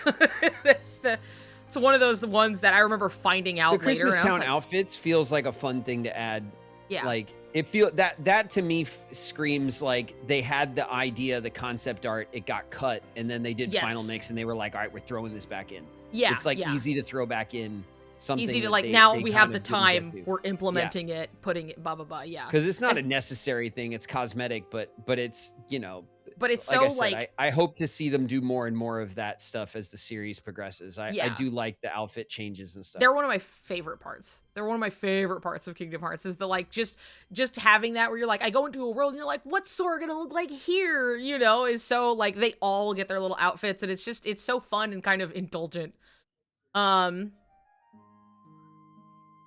But has 3 gotten a final mix? So no, not exactly, because we live in a different era at this point where when this was happening on the PS2, it got DLC, yes. Kingdom Hearts 3 got DLC. That still enacted many things like Final Mix does, where it like fixed some cutscenes they wanted to touch up, it changed some gameplay stuff, it added a very significant amount of content at the end of the game, and other stuff like that. But like Final Mix works as DLC essentially, but it was for the PS2, so that did not exist yet. You just bought the game anew with all of this added stuff, basically. So there is no final mix, but they do something with the menu. With the menu art where they like add something to it, which is pretty cool, but it's still like the same splash art that you get to see on the main menu in Kingdom Hearts 3. Yeah. Then later it gets a change and you're like, oh, that's neat. So anyway, oh yeah, also because none of the mushrooms existed, you didn't get to fight Lingering Will, you didn't get to do any of this stuff, so you did not get Sora's little crowns that you unlocked. The crowns aren't there because those fights didn't exist. Those are all that's cosmetics to go with the new fights. That makes sense. Yep. Yeah, I love just having the context of the crowns. Yes. Having seen all of, because whenever people cosplay Sora, they always have the crown. Yeah. And like I often see it, and just didn't really have any context for it. I was like, hey, put a little crown on Sora. Everyone likes to do that. You know what I mean? And I was like, and now having the context for it, it makes it now very you know. cool. Yeah. Yeah. What it takes, Yeah, there was because there's like art that exists where Sora has a little crown on, sure, but like it's such a thing in KH2 to like unlock it for yourself. Sorry, there's like a peanut attacking my tongue. Anyway, it was like, you know, when like a shell, like not the shell, but the I guess the skin, and it just gets like pasted onto the top of the tongue and you can't get it off. It was happening and it was killing me for a second. Anyway, so what are you laughing at? It's because the skin just made that grosser. Yeah. What else do you call it, right? The paper, the peanut paper. I was fine with shell. Well, because it's not the shell though, but it's like, you know. Anyway. So all of that No Cavern of Remembrance. That was entirely Final Mix. All of that was Final Mix. That tracks. I mean, it tracks. It is a hefty edition. It feels like the DLC part of the edition. Yeah, for sure. And it's like, as this will say, so I'll just read it. This is the big one. Not only was it a whole new area to explore, it added tougher Heartless to face with new synthesis items, like Remembrance. Like, there's a bunch of items with Remembrance in the title. This was part of the thing that like, this is part of the way, and I guess it's part of how my brain works with games and stuff too, but like, I could not for the life of me keep track of what I got from where. Like with all of the synthesis items, it all felt a bit arbitrary. To me. Yeah, for like when you're trying to pick stuff up, drop some things. So, but then like, the Remembrance, the Cavern of Remembrance items had what were they called? They were what was the item called that we got there for synthesis? I'm drawing a blank. Somebody pipe Was up. it they were remember gems or whatever? You Yeah, know, it was like in the remember name, gems. and every time I asked where to get them, the Remembrance remembrance shards. and Yeah, crystals. yeah. Thank you. And I was like, where do I get these? And it was like the Cavern of Remembrance, and I'm like, oh yeah. Oh That's yeah, what that's duh, called. yeah. Yeah. Memo rocks. The memory pieces. Yeah, which makes sense that they were like added with that. But also, you know how it was like, oh cool, I'm like exploring and like, oh, there's a chest up there. How do I get to that? Blah blah blah. Didn't exist. Like it was like original KH2 truly was just like it's a bunch of kind of flat hallway boxes everywhere for exploring the world. Yeah. And the chests are just kind of on the ground. Remembrance did like definitely was needed to check the box of verticality. And it feels like give you the something whole to point do of the with exercise. your abilities. Yeah. I keep eating these goddamn M&Ms. It screams of a level designed after the rest of the game is finished. Yes. So you know what the toolkit is. You could design the level around the toolkit instead of doing it in tandem. You know. Yeah. So it definitely feels that way. Yes, it was. It's something that especially like when you know you're like, of course, but like to think that like the double jumping, the gliding, the quick run, all of that, you have all of these movement abilities, and you kind of had nothing to use it for outside of just unlocking it just to have it. Yeah, but like you have it for general purpose like traversal and combat, but not but there weren't and some of those jumps in the cavern were diabolical, man. Yeah. Some of them are really were really tough. Yeah, and then you did trick shot that one where you jumped out and then popped on your drive and then got the jump out of it to make it across, which was pretty sick. I was happy with that. Yeah. Was good. That was a good one. That was just none of that existed, so it was kind of just like you'd get the movement abilities for their own sake, but there was kind of nothing to do with them at that point. Because the only true challenge you had as far as fights went was just like the Sephiroth fight, and then like the Hades cups, basically like the Paradox cups. Yeah, and like that was it. because no Cavern of Remembrance also means no data battles. So there were like none of like the hard organization fights. Like you fought them the one time. You did not get to have your second no round. absent silhouettes, so it wasn't even all 13 of them. Yes, there was in the beginning. Yep, nothing. That was it. And it then was basically by the time we got final mix, you got 13 fights twice. Yes. Yep. Which is like a big addition. Mm-hmm. Mm-hmm. I mean, Kingdom Hearts 2. We finished Kingdom Hearts 2 like 2.5 months ago. Yeah.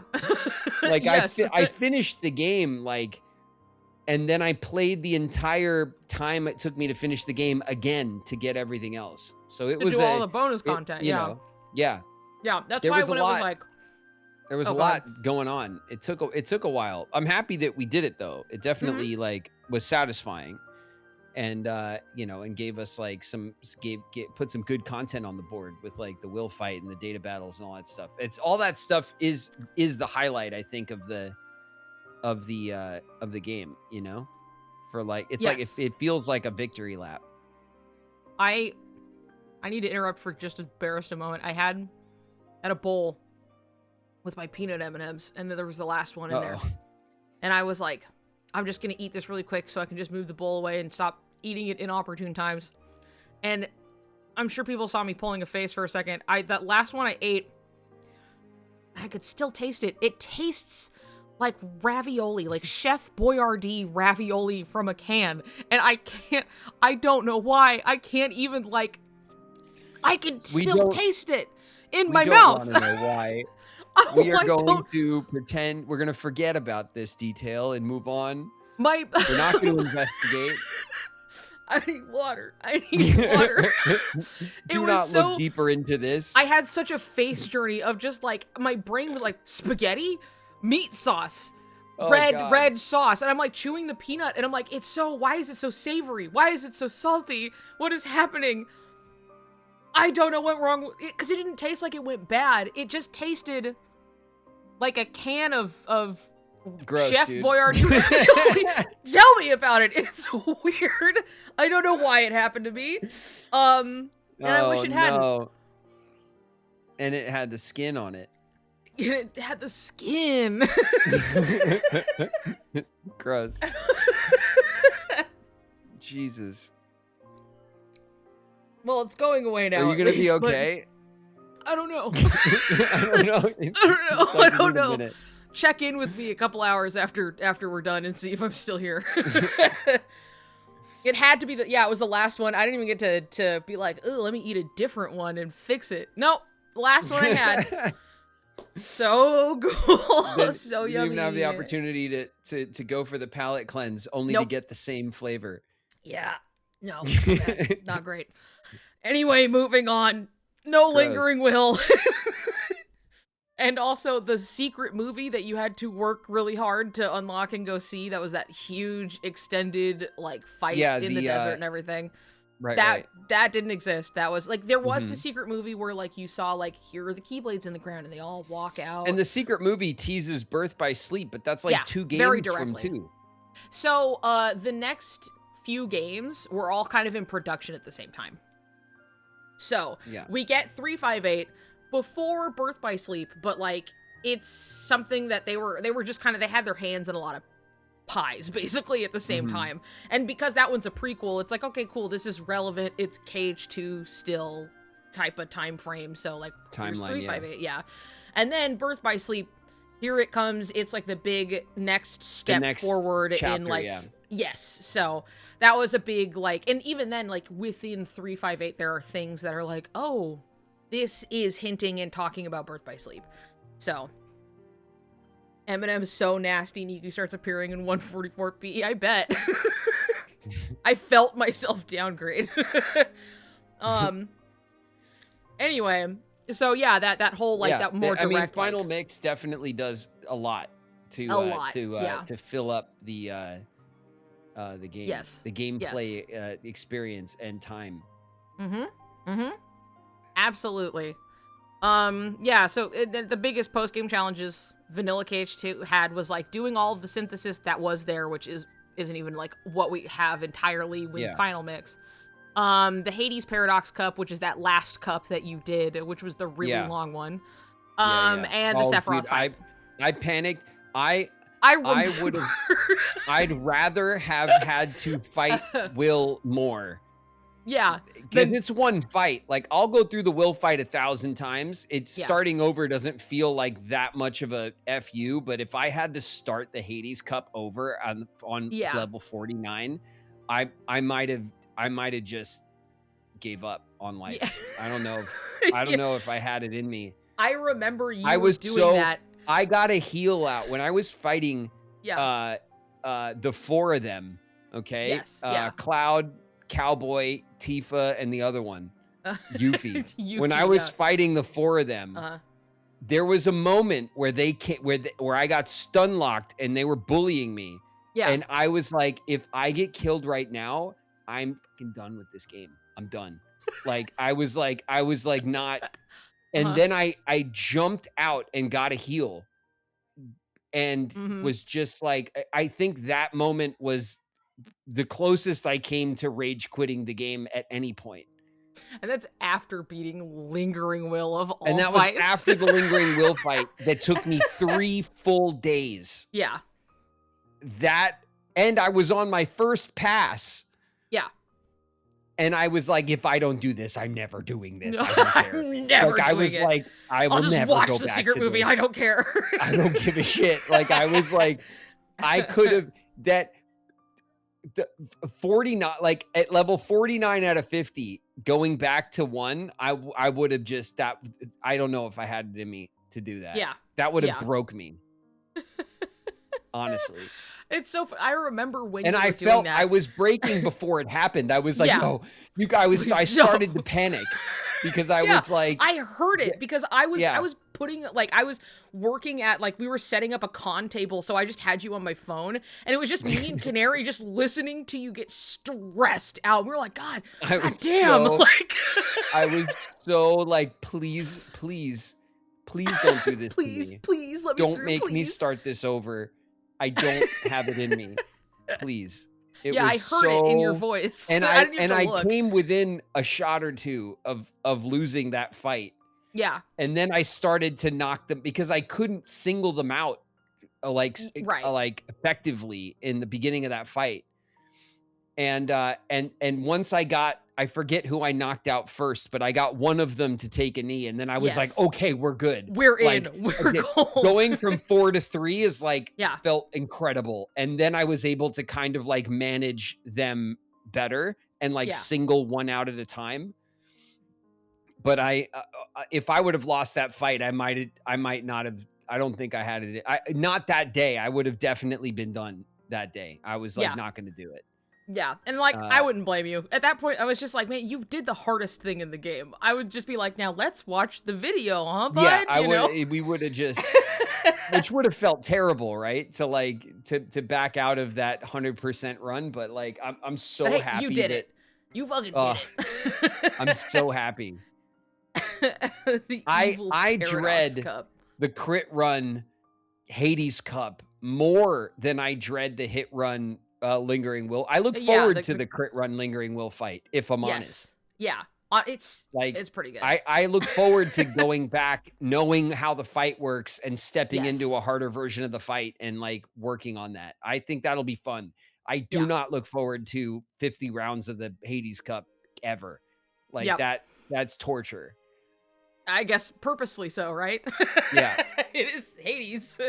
But yeah, no, it's definitely something. It's also, it'll probably be not as bad simply because like by the time you wrap back around, you'll just be better at the games by then. You know what I mean? It'll a lot more of that will come naturally. So then it's just like, oh, okay. Thank God that's not as hard because I would quit. You know? So hopefully by then it'll be fine. But you did it. No, I know we did it. I barely did it, and I swear I was this close to just being like, forget it. Like that would have you would have watched me rage quit for the first time on stream. That would have been. I would have heard you explode in my phone and just be like, oh jeez, oh man, well, that won't be for a long time. Don't worry. You're safe for now. It can't hurt you. I have lots to do before we get back around, Yeah, absolutely. And with that said, here's your character quiz. It's going to also be a lot, like, I wanted to add more, but I was just running short on time. So a lot of this was like, I remember I made a joke about this, like, back like after the first one where I was like, I'm gonna have to make a quiz to be like, all right, so now you gotta know everybody's name. And the thing is, you kind of already do. So like I just threw in some goof in there and then like it's but also- the thing is that like as soon as I see this, I'm like, okay, keep all of my organization members in my head. But that's not the hard part at this point. It's everybody else. Yeah, well, don't worry. It's also part of like, I can show you art. You know, you can see the cool, like the whatever, okay. but like, I don't mind failing. I did put some in there where I was like, all right, but it's not a lot. I wanted to do more. What are you starting with? I wonder. Are we starting with an FU or are we? Who is this? This is Zexion. Yippee! You did it. Yeah. One thing is, we didn't actually know what. So in KH2, and also I confuse looking at their artwork. Yeah. And it has nothing to do with their characters because they're nothing alike, and they don't even really look alike. But I confuse Zexion and Demix, like for which one is which. For what reason I have no idea because they're not alike in not their design or anything. But like. I look at this picture and I go, don't say Demix. And then I'm like, shit, who is it? It's not him. It's the other one. Yeah. And the only reason I remember, I literally, in my head, I go, this is the Zexy guy. This is the Zexy guy, yeah. This is with he's his the emo sexy hair. guy. Yeah. And that's Yeah. how I remember his name. Nice. Well, he's the guy with It the worked. book. Hey, it's like, it's a quiz. You got to have your little like mnemonics in there and the little linking the words, so you got it. Zexy guy, Zexian. There we go. Yeah, it is Zexion. Yep. So yeah, here he is. Did I say that right? Do I? Zexion? That's Zexion? how Zexion? I feel like everybody goes, no, that's wrong, and I'm like, am I saying it wrong? All right. I don't remember. I just assume that I say shit wrong and go with that. Yeah, I think it's. Who else I we think got? you're fine. It does. It's not like I got this. horrendously I'm bad. on a roll now. Okay. Yeah.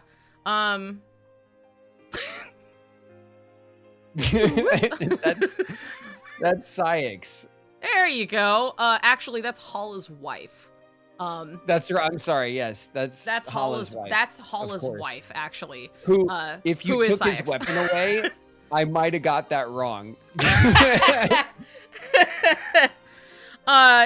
That's so funny because it really he has like a big X on his face, and you're gonna get way more familiar with him in the next game. I'm just saying that if you took his weapon away, I'd be like, it's and I'd have to reach a little bit. You could barely see the X on his face from where I'm sitting. That's fair. I mean, yeah, you're looking at it small scale. But the weapon is the giveaway.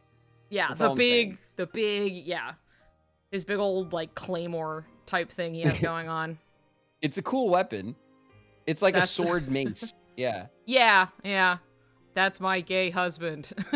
My Blorbo, says Hala. Moon shine down. In his fight, you can really clown the shit out of him by doing a Peter Pan combo on him, and it feels especially funny because he's so angry. And you just bring Peter Pan and you just go for a while until he dies. So it's a good time. Who's this guy?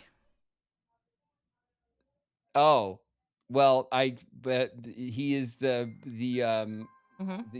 harbinger of my nightmares. This is Zaldin. There you go, Big Daddy Zaldin. Yeah, who now also I associate his name with my own Baldin. Oh yeah, Baldin, Zaldin. Baldin v Zaldin was the fight of the day. It was a big deal.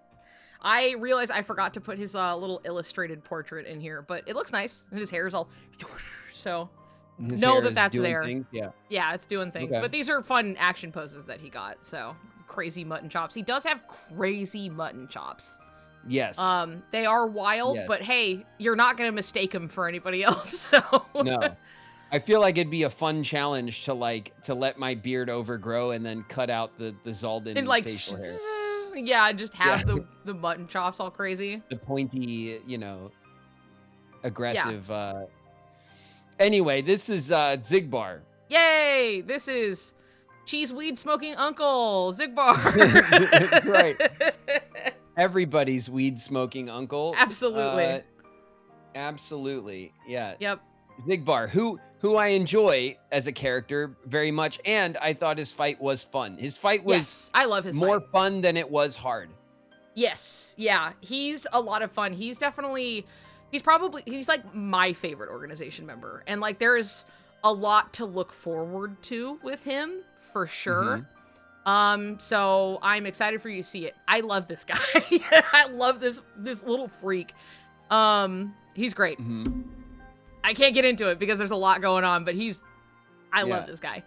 Clever little sneak. Clever little sneak. R for reloading. I saw that clip the other day where you were just you shouldn't have betrayed us, and it's exact. As you were going into the fight with him again, and he says it every time at the start. That's one of my most popular clips on TikTok. It catches you off guard in the way that if you are not looking, it's oh, he just said the line, and then you hear it a second time, you're like, hold on. He just has such a great distinct his characterization and his voice are both so distinct in the 13 like in the organization among the characters, and Yes. he is a fun one to impersonate. Yes, I agree. Yeah. Yeah, he's A very really fun voice. Yep. Yeah, very particular. Like the choice in the localization to be like, what if he talks like this? Like, oh my Yeah. God, you know, and you're like, Yeah. interesting choice. He's Love the it. organization member who's just having a good time, you know. Yeah, he's having a good time. And I like it. He loves the beach, you know. Surf uncle. Yeah, exactly. Surf uncle. Yeah. It's great. Love this guy. Who are these guys? You can take it one at a time. Fucking Christ. This is one where I was like, yeah, I think you're not gonna remember their names. No, I'm not gonna remember their names at all. When you say their names, I'll go, yeah, that was it. But, yeah, of course, them or whatever. But this, I give up. I give up. Honestly, I couldn't do it. Okay. So, you hold want to on. try, give it a shot. You know, see what you get out of it. I'm trying to think what the My Scooby Doo crew. I'm gonna blank on all of Yeah. these characters from Twilight Town, because now I'm trying to think of the one that you fight in the struggle match with, who is like, it's so romantic. Like, yeah, isn't this romantic? Isn't this romantic? And I was like, no, creep. No, you know, leave me and alone. I can't. And then I was like, oh, maybe maybe if I can remember his name, that'll help me here. And I can't remember his name either. Remembers the gay one. Yeah, That's the one you remember. yeah, for sure. Uh-huh. But oh god, give me one, and I'll tell you which one it is. Okay, okay, well, one, it'll be a little too obvious, so how about, who is Pence? Shit. Didn't get me anywhere. Damn it. Pence? Pence, yep. What a name. Pence is the oh god, it's a coin toss. It's the one what's the other name? I'm not take I'll it, you figure- guess. No. Wait a minute. If you give me the 3 names, I'll assign them. No, that'll make Better. it too, because one is like very obviously a girl's name. So like, No, I you're know gonna, that. I'm saying the 2 boys' names. No, just take a stab. God damn it. Pence is the oh shit. I know I'm gonna be wrong. You're so I know I'm gonna be torn wrong on this. I've gone both ways in my head and it's wrong both times. Okay. Damn it. It's a 50-50 chance. I know, but Pence is the one in the damn it. Uh-huh. I can't decide. Pence is the one in the red. Yes. Oh Yes. god. Yes, you are right. Pence is the middle one. Yes. I am That's correct for Pence. no reason at all. I am correct. It was a 50-50 chance. I know, but you I were was convinced agonizing that over both it. of them sounded right and wrong. Right. Yeah. Well, that's Pence. Okay. Pence, got him. Yes. And so, because it will be obvious, we have Hayner. Pence. Okay, Hayner, okay, sure. yes. Hayner, Pence, and Hayner, and Olette. Yes. I said it first. You did say it first. I'll give that to you. You did say Olette Yes. before I said it. So Hayner, Hayner, Pence, and Olette. when putting their names together, I could It like complete the clicks. set. Yeah. Yeah. Yes. It was Hayner, Pence, and Olette. Yes. Yeah. Yeah. And there's like so a scene I where want- like I Roxas want like half a yells point. them. I want half a point for coming up with Olette before you said can it. have the Olette point because Okay. it did click and you said it ahead Yes. of time. So you get that Hayner, one. though, we could have been here all day. I would have never Mm-hmm. came back with Hayner, but I do now. Now I that you remember it hear it, now. you're like, Yeah. yes. Yeah. Hayner, yeah. Now these are not, or these are Final Fantasy characters. They are original to Kingdom Hearts 2. Okay, so Yes. but they are. But They are set in the kind of context of other Final Fantasy Yeah, characters. yes. So, like- in this storyline. the guy who's going like, isn't this romantic? Is like from Final Fantasy VIII. He's actually a character in the game that Cowboy is from. Like, Cowboy, whose name is Squall Leonhart, but like we know him as Leon. He's the main character. Yeah, we know him as a cowboy, and he's the main character of Final Fantasy VIII. The guy who fights you, who is not in the quiz, I did consider putting him in, but I just didn't want to go get his picture. His name is Cypher, and like he is from Final Fantasy. Cypher, yeah. And I remember when playing, Hainer and Cypher had beef. but their like names were interchangeable to me of which one was which. Yeah. Yes, Cypher, you know? Yeah. All of those characters, like, with Cypher and around him, they are from Final Fantasy. The little guy with the hat, Vivi, he's from Final Fantasy 9. The other guy, that guy? Yeah. He's Cypher, you know?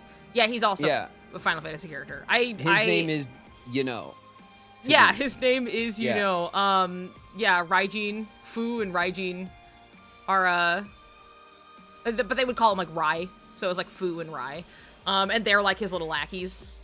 So, okay. And then wait, Raijin there was the girl, right? Yeah, that's Fu. That's Fu. Okay. Yes. Yeah, okay. And they're at that point they're like, it's just like fun if you do know the source material, but like you don't have to, you know what I mean? You're just like, oh, these characters that live here, but yeah, Cypher is. He's kind of Cypher's the romantic of thing them is from his storyline in Final yes. Fantasy VIII. Yeah, it's like in reference to. So it's a little shout out thing, which is why it's incessant and weird. Yeah, he's like, romantic. Okay. And then he like dives down. Yeah, very slowly. Yeah, and you just kind of walk out of the way. Yeah. Yeah, it's an awkward fight. Auron is the goated KH2 inclusion. That is also true. Auron, who is in your party member in in Hercules or and on, everything. Not or off. Yeah. He is not or in or out.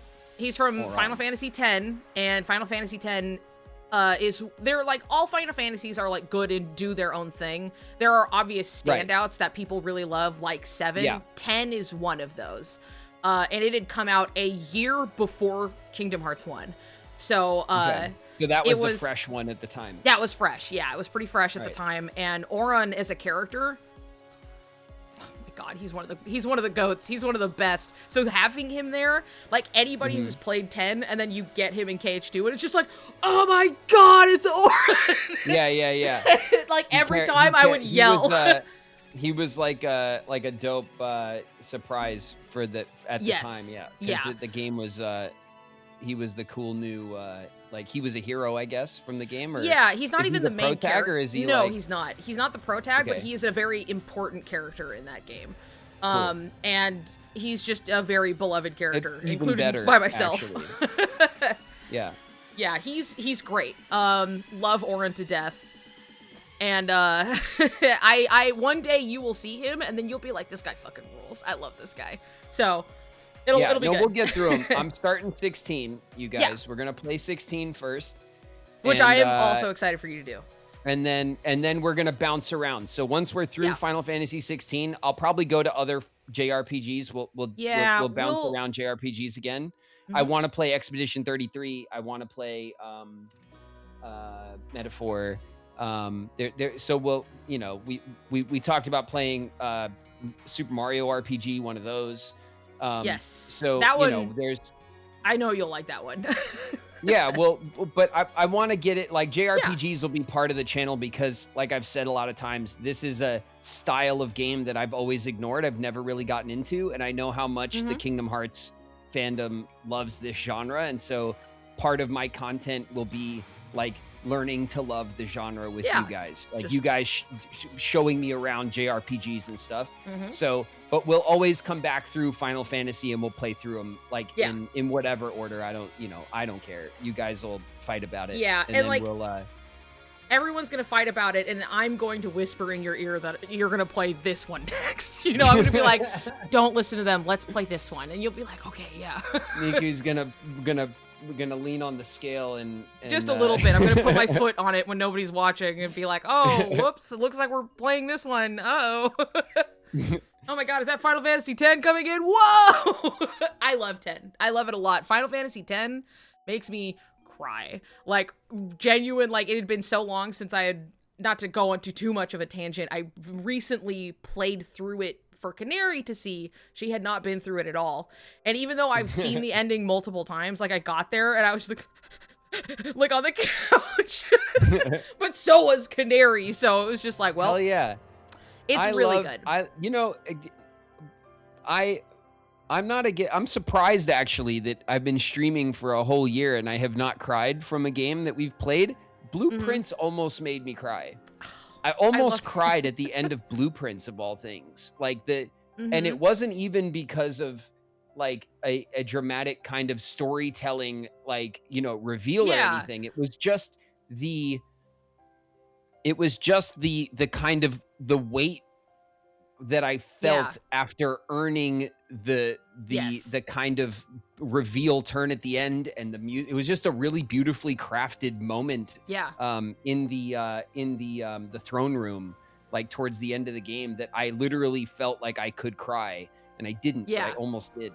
But it was there. I don't like shy from that. I'm a drama boy. I'm a dramatic actor. I like emotional content that touches fun. you, that gives you the feelings, right? Whether that's makes you angry, makes you sad, makes you like all of those emotional responses are equally successful in my book, you know? Yes.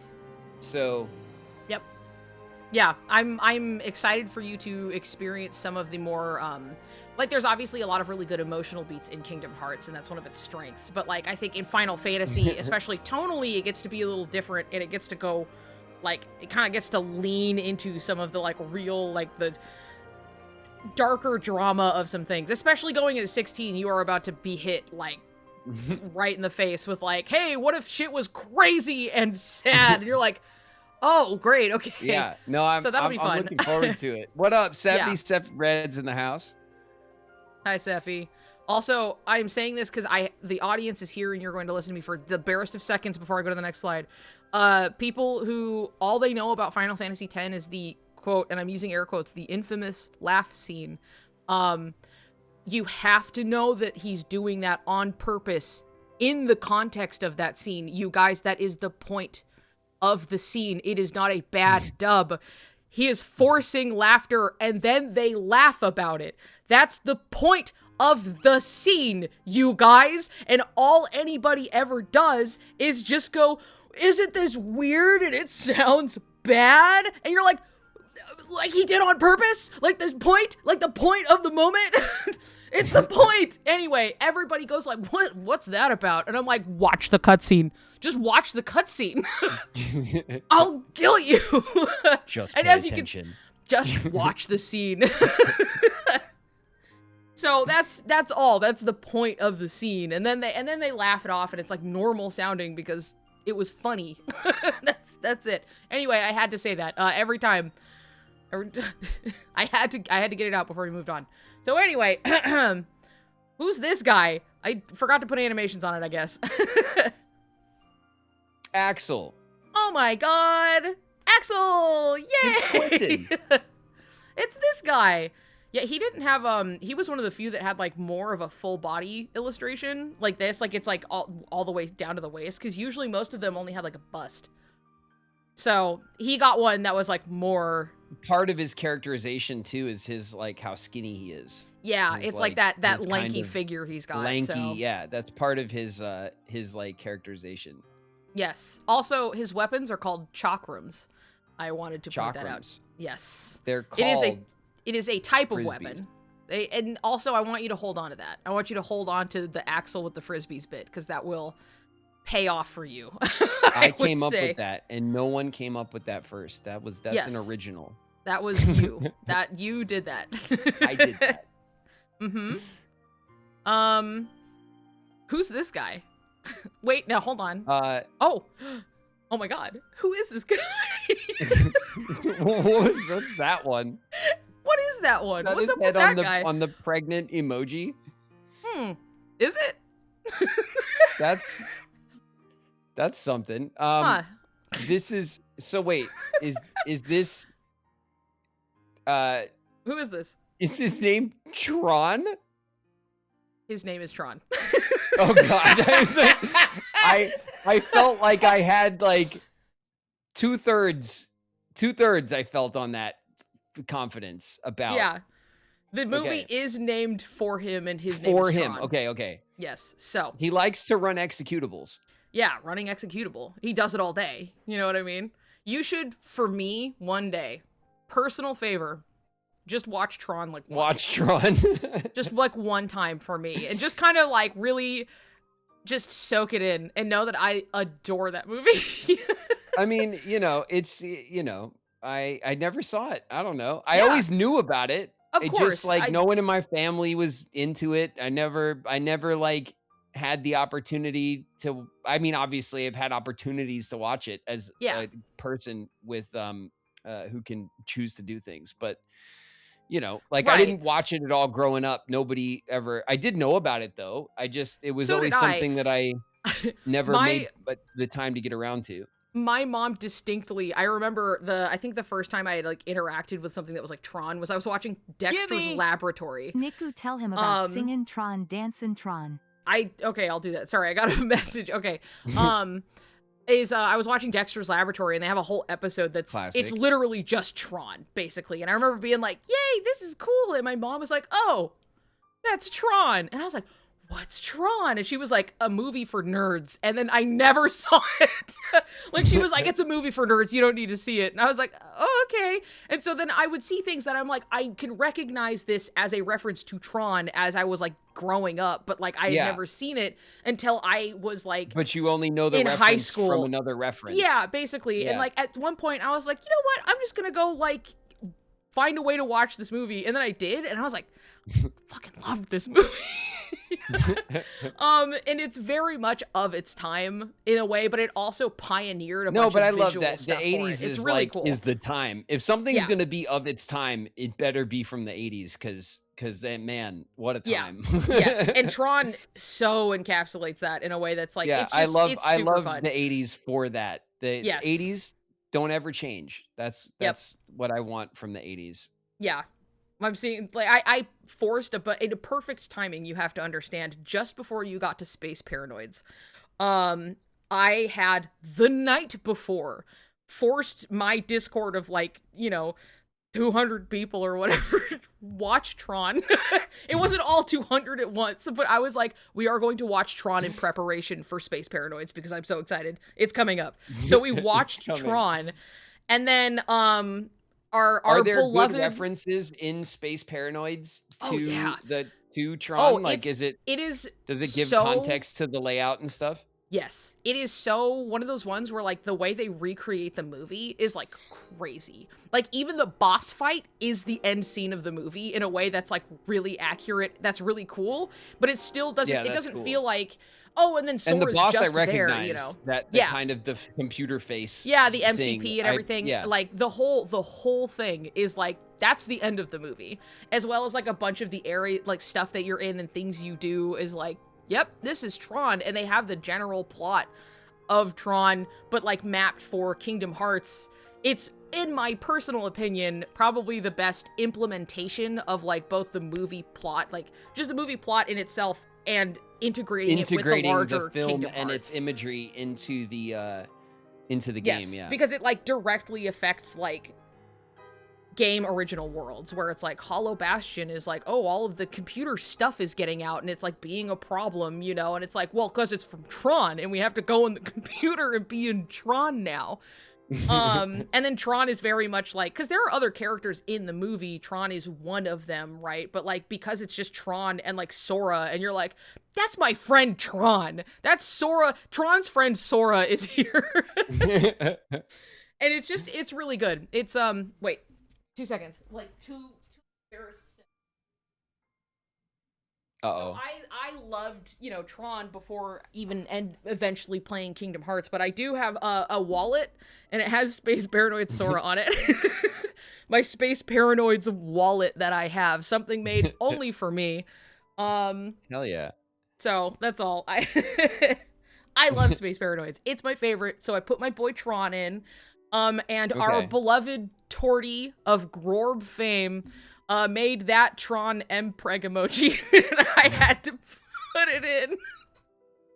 So, you have no idea how many of these exist. Partially, without even asking, frankly, Torty just kind of churns them out and just goes, what if I made pregnant Lightning McQueen? And we're like, wow, very good. And he has like little tire hands, you know? But this one was the originator before the rest of them. So Nice. I had to pay homage to Nice. For the community. Pregtron. Yeah. a little inside. I'm running a fertility clinic in your chat in our barn. So there you go. That's Tron. Love this guy. They also had the actor come back and do the voice for him. He has a very distinct voice that I just love to hear him. So it's cool. I love Tron. Where's my That's mouse? Disney There you doing go. what they're supposed to do. Who's this guy? Supporting the franchise. That is the other side of the coin of the names that I always confuse. That's Demix. Yes, that is in fact Demix. The next Demix question with his not guitar. with his what is It's this? it's like is it like a sitar? What is it? It is a sitar. You're correct. So it is a very tall sitar. It's that's part of like when he's playing it too, and he's like drumming on the strings at the top of it. Like he's like, Yeah.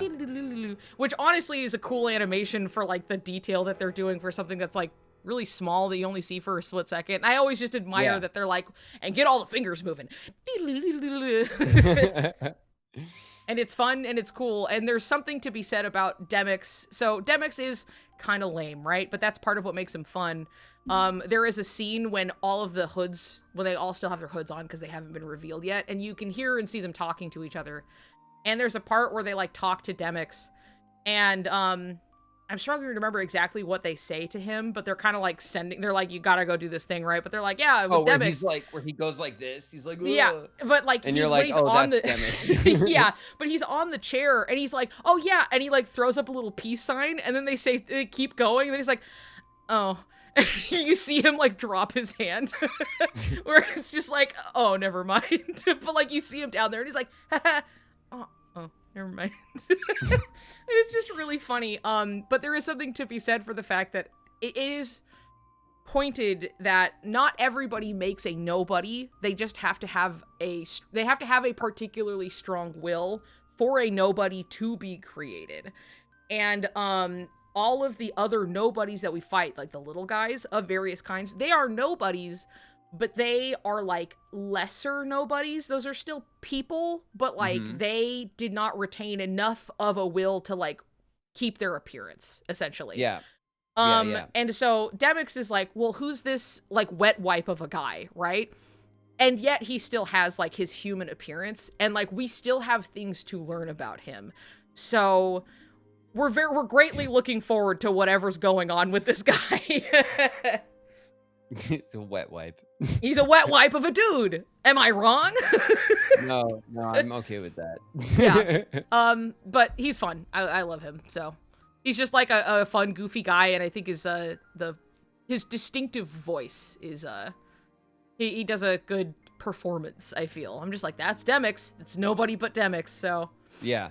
anyway, I also had a friend growing up who, like, this was, like, their guy, right? So I'm like, yes, I have the memory of my friend who loved Demix and cosplayed him a lot and made his sitar and everything, so. You know, there's a fondness there for sure, but I also just think he's fun. Now, who's this guy? Lumberg. You're right, Lumberg! It's Bloodsword. Uh-huh, yeah, it is. It is Lumberg, yeah. Yeah. It's Lumberg. Lumberg, you knew I was gonna do it. Lumberg, yeah, I did know. Yeah. I have to say this, that I always joke that this is a guy who is absolutely on Grindr. He looks like a guy who's on He is Grindr. definitely on Grindr and thinks that it's a secret. Yeah. Yeah. So that's, and this is why Square Enix will never work with me in an official capacity. I also, because I will end up saying it several times, and people, I've gone back and forth, and I want to have this conversation. The pronunciation of his name, is very Singin' Tron skeptical smiley face. right. Sorry, Gabby's reminding me to bring up Singing Tron, Dancing Tron. Let me finish what I'm about to say, and then I'll forget whatever you told me to do just now. So, so his name is canonically pronounced Luxord. And What? we did not know this until Kingdom Hearts 3. Because they just so happened Luxord. I am not kidding. It's not. So It's it's not Luxord, no. It's not Luxord or Luxord. It's Luxord. Yeah, or like Luxord? Luxord is like fine, but you hear them It's not say fine. it. I mean, I'm just saying it's close enough. It's the Luke's part that really throws everybody off. But like, it's Luxord. something where he's one of the ones that Luxord. they just so happen to never say his name aloud in KH2 or anything afterwards. Like, there's not really like a voice acting much in like 358 or in the movie. They don't say his name out loud. You know what I mean? So like, it gets Do they not say his name in the game ever? No. Nope. Interesting. So that was one where it was just like, hey, this is like, he just kind of exists.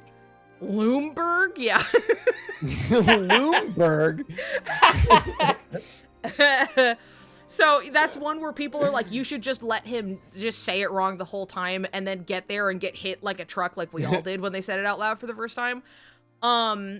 But I just kind of adapted to saying Luxord. I'm just like, yeah, it's just Luxord, it's whatever. And like, and so I was gonna say it and I was like, I think you should know because I think it's funny to know that that's how they pronounce his name. Well, I mean, I do want to know what the right pronunciation of all this stuff is, and I figure I'm gonna get a bunch of it wrong, you know?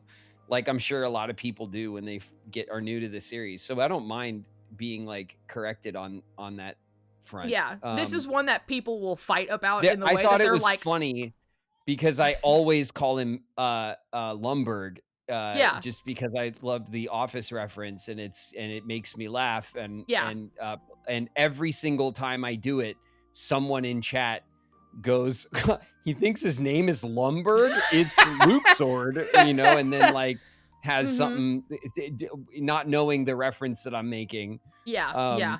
What is this guy, stupid or something? And I love it.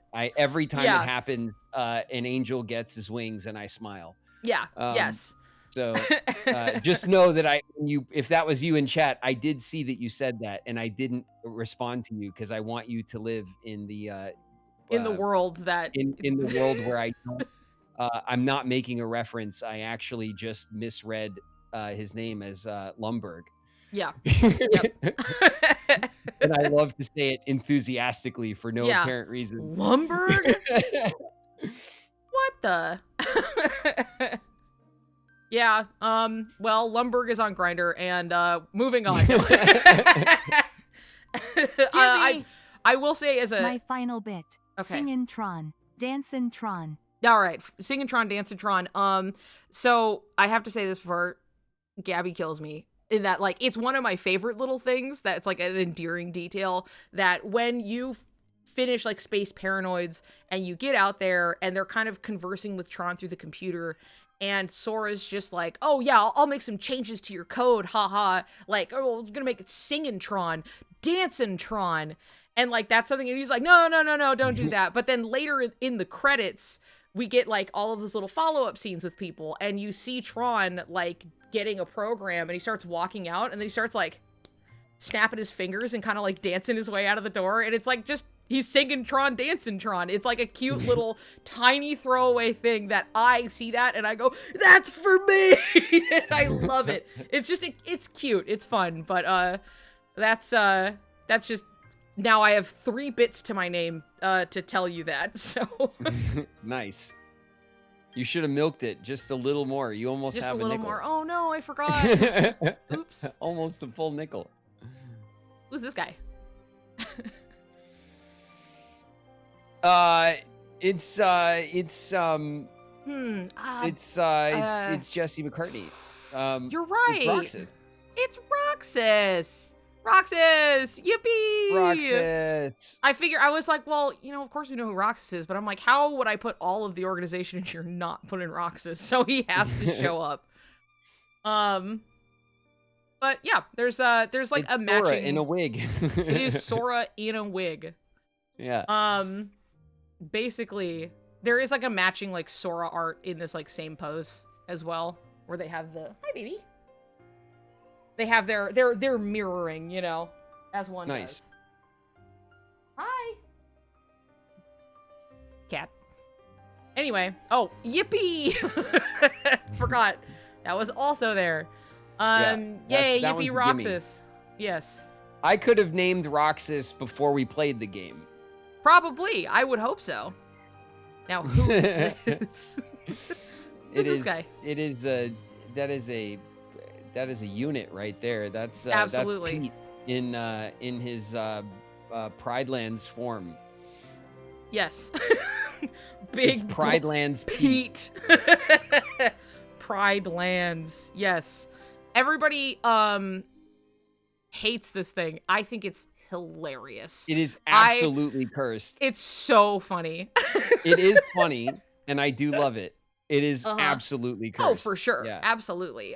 It's one of those things that It is the most cursed model in the game. Yeah. I think. And I love they made it for so nothing. Like he is not there very long at all. But they were like, what if we made him an ugly But they did it lion? because the concept came through and they laughed so hard. Yes. And they were like, yeah, this Yes. we're doing it. There's There's no way that they didn't know that this was cursed and hilarious. They and put that's this in, exactly and then why they did it. they didn't have time for the Christmas Town outfits. You know what I mean? Yeah. And they were like, whatever. The this Christmas one's Town done. outfits, they were like, yeah, but we're working on Pridelands Pete right now, and it's priorities. Yeah. It is really important we get this in there. It's here's your fun fact about how some of the world form things work, in that like they make it clear in the games that like there is some type of magic that Donald has access to that allows them to have these world forms for the sake of keeping order, right? So it's not just like, and I'm an alien from another world, haha, they come in and they're like, I look like you, It's so they fit definitely in, from here, so they fit in, right? But Lion King, like the Pride Lands really specifically, is a world in which, as a bare like rule of the world, there are no like humanoid anything.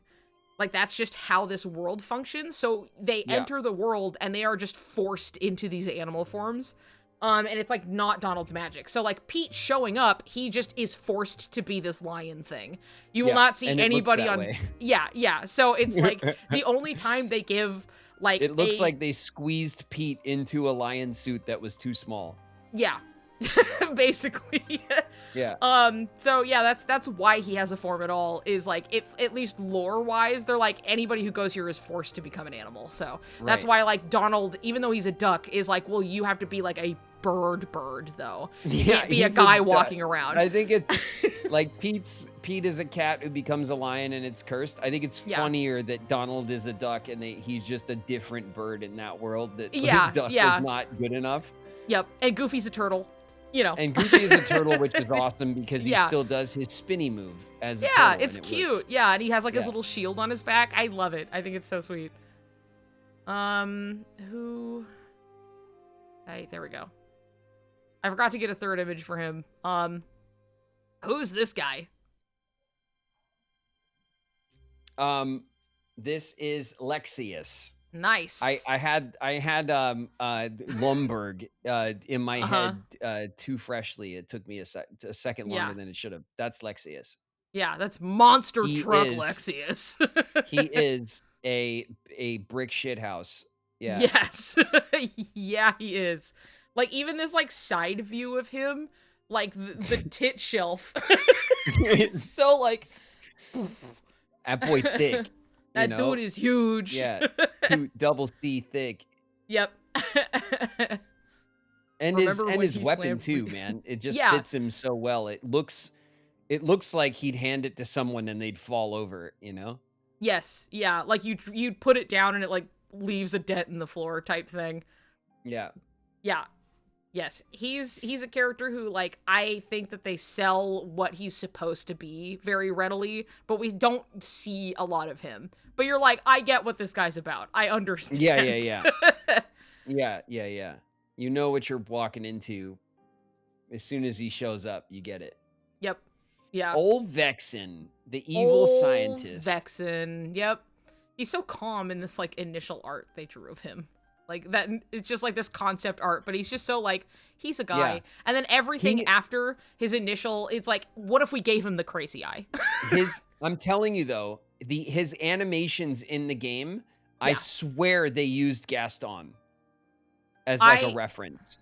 So much of his facial expressions in his cutscenes are, like, Gaston's, like evil smile and shit is, like, dead on Vexen, like, animation. I want to see him back to back.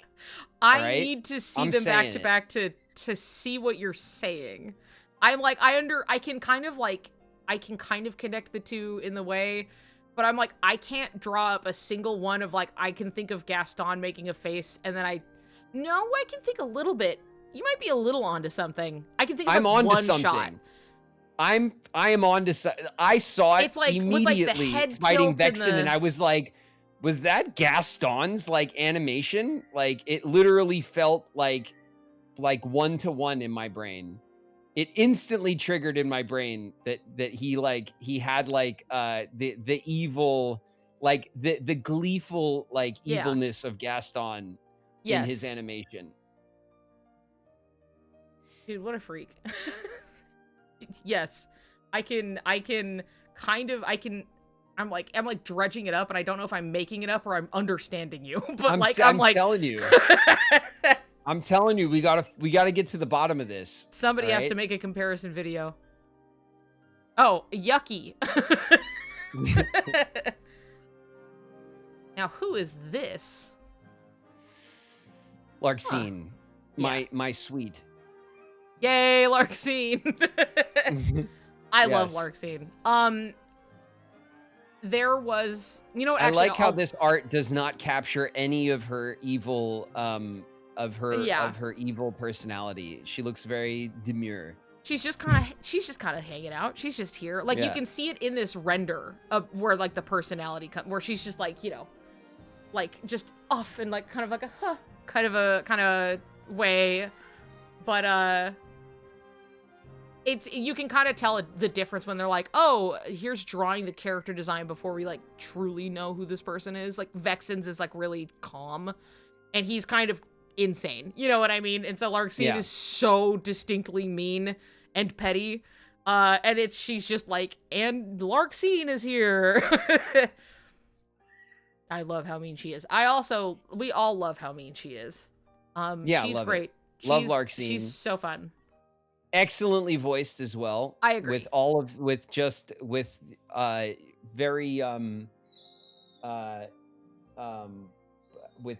the sass. Yep. Like, very kind of like all of the sass. It's good. It's awesome. Yep. Love Larxene. Love Larxene. Love you, girl. Who is this? Graven? Who is this? Is that Hatsune Miku? You got it! It is Hatsune Miku. Hell yeah. Hooray! I know this for a very specific reason. You sure do. I remember back when I said I had made this joke about, like, having a character quiz for you, like, back after we did the first one. And in the first Power Hour, I had to set aside a moment to be like, Graven, you have to know who Hatsune Miku is. Like, I have to explain this to you, because it is wild to be on the internet and, like, just not know at all, right? And then, obviously, since then, we have had the advent. I've had so many encounters, Yes, of a random beautiful Pokemon encounters with Hatsune Miku, with Hatsune Miku. She's everywhere. And now, a beautiful Hatsune Riku. Thanks to courtesy of Dax. Which I still do not have right. at my home, but it is safe. I have confirmation recently that it is safe. It is in good hands. Good. That's good. So, I hope that we see it in my home. I hope we see it in the background, at least for, like, a stream. And when Yes. people ask about it, don't tell them. No. You just It will let just appear one day. Yep. Yeah. She's everywhere, including Pokemon. That is actually Lucas true. can't keep it. I know. I've let him know already. Well, And- so you Go ahead. know, Lucas Yeah. Lucas likes Kingdom Hearts, and so like he's not like a Kingdom Hearts like fanboy or anything, but he did play it back in the day, and he does know and like the series. So he he always tries to take stuff. He's always like, "What did you get? What cool stuff did you get? What's for Can me? I have some? What do I get?"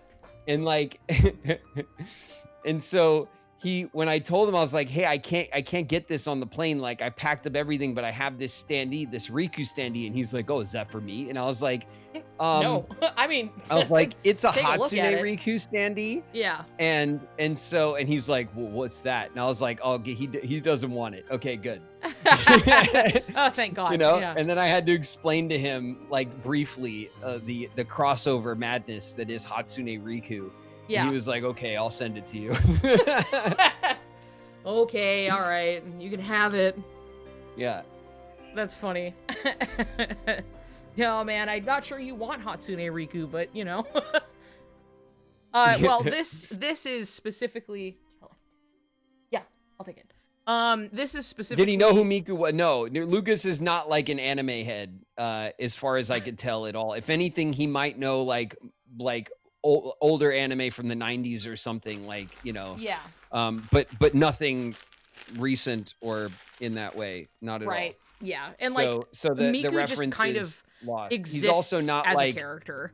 You know he's what I not mean? like an internet brained dude, Right. you know, like Yeah. he's not like, he doesn't follow that kind of stuff. Right. So he just like wouldn't come across Hatsune. Yeah. Riku. Yeah, exactly. Like she's everywhere, but like if you are on the internet at all. Yeah. So it was lost on him, and I figured it would be. So it's Yeah, not something yeah. that he will fight me for. It's not at risk. So that's what's If important. it was a straight Riku Kingdom Hearts 2 standee or something, he probably would try to fight me for it, honestly. But no, not this one, not this custom one. Not your custom special Hatsune Riku. Yeah. This illustration of Miku is actually drawn by Tetsuya Nomura, and I was gonna say it looks like it looks like Kingdom Hearts Nomura character, stuff. Yeah. It was because he just also, you know, he does character design. He's just an artist, right? So he's done like collaborative events. He's done specific designs for like Iron Man and Spider-Man and stuff too. Give me a Southwest.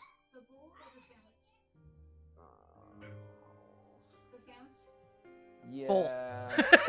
Yeah. Either one, I'm happy with. I vote bowl. The bowl is good. The sandwich slaps so hard though. See, I don't even know what the hell it is, so I'm just like, I vote. It's a sandwich spot. It was my favorite like place for lunch, called Urbane Cafe. They have them around Cali. It's like a little chain, but it's see. just like soups and sandwiches and salads and stuff. Right. Okay. But they have a sandwich called the Southwest, and it slaps. well, It's so good. you'll have to describe. You have to, you know, I will continue to bombard you with information while you eat your sandwich, and then you'll have to tell me how it right. is. So I'm perfectly happy with awaiting the arrival of one of those. I'm Yeah. good. yeah. What was I saying?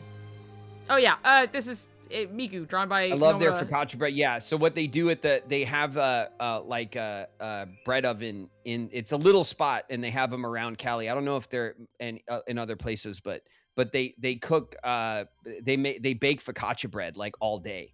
So like the place always smells great, and then it's like your sandwich will be on like fresh focaccia bread. It's awesome.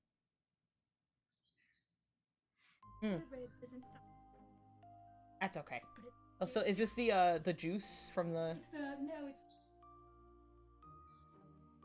Oh, I just didn't know what it was. Oh, okay. My red juice. So it's the punch. Nice. Thank you. Me getting food too with my red potion drink. Health potion. Yeah, my health potion. Canary brought me. It's like it's kind of like potato and cabbage and sausage in a little fry. So that's my Nice. dinner. That sounds good. Mm-hmm.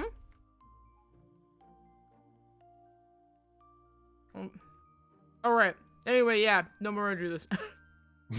I can tell, yeah. I would have guessed. Yeah, they did make a figure based on it. They also had like an animation that was really cool.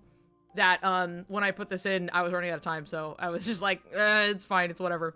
But it was it's cool though, because I collab instantly thing. recognized it as like Kingdom Hearts style art. Mhm. So it's cool that Yeah, his art is very, very recognizable, I would say. yeah.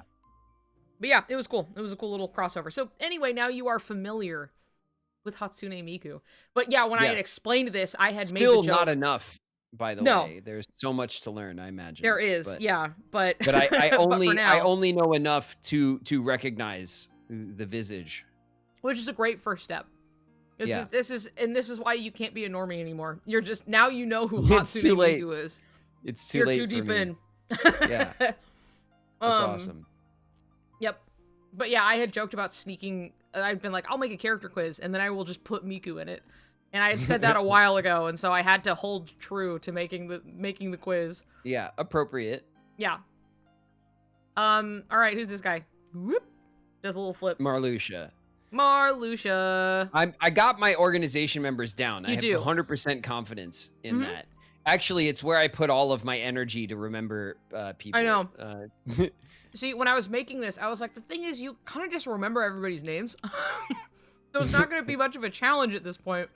But that's fine. Except Hayner. Except for Hayner. And Pence. And what's the last one? Olette, I remember. There you go. I just needed I wanted all three of them. I needed when I heard the other names, Olette came straight to me, but the Hayner and Yeah. Pence, not in a million years was I pulling that out of a hat. Yeah. So originally, I don't remember if I said this before, like during Chain of Memories, so it doesn't matter if I don't remember, you probably don't remember. That originally when they were, when Nomura was designing them, he was going to make both Marluxia and Larxene women, but then he was like, I'm having second thoughts about making the two traitor characters women. So he was like, one of them's gonna be a beautiful man instead. He's like, I don't want both of the awesome characters to be both women. I understand that. See, I revel in but... in the bad guy characterization. It's always more fun and interesting and stuff. But I get the hesitation. I see. Yeah, I why. get the hesitation, but also like it would have been cool to also have like big evil woman who is also the final boss, right? Like Yeah, that would be. But he wasn't trying to make it a statement. Yes, about so women. it's like, So, and all, you know, but which all I women are understand that. sneaks, you know. So I was like, I mean, I'm glad you're thinking about it, but anyway, yeah. So I get the hesitation, but it Yeah. would have been a vibe. I would have been okay with it. yeah, yes, I would have taken two evil lesbians. You know, I would have been eating. Yeah. I would have been More having a evil great time. lesbians is fine, Yeah. I think. I think that would be a net gain for most everybody.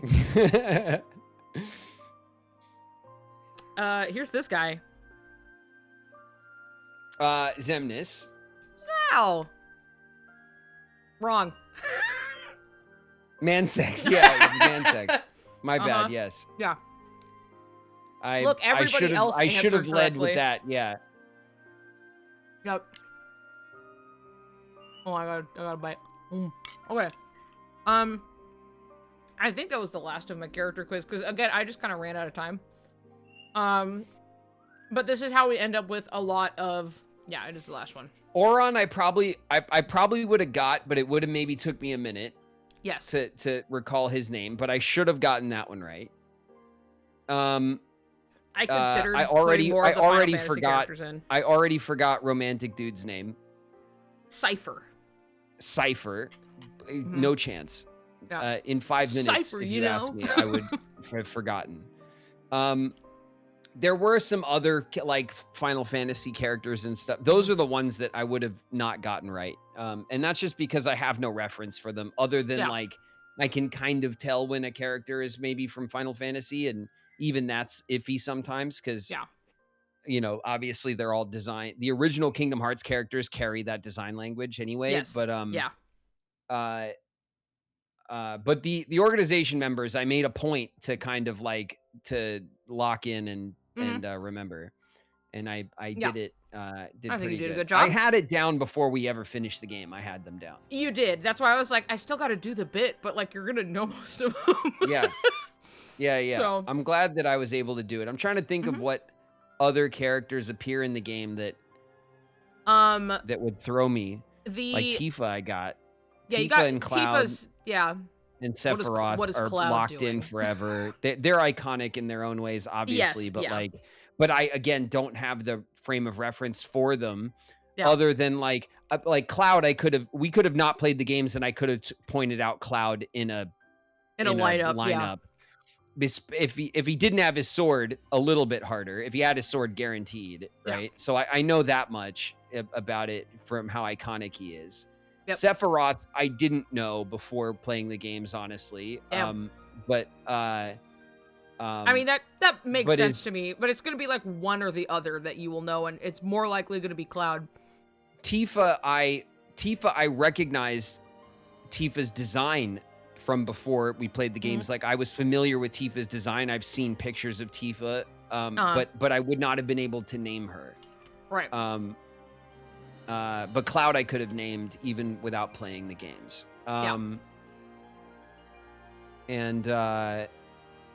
And who else really crops in? All of the Disney characters. Right. I'm sure I could have done pretty well with them, except it still blows my mind that it's Lock, Shock, and Barrel and not Stock. Yeah, like, well, I've gotten that wrong since like, I was a kid. Because it's Shock, because it's like Halloween, it's like spooky. You know what I mean? Yeah, no, and because it's not a gun it is loosely a gun reference and not directly a gun reference. Yeah. And so I get that, but that was lost on me my whole life. Yeah. I missed that completely. I thought it was Lock, Stock, and Barrel. But so you learn something every day. Yeah. There's also the 3 fairies that we run into in Hollow Bastion that give you the gold Keyblade. Yeah. The fairy godmother fairies. The little fairies The red, green, and blue fairy, not godmothers. Oh, not them. They are the ones you're thinking of because they give you the outfit. Are those the ones you're thinking of? The red, blue, and green? Yeah. Which one are you thinking of? Okay. Those ones are from Sleeping Beauty, specifically. Yeah. And then that's not what you're talking about? No, the 3 little fairies that are clearly like Final Fantasy characters that gave us the Gullwing Keyblade. In Hollow Bastion. Yes, there you go. Yeah. Yes. Couldn't name them, no. But No. yeah, I remember who you're talking about for sure. Like, Yes. I could, if you showed me their artwork, I would know it's them. You'd be like, oh yeah, No. those guys. But yeah. But names, no. Yes. They are actually from very One of them few- is Riku, right? Yes, correct. One of them is Riku. Yeah, but spelled differently with Yes. 2 Ks, right? So, funnily enough, that Riku, that character, so they are from, well, 2 of them are from Final Fantasy X, right? Beloved game.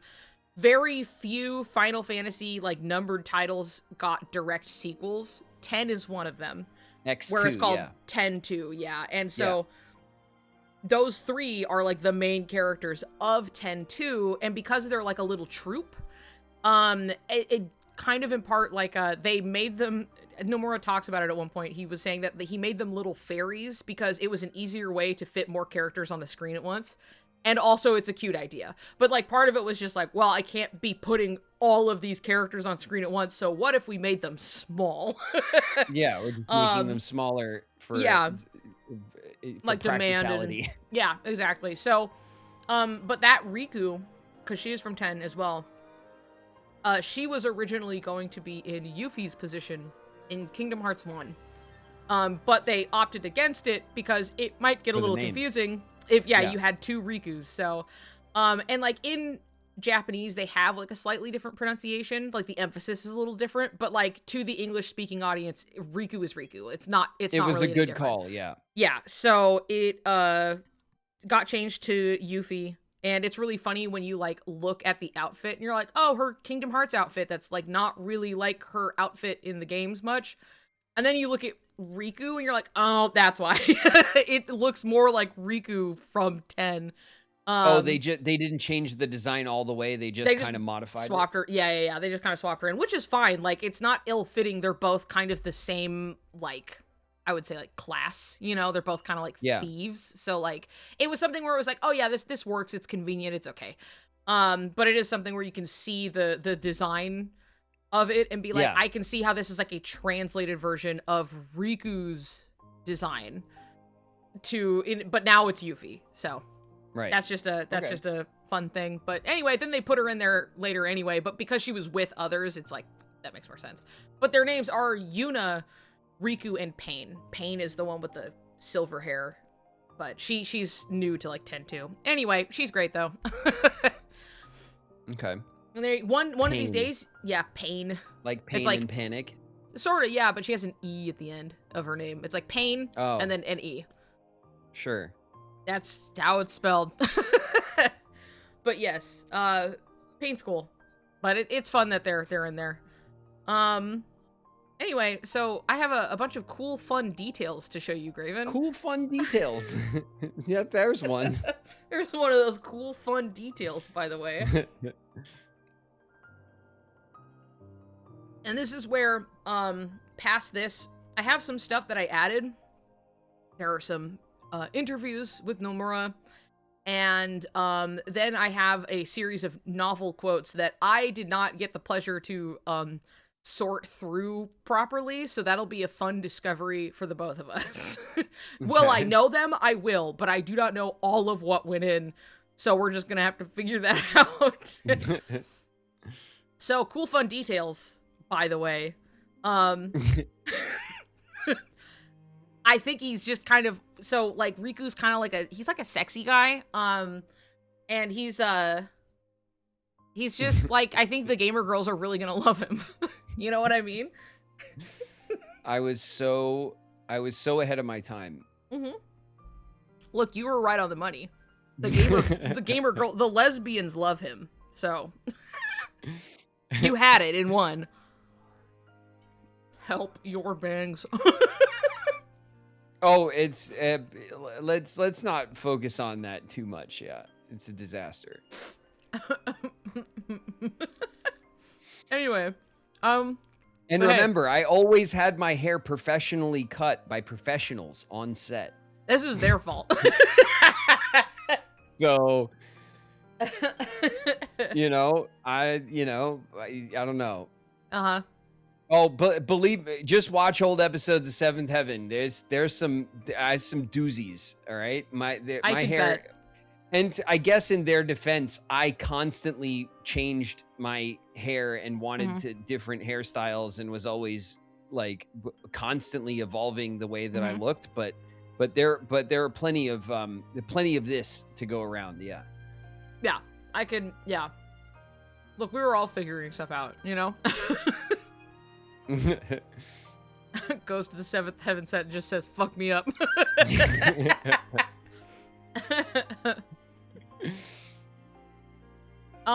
Well, oh god, I don't know how this is translating. Now that I know that it is like 2 frames a fucking second. Oh, it's so bad. Why?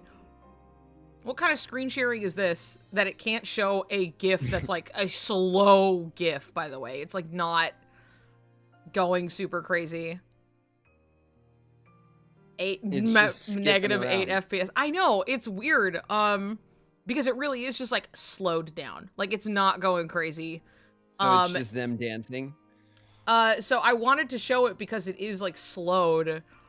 And like you can see the detail of the fact that like, oh, during their whole thing, I might just send you the GIF so you can see it. And everybody just gets to see this. Yes, they just get to see this stuttered messed up version. But at least for the sake of I am talking about it, I am gonna just put it, and you're just gonna have to be forced to look at it. Really quick. I have it. It's this one.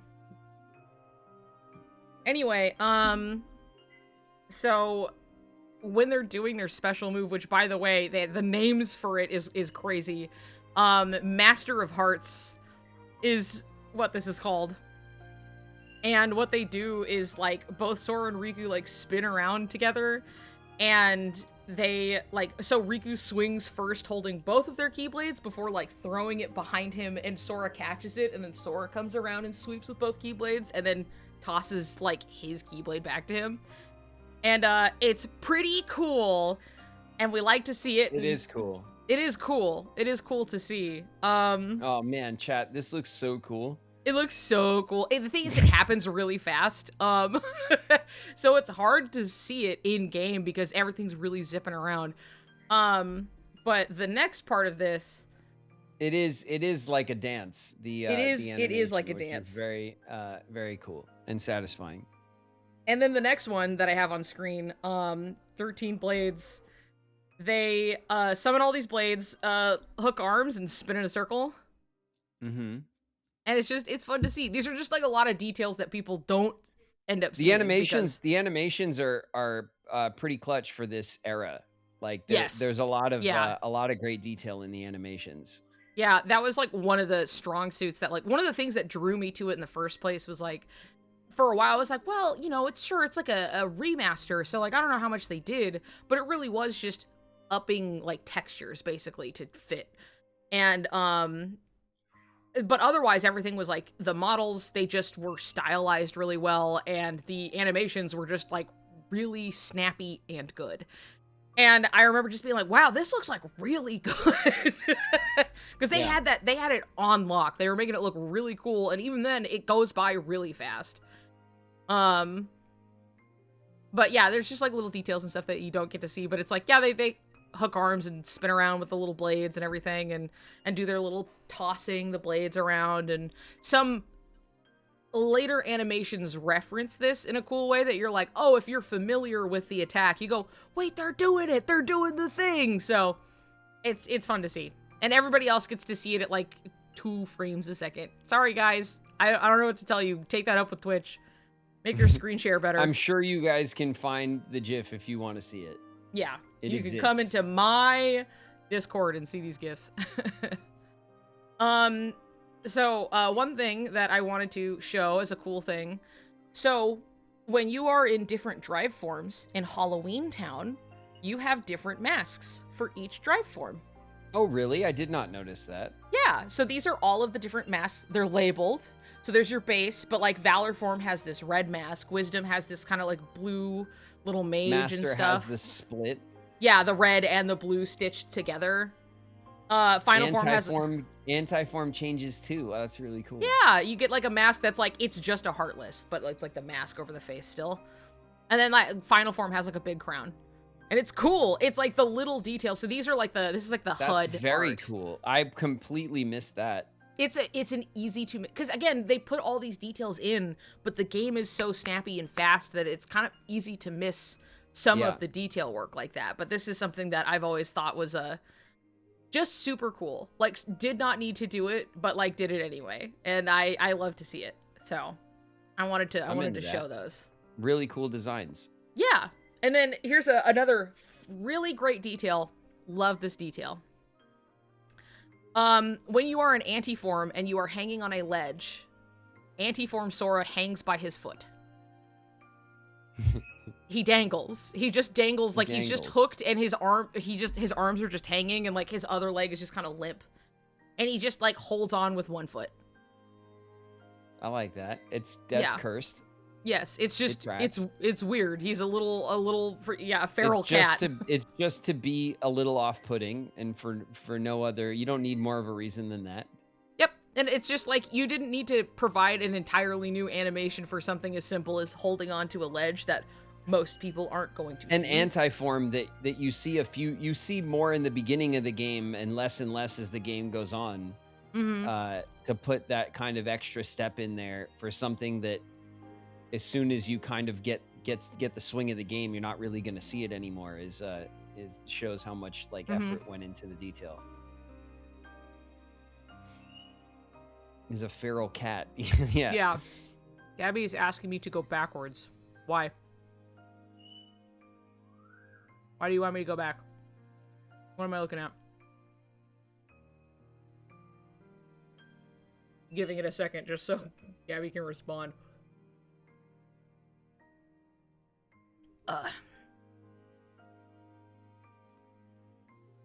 Wait.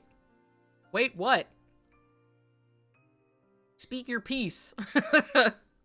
I'm live on TV. Spit it out. No limit form. Oh, where's limit form? Oh, that's okay. Right, because it has the heart. It must have been okay. I forgot because I pulled this from like assets, which would have been like a base layer, right? It would have been like vanilla KH2, which limit form did not exist. They did, of course, make a special Limit form max. has a heart mask. Yeah, it does. Nice. That's cool. Mm-hmm. Yeah. The concept of changing that detail for this one world is like a lot of extra work. It is.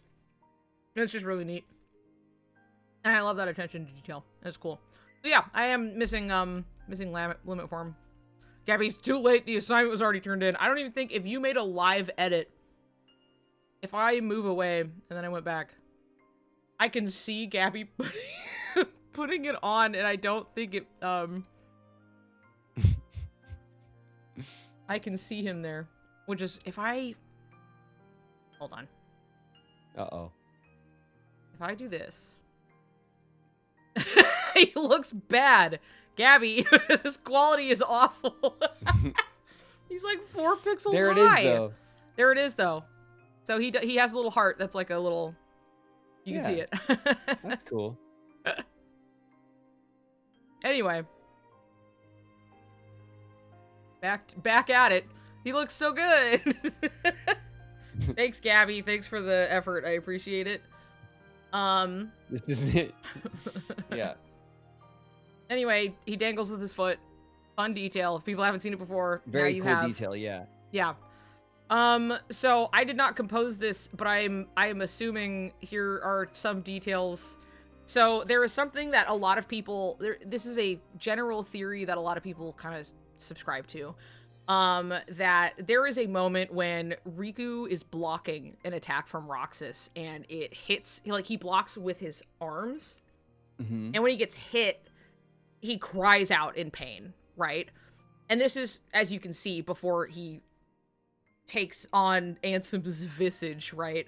Yeah, and this is during the Roxas fight cutscene. Yes, yeah. So they have this exchange, and it's the same arm that he has. You can see the wrap on his arm there, and it's assumed that he like broke his wrist, basically. Like a lot of people are like pretty sure Roxas broke his wrist, because he has this wrap. But as you can see here, here's it was a Riku. sprain, you guys. Relax. Yeah, God, come on. So as you can see before, where like Riku has a stance, he holds the Keyblade up high, and then he has his hand like with the palm turned up, right? You can see it over here in the before, like up over here. And so his palm is turned up, but like once he is like back and he's in his KH2 form and he has that wrap, like it's like this is held up, but like his arm is like held down. And his like wrist will kind of like he'll I keep trying to put my hand in the camera, but he'll kind of like clutch his hand and stuff. And it's something where it's like it's never explicitly talked about or anything. There's just a lot of things there where you're like, well, he definitely did get slammed on the wrist directly with the Keyblade and yelled, and then now he's not using it. They make a point. Yeah, Yes. they make a point to highlight the impact, and then his brace appears. It's not coincidence. It's part of the design. It's part of the design kind of a thing, but it's just like, yeah, they never talk about it or anything, but we can just assume that like he got his wrist broken, and like as things like continue later, he does end up returning to that stance where it's like up high a bit, and like he can hold his arm, his hand twisted upwards, but like it's like a notable like detail. change. Yeah, it's cool. Yeah. And like you can see in the Riku when he's in Ansem's form, like he can hold his hand up just fine. But once he returns back to his regular self, like he can't like hold his arm up basically. So the injury comes back. It's cool. Yeah. So that's a fun detail. I like that. Also, just a note of depression hair. Just up Depression there. hair, definitely. Depression hair.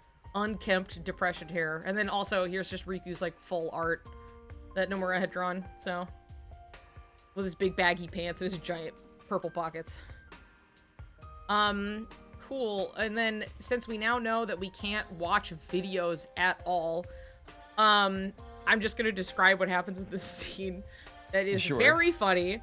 So now that we know that Riku is Riku that whole time, even though he's in Ansem's form or whatever, this whole time, like, Roxas is just trying to, like, exist and do things, and Riku keeps showing up, right? And there is a scene, and this does always crack me up, but, like, Roxas, like, picks up a stick, and he swings it around a little bit, and he's like, huh, whatever, and he throws it behind him, and it hits this guy. And it's Riku, right? He throws the stick behind him, and it just kind of happens to hit Riku. And Roxas is like, oh, I'm sorry. And Riku just walks off. And then shortly after, this is when they're like, we have to get money to go to the beach, right? And then Riku, steals his money. Just steals it from him outright.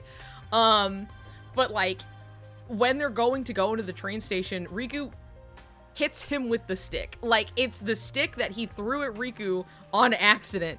And then Riku just beans him with it. Like, he just throws the stick and it hits Roxas. And he's like, you know? And then Riku takes his money. And then he takes his money, and then, like, Diz is like, destroy that, by the way. And he's like, yeah, I definitely will. It's so funny. But he's like, destroy that money, by the way. We don't, get rid of that. And then he's like, yeah, okay. And then he's like, Mickey, I need you to give this to Sora. He's like, take this bag, give it to Sora, thank you. So anyway, he stole Roxas's money, and then he gave it to Sora anyway. And as the note says, it's always a good idea to rewatch the intro scenes when you know it's Riku, basically, because then it's extra funny. Once you know what's being hidden from you, the context changes. Yeah, and that was something that, like, when we were first going into KH2 and, like, we were a little more, like, keyed up to catch people saying spoilers, was more just like, please don't say that that's Riku. Like, that was the one thing we were like, please don't say this, because everybody loves to say, they're like, oh yeah, when that's Riku, as if you voiced it because you didn't. yeah. Like, you should know, So we were like, please don't, please don't. And it's a fair enough, if you think about it, for longer than people will, then you can go, oh yeah, he probably doesn't know because it's not voiced. But, like, I don't blame people for assuming outright that I would know the things that my character has done and said. That's why I always message about the blind playthrough, because I still get people in the chat that go, what do you mean blind playthrough? You recorded the game. And I'm like, yeah, I did. But the experience of doing that is nothing like the experience of playing the game. I don't see the whole game. I don't see any scenes I'm not in unless they specifically want me to, which is very rare. Yes. I only sit with a scene for a few minutes as we play through my lines, and then we move on. I'm not watching I'm not banging on a fight, watching a cutscene all day or anything like that, right? Like, we go through it, we get it right, we move on. I haven't seen it since. You know what I mean? This was 20 years ago. Yeah. So, like, the experience that you would, without thinking about it, the experience that you would assume I have playing the games for the first time is completely different than the reality of it. So, it's fine. I always kind of expect those things, and it doesn't bother me, but and I do try to, like, obviously when we're streaming and I'm watching chat, and I often will see spoilers or someone says something that I know I shouldn't know or whatever, and I'm very good about going like, meh, and I just kind of like, I don't dwell on it and I move on, and then it's let fine, that one just fall out the other side anyway. Yeah, exactly. Like, I just don't really mind and move on, and it's fine. Imagine if they didn't let you record if you couldn't beat a boss battle. You have to pass this test or we won't let you do your job. You can't do the line at the end of the fight until you get there. Yeah. Yes. Yeah.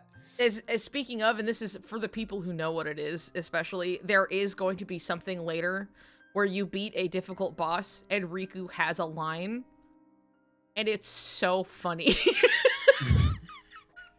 It's really good in a way that it's not like, it's like, see, I know the line, I know that line, and not everybody always sees it, because it's like, it is a difficult boss, but it's just such a goofy line. And I can't wait for you to hear it one day. That's all. That's all. One of my favorites. It's something I'll just say in passing. I will. You will. I will sit there and make sure we get there. Mm-hmm. Why did they do that? And I'm glad they did. He voices Riku, not Goofy. You know, fair point. That's a fair point. Oh, whoops. For the people on my side who get to see, you can see the 2 frames a second where Roxas is, he throws a stick and it hits Riku. Oh. Later he just fucking beans him with it so hard that he falls over. Punk ass kid. I love it because he just lifts him off the ground too. And steals his money while he's at it. Petty it's king. So funny. All right. Here's another fun, cool tidbit. I love it. So, in the Xemnas fight, and I remember you were like, "Wait, why are Axel's like why are his chakrams here?" Right? Not that you said chakrams, but now you know. But like, why are his weapons frisbees, here? But there they are. Yeah. Yeah. The fact of the matter is, there's Sykes's thing as well, and yeah, his whole thing is made out of the organization weapons. Yep. Yeah, and that's just like the neat detail of like you can see Zigbar's like gun up in the corner, and oh yeah. You can see the claymores, and then you can see up in this the like spikes little are corner. Larxine's daggers, right? Yeah, you can see Larxine's daggers, and then like there's also you can see Zaldan's like spears, and then you can see in this like you can see Demyx's little water clones. He'll send those out. So he's like utilizing like the whole organization as he's fighting you, basically. And it's just like a fun detail that like when you're in it, oh yeah, there's Luxord's cards on the ground that you can see. Oh yeah. Luxord. That guy Luxord. we totally said his name. Loomberg. Loomberg. Yeah, Loomberg. Excuse me, it's pronounced Loomberg. So Loomberg. Oh my god. I love it. So yeah, that's just something where like in the moment it's easy to like not see because you're just like, I'm fighting the boss, and you're like hitting him and getting hit and whatever. So that's a fun little detail. And his armor is cool and it has crowns on it. And then I also have, so all of the nobodies, including the classes that they are, like every character is more or less based on a job class that exists in Final Fantasy. It's not always exactly one-to-one. Some are like, oh, this is a general concept that you would like understand that then maybe became an official class later, but like it's something where a lot of these are like, oh yeah, these have existed. Some of them are really direct. No,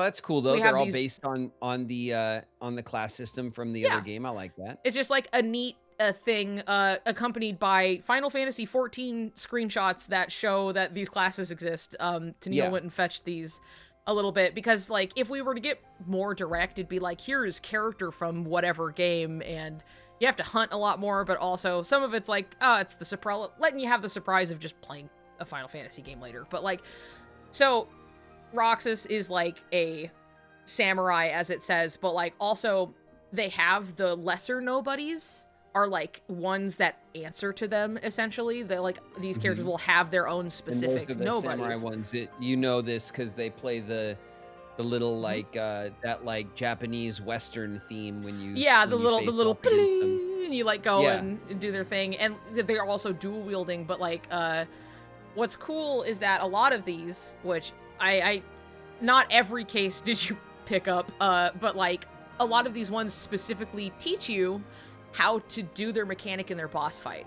So as you can see on the left, we have, this is the Roxas like special mechanic where you would like get really into kissing Oh distance. You know what I yeah, mean? look Yeah. at that. The end, And then you the end thing is shared. Yeah, okay. Yeah, so that's something where, like, you would learn it very minorly in, like, fighting Yeah, their from nobodies. lesser nobodies of the same class. Yes, And then, exactly. And then it would come back in the boss fight. That's cool. I did not notice that. I like that.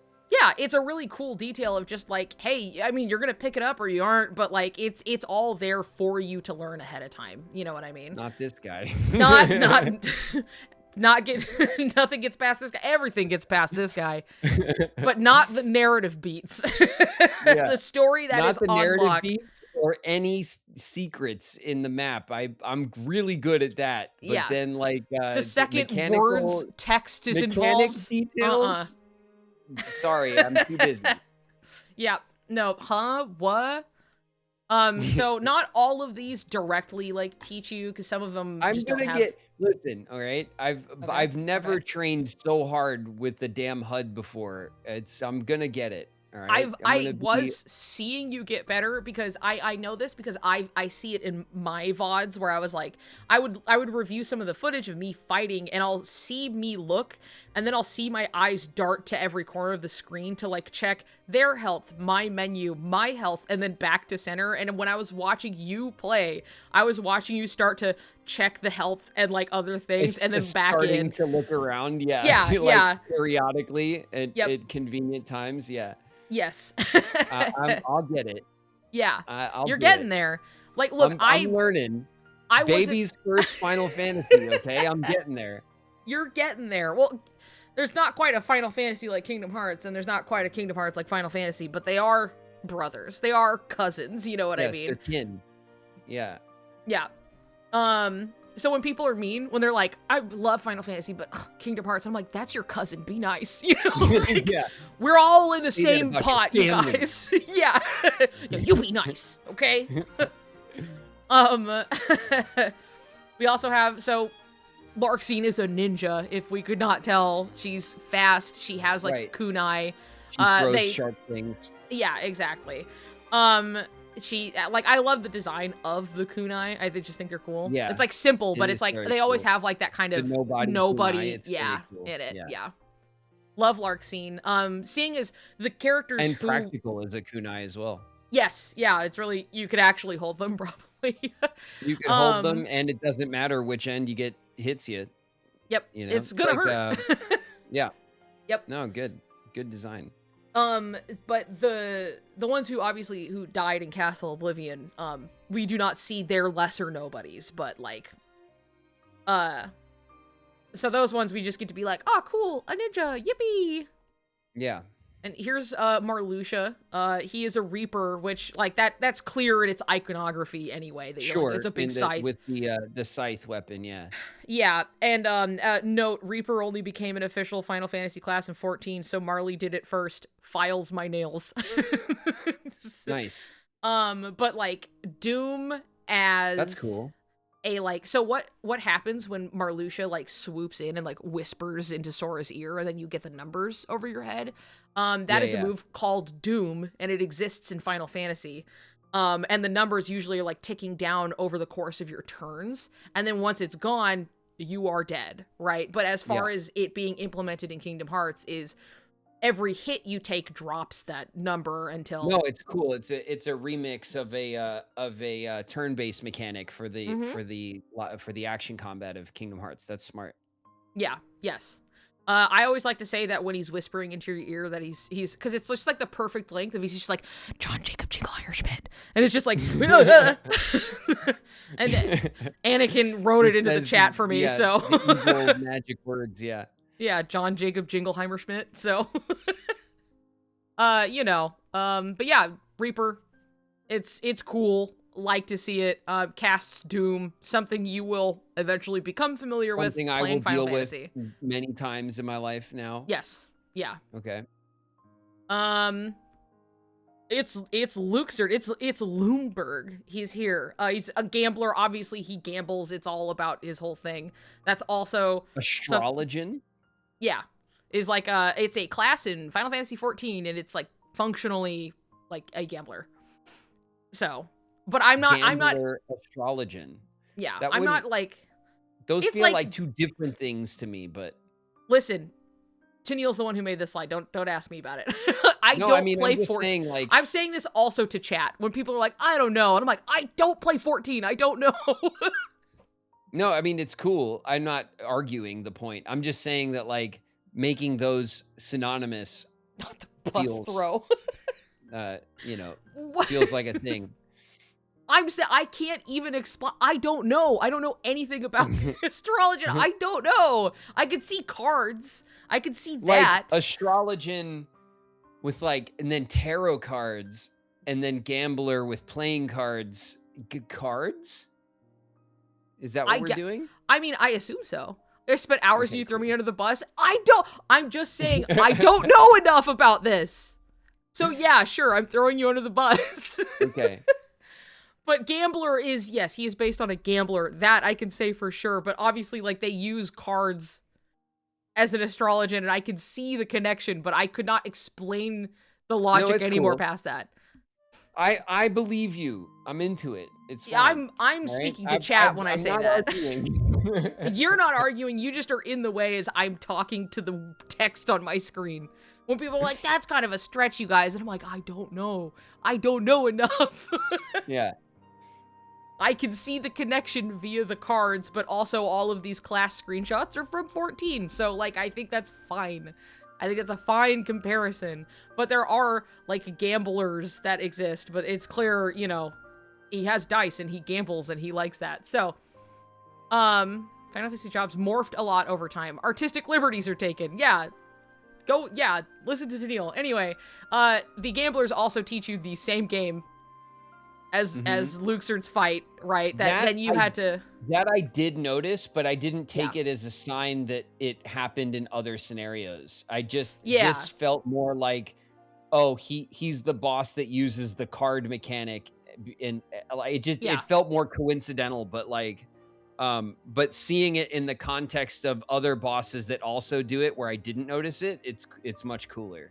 Yeah. Yes. It's all very, like, Thematic- they it have... makes it thematic instead of just random. Yeah. Yes. Yeah. It's very, like, it exists there to teach you, and it kind of informs as well, like, oh, each of these special people have their little nobody flunkies, essentially. So, and it's very interesting, I would say, as the games continue forward, there will be times where, like, oh, you recognize, hey, this is so-and-so's, like, little nobodies. They must be around. You know what I mean? So it's Okay. interesting. Yeah. It's a tell. Yes, yeah. That's cool. Also, Sora's thinking face as he's playing this, he's like, as he's really, really considering the X's and the O's, you know? And then this is Demix, he's a bard. The dancer nobodies are still, like, but, like, dancer bard, good enough, you know? Yeah, that's fine. But And he is I think indeed a bard. yeah, An he excellent is indeed a bard. class. Yes, I absolutely. would say underappreciated, but it's not true. I think everybody loves a good bard. Everyone loves a good bard. Yeah. Everyone loves a Yes. good bard. I would imagine people fight over being the bard more often Mhm. than there isn't one. Yeah. He's very spoony, yeah. Dancer's a different class, but it's neat his nobodies are dancing to his bardery. Yeah. Yes. And also the dancers, these dancer nobodies, when you play crit, they have a move where they grab you. Yes, I'm that familiar. move will just One-shots kill you you? in one shot. Yeah. It will just destroy you. It killed me enough where will be cautious about it anyway. But It's so funny because they grab you and you just have to watch yourself get, like, swung around, and then the second they throw And you're you, like, you just and you just die. It's just so but they're fun. Assassin. They're fun. They're It's a good fun. time. I like their design. I think they're cool, but also don't touch me. Don't leave me alone. But yeah, Assassin rogue. I like that for Axel. yeah, he's And very then much his an nobody assassin. is the snaky one that goes in the ground. Yes. Yes. It because it also self-detonates. It, like, explodes on you. Which Axel seems really fond of doing. He loves exploding people and exploding himself as he does later. But they are like assassin nobodies, and he is very much an assassin. I think there's also shared, because they also turn into like a round with like the little spikies, and they kind of roll around. But yeah, you can throw them into the ground, and then they blow up down there instead of on you. Yeah, the assassin turns into a circle, so it's like they look like his chakram, basically. Yeah. Yeah. So those are his special little nobodies. Like an eyelash attack. And then, who's this guy? What's his name? It's Syx. There we go. We're building the pathway in the brain. But clearly he's a berserker, and the berserker nobodies I hate Are those annoying guys? those annoying motherfuckers. Yes. Yeah. And they have the same. I didn't realize they had no body pants. That's cool. Yeah, I'm also for the first time noticing the nobody symbol on his titty. I've never really seen it there before. Titty tat. Dude, titty tat. Nice. Love that for him. They also teach you the same move where you'd pick up the sword and then you like go around and like pick them up and then you swing around in the air. That in the boss fight. Yeah. Yeah. When you put it like that, it's obvious. Yeah.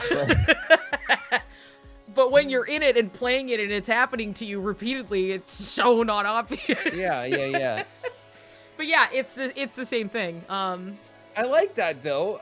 It makes it brings a layer of appreciation to all of the nobody designs that was lost on me. Yeah. It's something that like there's so much like this game is chock full of like details that they really paint. A fly just like flew straight into my hair. The biggest fly in the world. I can see it. He's huge. I don't want. Anyway, there's so much in this game that like when you take the time to really look at it, it's just like, damn, they went crazy on this. There's so much here. Like every menu in every world, like you can see here in these screenshots are like they are themed to each world. Every world has all of this individual music. Everybody has all of these different designs and the mechanics and but it's just there's a lot. But everything's layered in like what's cool about this is seeing how the design is layered beyond like one character, like that the theme is kind of woven like among all of the new like the nobody like category is woven for the organization in a cool way. In a cool way. Scholar. He likes books. Sure. He likes books. He does book like stuff. Books. His nobody is the book. Yeah. Okay. We don't get to see, if he has a special nobody because he wasn't around. Nerd, yeah, his class is nerd. Nerd, yeah. Yeah. I know that, like, so in the world that never was, when you go up there and there's a bunch of those, like, they almost look like gravestones, but you can go through them to, like, fight certain members. There's one that's, like, broken. And it's supposed to be Zexian's, right? And they had broken it because, like, they didn't want to spoil what his weapon was supposed to be because we didn't really get to see it before, like, Rechain of Memories. And being like, oh, he's using, like, a book as, like, his weapon. And it's not even like it was that special. They were just like, oh, wouldn't it be fun if it was a surprise? So they, like, broke his thing so you wouldn't see his weapon on it. And they said this, like, in an interview. They were like, yeah, we just didn't want people to know. And then that's why it's, like, so mysterious. Like, oh, it's, like, broken. Fun fact, the book is called Lexicon. Apparently. Okay. Yep, warrior. Look at him. Look at him. He's huge. He's got a giant cleaver. He is a warrior. Yeah. Yeah, fine. A geomancer. What's that? That's the Final Fantasy class, I'm assuming. I would have to assume. Again, I don't play 14, so I'm sitting here like, I don't know. I'm not sure. In FF14, From they his cast Earth, magic. because he's a ground Pokemon. Yeah. Ground magician, control Earth. That makes a lot of sense. Because, I mean, Geomancer would, Right. make you Yeah, think words. Geo Earth. Yeah. We all got there. Mm-hmm. Sass me about it, chat. They love it. They love to do it. I mean, obviously, outside of Vexen being like a general scientist character, he is also like a kind of mage, right? In using his ice magic. Yeah, ice. Yes. Ice. He's an ice Pokemon. Yeah. Yes. Yeah, he is. And that's why his shield is blue. It is. It's called color coordination. I know at the very end of these, I think it's just like some of these are a little bit of a stretch, but like there's clear intentionality with like their designs, and many of them are direct references. So, Blue Mage is a mage that exists. And Summoner is also another type of Blue Mages. Are monster mages. They are monster mages. I do know this, but like he makes monsters, you guys. He makes creatures. I think the Blue Mage is a cool idea. He has his Replicoo, it's true. He made guys, you guys.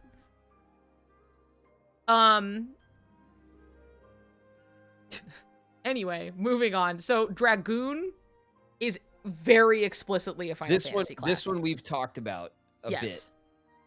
Because I don't know why, but this came up while we were playing. This was the Dragoon class from Final Fantasy. So this one I knew. So they have a very... And then his nobody looks like a dragon.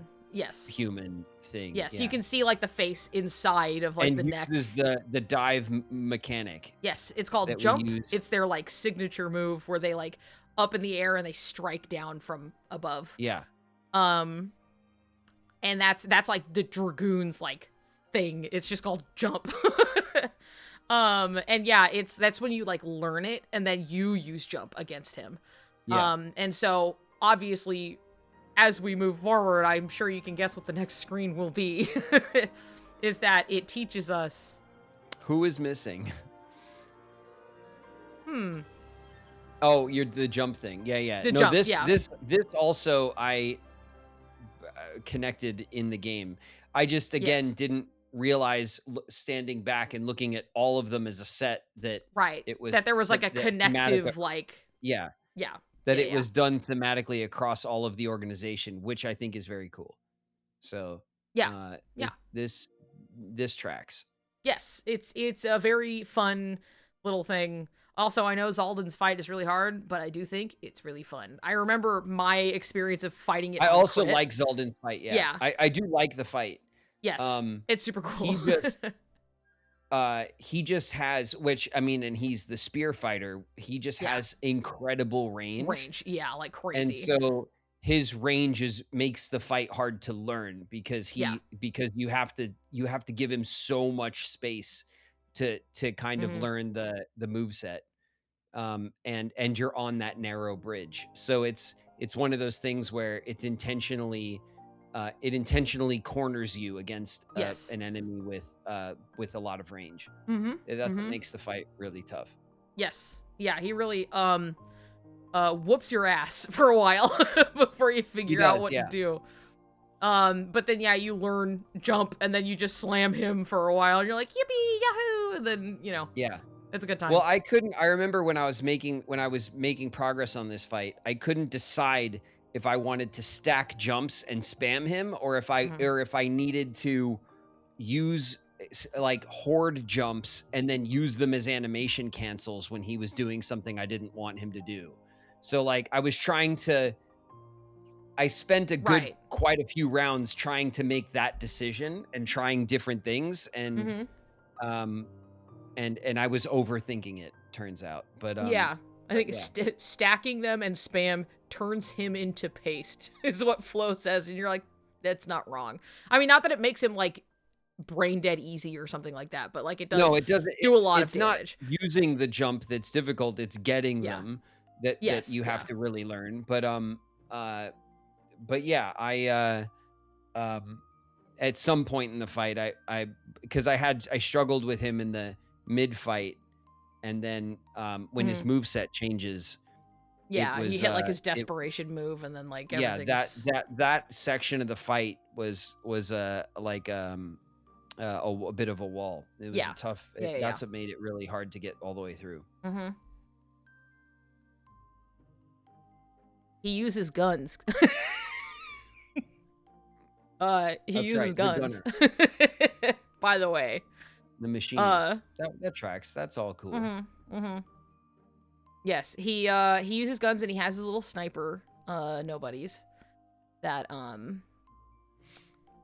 also like his whole like Zigbar, because a lot of them have like elements and stuff too, obviously, like in earth or ice for Vexed, fire for Axel, yada yada. Right. And like his is kind of like space, like a space gravity kind of thing, so he can like, that's why you see him like walking. That's why he goes up, upside down. yes, Yeah, exactly. Or like when will stick his like arms into like portals, and then like the guns will shoot at you from different angles. So that's his whole shtick. And his little sniper nobodies also do that in the way that you can see he's like hanging, and they'll just do that like in the air as if they're like on a wall or something, but they're just doing it anywhere. Like the warp spell in Final Fantasy. Yeah. But also warp snipe. This is a thing that you did both with the nobodies, where they'd shoot their little thing, and then you could like kick it back at them a few times, but then also you do another that in one his that fight. I clocked in game, but again didn't put the entire theme together, that it was something that happened often. But Yes. I did clock this as well. That You're that- like, that oh, this was is from like and Zigbar's fight. seeing this, it makes perfect. I love going back and looking at all of these QuickTime events that Mm-hmm. are taught to you through the nobodies, and then are used in the boss fight. I really like the design. Mm-hmm.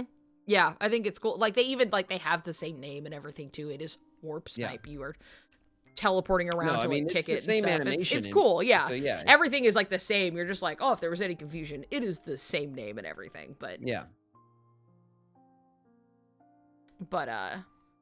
Yeah, it's neat. I think that's the last one of the mini, like that they teach you basically like how to do their fight. And this one is a little, no, this one is debatable. Sorcerers are a pain in the ass though. Like these guys are the ones that summon the big squares, and then they hit you with the big squares, and they're in that annoying hallway. Like at the very, I hate these fucking summon the guys. squares in that U shape. Yeah. Yes. Oh, okay. This is them. The big fight these cubes. Yeah, these are like generally they're like, I mean, the only person left could be is Xemnas, and it's very of his, like the way they like move around and do stuff, but so they're like his nobodies, but yeah, otherwise they don't share. The theme is not as clean here. Yeah. Dark Knight, and then crossed out legally distinct Dark Sith Lord. I mean, Sith Lord already is, implies the dark part, but it's hip to be square. His lightsabers, yeah. In that way, I guess there's the same, they also have like this light-based like little, that's also like Xemnas's like little special thing is his like, God, what would you? It's just like his element is lasers. I don't know how else to put it. It's like, because it's not like light explicitly, Plasma. like yeah, basically like Roxas is like he's like his element is light, because he is Sora's nobody, right? But like Xemnas is like, I make lasers, and I have like, he has those big kind of electric balls he shoots at you, or he makes like these kind of light little glass, like those walls that he would like put up, the shields kind of thing. So that's like his whole thing, but it is, it's essentially like plasma. Yeah, guard. Doosh. And then we were like, one of these days, Graven's gonna guard. He's gonna figure it out. I used guard a lot in 2. In 1, I was stubborn about it. You but definitely in 2, were stubborn about I came around. Yeah, it's especially like especially fighting Lingering Will. It's like, if you do not guard, you do not play this fight. You know, like you have to know how to guard. So that was the real hard wall of like learning the mechanics, I think. Because then I was just like, oh, so proud. You're blocking so good, buddy. You're By making the time your way I got through. to Will, I was already versed with guard plenty and was willing to use it readily. But yeah, in one, I still think that the I don't remember if it was like the timing of it. It didn't feel as useful to me in one as like dodge rolling and just other things that I could do to get out of stuff. In two, there are plenty of, but in a lot of the game, it is your one and only card to play. So yeah, yep. It really is the bread and butter, you know, it's just like knowing when to guard and what you can. And then if you're like, I can't guard this, I can either dodge roll, maybe I can reflect. And that it's a lot of learning what you can or can't block, basically. Yeah. So there you go. Job classes and their just respective nobodies. And then I have this general. So I wanted to summarize something a little bit. So the answer reports in KH2. You read entirely in like one stint, right? And I remember because you were reading it, you're like, I feel like this could have been said in like one report. Because it was a lot of like kind of repeating and like musing and stuff. And the why it's like that is because it's like if you are reading it as you get them, it is purposely like doling out information but not giving you everything at once. But reading it all at once, it reveals and evolves in its tone over across the order in which you receive them, not necessarily in the order in which you, not in their numbered order. Yes, yeah. So that's kind of just I how. remember going over that a bit with you, I think, but probably. I mean, I remember being there, so it's just like, hey, I'm saying whatever in chat, so. Actually. Actually.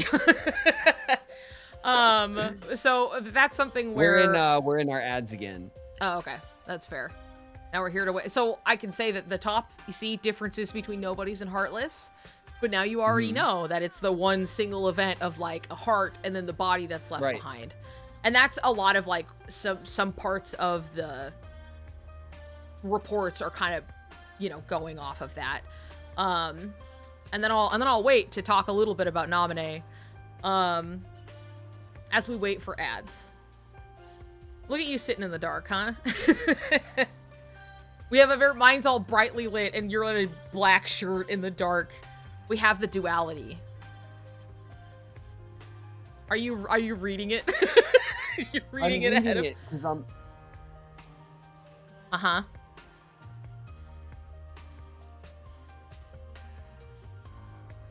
Oh, it's his apprentices. Yeah. Like, what are these names? Yeah. Okay. I'll say it aloud for the people when they're back, but yes, they do say it like in the reports as like it's clearly Ansem the Wise talking, and he's just referring to them by their names, right? But it's something where you're like, who is that? What is happening? But when you know how the naming convention works, then you can piece it together, which, you know, there that is. So it's their name plus an X as an anagram. Yes. That's it. Hence, Roxas. Right. It's just Sora with an X in it, but like scrambled around a little bit. There are so many really funny like clips of like people figuring that out for the first time. I'll have to find one to like show you, but like it's so funny when people are like, yeah, I get it, like it's somebody and then they have an X put in the name, haha, and then later realizing they're like, oh my god, it's Roxas because he's Sora, and like just going like, how did I miss this for so long? Oh my god. It's like so Nightlight's funny. in the house. What up, Nightlight? Are we in ads? Gil I drops assume here. we're still in. We're in ads. Yeah, one more sec. Nice. And wait for it. Wait a minute. Wasn't there one more?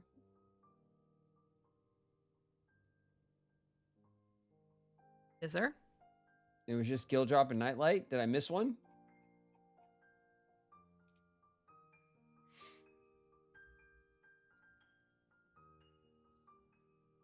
All right, I only got 2 on my chat. Mm. Vale's in the house. What up, Vale? There we go. Asian at the Disco's here. What's Cracks. good, Disco?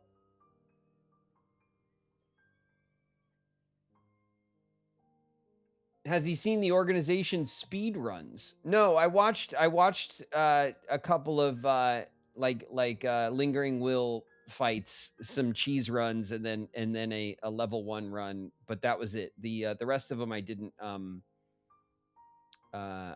like look up. But I didn't look up any of them until after I was done with them. But then Yeah. I didn't watch anyone else play the data fights. I'm seeing you missed man sex. He walked on. It's man sex, everybody. Yay. Man sex. The total just, it's man sex, everybody. Yay! Yay.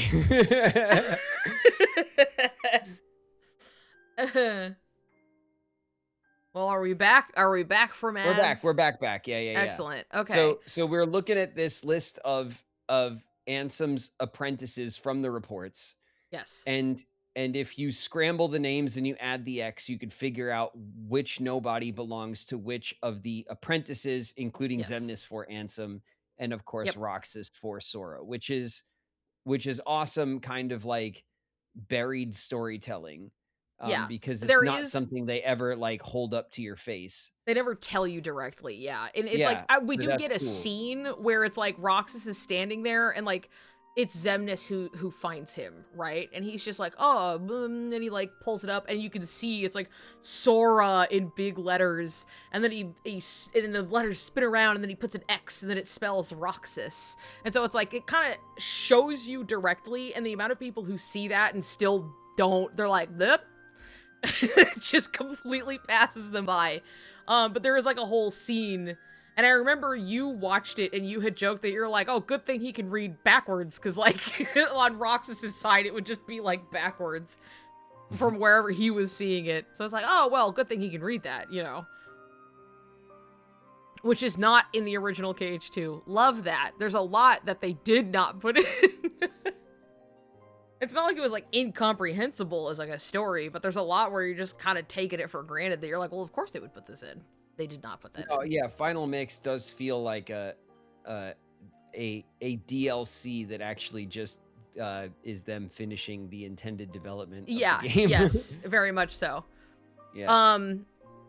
But so I have this little starred point of how Nominate came to be, and so I'm about to give you some lore stuff here that they do talk about in the reports that I was like, damn, they actually made that more clear than I remembered within the reports themselves. That, so to make a nobody, right, a heart needs to be removed from a body, and then the body left behind can become a nobody. This we know. Kairi is a special case because she is a princess of heart. She has no darkness in her heart. That's a whole point of things. So when her heart leaves her body, it does not become a heartless. It can't. It was hanging around in Sora for a while, but that meant her body is just like an empty vessel. It's just sitting there. It doesn't become a nobody. It doesn't anything because there's no heartless made. The heart just kind of came out. And because, so she can't make a nobody by herself. But what can happen, and what did happen, Is someone put a wig on her.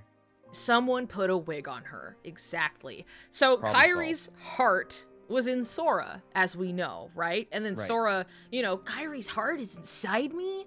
And the famous scenes that people love, so basically when he went to free her, right? So he stabs himself with the Keyblade in the famous scene, and then he becomes Chat, and it's fine, and it's a good time. Incredible. So he became a Heartless, Memorable. right? And so he let him releasing his heart from his body and becoming a Heartless created Roxas, right? His body then went and formed somewhere and was becoming Roxas at the time.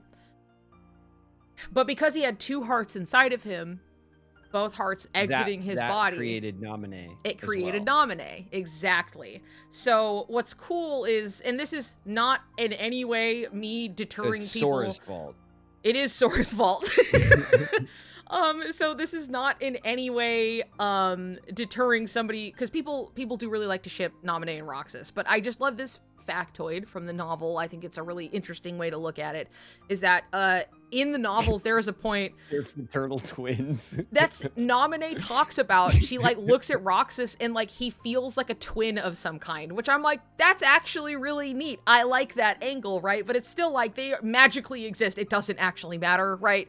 Yes, but like of course. that's None of this is here nor there. It is right, yeah. make-believe. But like it is something Everybody, where don't it's be just like, mad. oh, it's like not everybody knows that. Like in the novels, that she's just like, oh, Roxas is like kind of like a twin, because they're also both blonde.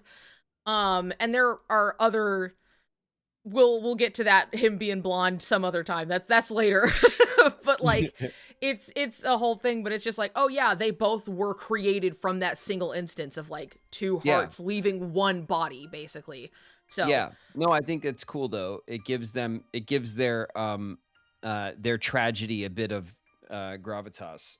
yes. Yeah. It's really interesting. It's also assumed, at least, like it would make sense that Naminé has these powers to interfere with Sora's memory really specifically, and it would make a lot more sense that she has Sora specific powers because she came from Sora, basically. Because there's the connection there as well. Yeah. Yes, yeah. So that's how Naminé came to be, but that's how she's like Kairi's nobody, is because it was Kairi's heart. Hold on, there was something else. I had it and then I lost it.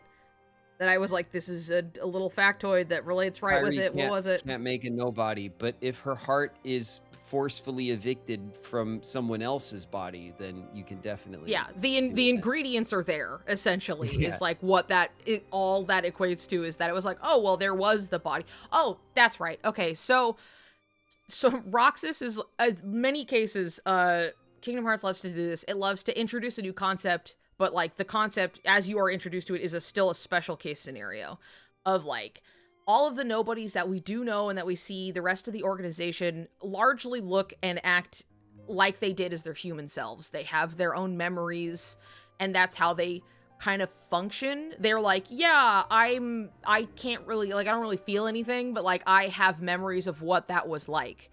I remember who I was. I had a history. Like, it's still their body with their memories and everything, but they're just kind of in this weird pseudo state now, right? Roxas is like the one who, he looks a little different. He doesn't have any memories of who he was, because Sora didn't like finish becoming a nobody, essentially.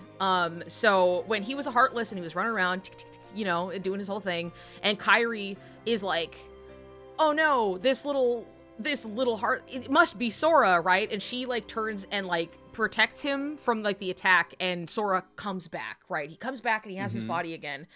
And it's from like, it's more or less like, you know, hand wavy, like Kairi's Princess of Heart powers. She is special. She has special powers or whatever. Like, kind of brought him back. It brought him to. And doing this is like, we aborted the like halfway through the nobody was being formed bit. And so, you know, we were like duplicating the file somewhere, and then we stopped it like halfway through. So now we have this like empty. And the part he's of the over file there. that didn't make it was the memory part. Yeah, basically. So it's like kind of, we just got like And the hair new style boy. and color. Yeah. Yeah. And so like we made like basically a new boy over there, and It's then the last thing that loads in. Yep. Yeah. So he's just kind of, he gets to just like exist and be, you know, he's like, Roxas oh, is a corrupted file. Yeah. yeah, that's kind of not a bad way to, yeah, basically, like, he only got, like, halfway there, and then it was like, oops, it got, like, cut short, and so now Sora he got to be normal and exist and be fine, but then Roxas is over here like, who am I, you know? The printer ran out of ink, yeah, exactly. Yeah, ran out of ink. toner for his hair. But, that's how basically, like, that is Okay. like a specific kind of scenario, but it is all very Yeah, much all that makes sense to me. Mhm. It's that one pivotal moment of like Sora going, you know what, I will stab myself, and then everything went wrong.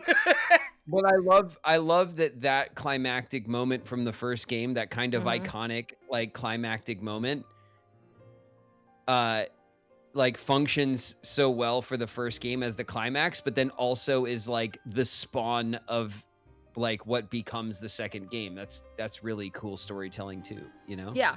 Yes.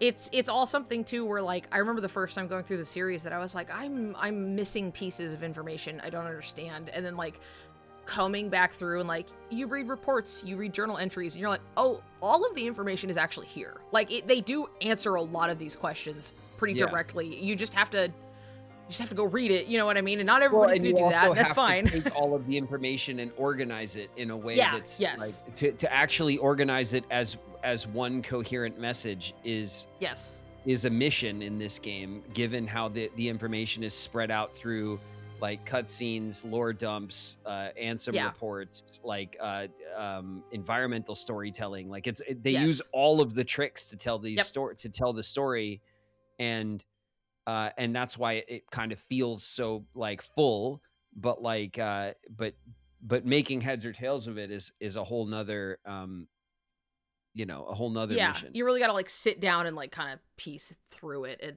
that's just what like when I went in, I was kind of looking for the challenge of that, where I was like, why everybody says it's so confusing, and I'm like, if you're just going straight through, you can follow the plot just fine, but some of the finer details, it really encourages that you be thorough looking at everything.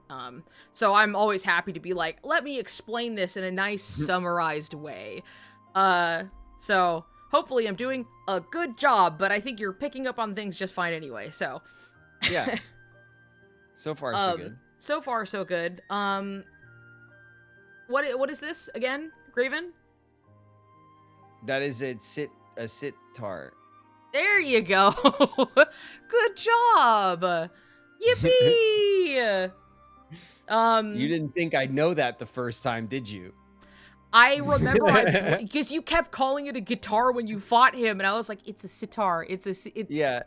No, you I know. mean, I was, but he also like, he like lays it down like a sitar and he picks it up like a guitar as well. He kind of does both things. But, and he like spins it around, and then he's like, "Woo-doo." but yeah, And it's fun. The guitar was just shorthand for Uh-huh. to hell with this fight. Get me out of here. Yes. But you did it. You got through. Yeah. So we're making our way. We're on slide 72, by the way. Are we? Jesus. We are on slide 72. Like a lot of these are Nice. like, you know, here's a one and it has a few images on it. We're like blasting through. So now I get to tell you real quick. So this is an Ultimania interview. This is talking about the key flagship song of Kingdom Hearts 2, Sanctuary and/or Passion. Mhm. Passion is the Japanese version. Of Sanctuary? Yes. Okay. It is Sanctuary and then Passion. I clearly liked Simple and Clean more going into KH2. Having played KH2 and particularly having getting through the end cutscene like sequence with Sanctuary, I like Sanctuary so much more than I appreciate it so much more. Yeah. I don't know if I still prefer it to I don't know if I prefer it to Simple and Clean as a theme because I have the nostalgia for Simple and Clean. Yeah. But just hearing the song, because I've heard Sanctuary before, and hearing it, I'm like, yeah, it's cool or whatever. But I had like putting it in the context of the climax of the game, it is so great. It is it's such an awesome, impactful, like emotional climax for the game, Mm-hmm. and it Mm-hmm. makes me like the song so much more. Yes. Well, I'm about to give you more context about that song, which is really funny. So following the previous game, Utada Hikaru also sang the theme song for this game, and this song is called Passion, and we got Sanctuary. This also uses some she, her pronouns in here because this was really old, but you know, just so we're aware. Nomura, many fans seem to have the image Kingdom Hearts equals Utada Hikaru, so I didn't think of changing that at all. This time, I wrote a story explanation for them that's longer than the previous games. We decided to have it played at the last scene. So for me, the theme was Sora and Riku's reunion. I wrote stuff like an image of a reunion, a happy moment in a way, and like Hikari 2 in there. Hikari being simple and clean. Hikari means light, and so the first one is called Hikari. And so it was like simple and clean 2, Hikari 2. Can you make this about their reunion? About Sora and Riku's reunion? And it's something that when you really look at the lyrics, you're like, yeah? Oh, is this this is what Sora and Riku's reunion? So this is something that Tennille has talked about pretty explicitly. And how long is this video? I'm going to do it so you can hear Tennille say it because it's easier than me having to explain it. But this is also something that people were looking forward to you knowing, so you get to... Sanctuary is a Suriku song. It's pretty, yeah, basically. And it's something where it's like, I remember before I ever knew this or anything about like the interview where he quite explicitly says that he was basing it around like, and it's about their reunion. And you listen to the lyrics really directly, and I'm like, wow, this really sounds like Riku point of view, like pretty directly, actually. And then later it was like, anyway, it's about this. And I was like, sure, why not? You know, distant hands when they reunite or whatever the hell. Sure. So let me do this. Let me pause this. And then you get to be quiet while I have to do this dumb thing. Share my system audio, I guess. Where are we? Here we go. So now you get to hear Tennille explain it. The intro song, Sanctuary, named Passion in Japanese, was a song specifically written to be about Sora and Riku, which makes a lot of sense when you consider lyrics like, I watch you, fast asleep. All I fear is nothing. In you and I, there is a new land, my sanctuary. My heart's a battleground. It's so sweet. And then that's followed by some backward lyrics. I need true emotion. I need more affection than you know. I need true emotion. There you go. There it is. The Riku is gay thumbnail that gets more comments on my video when it crops Right. up than anything else. There we go. Shouldn't be able to hear anything now. I'm pretty sure it was turned off. Okay. Yes, there it is. That's one part of it. The whole of the song and all of its lyrics are very like, sure, yeah, it's very pointed. But yeah, those backwards lyrics that you hear and like in the song, like they are just lyrics backwards, and it's the same in both Japanese and English, and it really is the I need true emotion, I need more affection than you know. And so on and so forth. There's quite a bit there. Backwards message on the record. That's like actually there. It's Satan talking. It's I love the lyrics that like the lyrics are so incredibly sweet. Yeah, And it's it really is nice. a beautiful song. There's like really beautifully written songs. Yeah, I Simple agree. and clean, I feel the same. I just feel the same way about where it just like I love the lyrics of the song, and it is just on its own like just an incredibly sweet, beautiful song. I agree. It's a wonderful song. I know that in some other interview too, where people have asked, they're like, "Oh, Nomura, what's your favorite song of the series so far?" And he's just like, Hikari.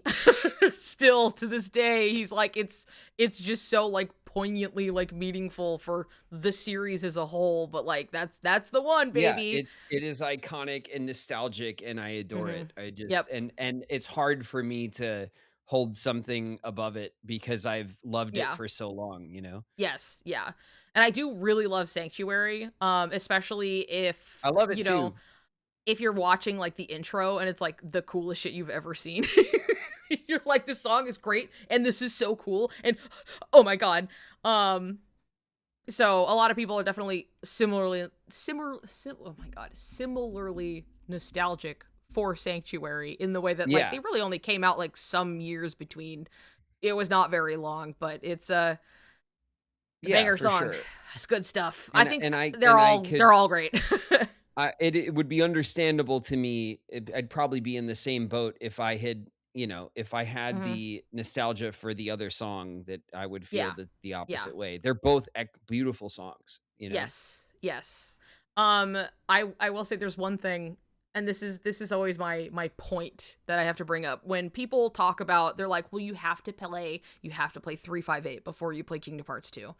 And I am on the one hand, I think it's important that if you just play the games and you enjoy them, that's what matters the most. But if I had to choose or direct somebody, I would not do that, right?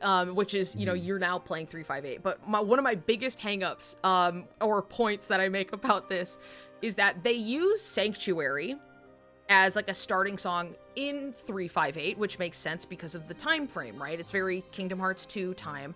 But like the intro to 358 is very like, it's just like, what if we just showed footage of the organization, but like Sanctuary's playing, and it's just like, here's Vexen, and Sanctuary's just rocking out in the background, and I'm like, why is You this didn't how? want to ruin Sanctuary for me? I was just like, why would this be the first way you would choose for someone to experience Sanctuary? Like, why? How is that If for better no somehow? other reason, I am saving you from associating Sanctuary with Vexen. Yeah. Yeah. Yes. It's just like, it makes sense with like the time frame and the like, well, we're going to use a cool song to intro, like, let's use Sanctuary. But like, it's just like, that's because it was kind of the time and the convenience. But like, this song is not like, or it's so like, oh man, and here's Lexius and he looks cool, and then here's Zaldin and you're just like, a Sanctuary. And it's just like, it doesn't mean anything for it, and I'm like, why would you choose that? Why would you choose for That's someone's funny. first exposure to that song not be like the No, intro to KH2? they're so good about how the song kind of like the music video of the Yes, game yeah. that opens up and closes the story is like, it carries so much weight. It's Yeah. like, it really does like inform the way that you Mhm. think about the song. Yeah, and I hope that you think about this when you boot up 358 for the first time. Oh yeah. It's gonna be good. It's gonna be really good, I think. Okay, all right, we have this interview from Nomura talking about the end of the game, and it's just like a fun thing where I think that it's interesting to talk about, because as much as people like in this interview, they're like, why would you make that choice? And I'm like, it's stronger for it. But so this Ultimania interview, it was amazing on how the ending synchronized well with the song in the movie. Like, the song really, like, it hits, like, they grab hands, and then it cuts to black, like, right then, and the song, like, kicks off, and you're like, oh, and it's great, right? Oh yeah, it was beautiful. Yeah. Yes, I, yeah. I love the way that they tie the theme song into the climax of the game. In Yes. both games. They Yes. just 10 out of 10. Yeah. It's great, and they talk about it here where Nomura's like, the first Kingdom Hearts' ending also stuck well with the theme song, but this time it was a bit more difficult because the song started with soft piano keys. Before the scene that synchronized with the, sorry, this is translated, so it's kind of, Yeah. before the scene that synchronized with the start of the song was Sora letting go of Kairi's hand, like, at the end of KH1, where it's just like, oh, I'll always be with you too, and stuff, and then, like, their hands pop away, and, but it was like the start of the song was Sora letting go of Kairi's hand, but this time, the two would hold each other's hands. In the editing process, we were arguing on how many seconds we should show them holding hands. Someone said, wouldn't it look better if we show it longer? And I said, no, we're going to show it for just a split second. So we cut it short enough to just show them holding hands. And then the external editors told me, you're a really cold person.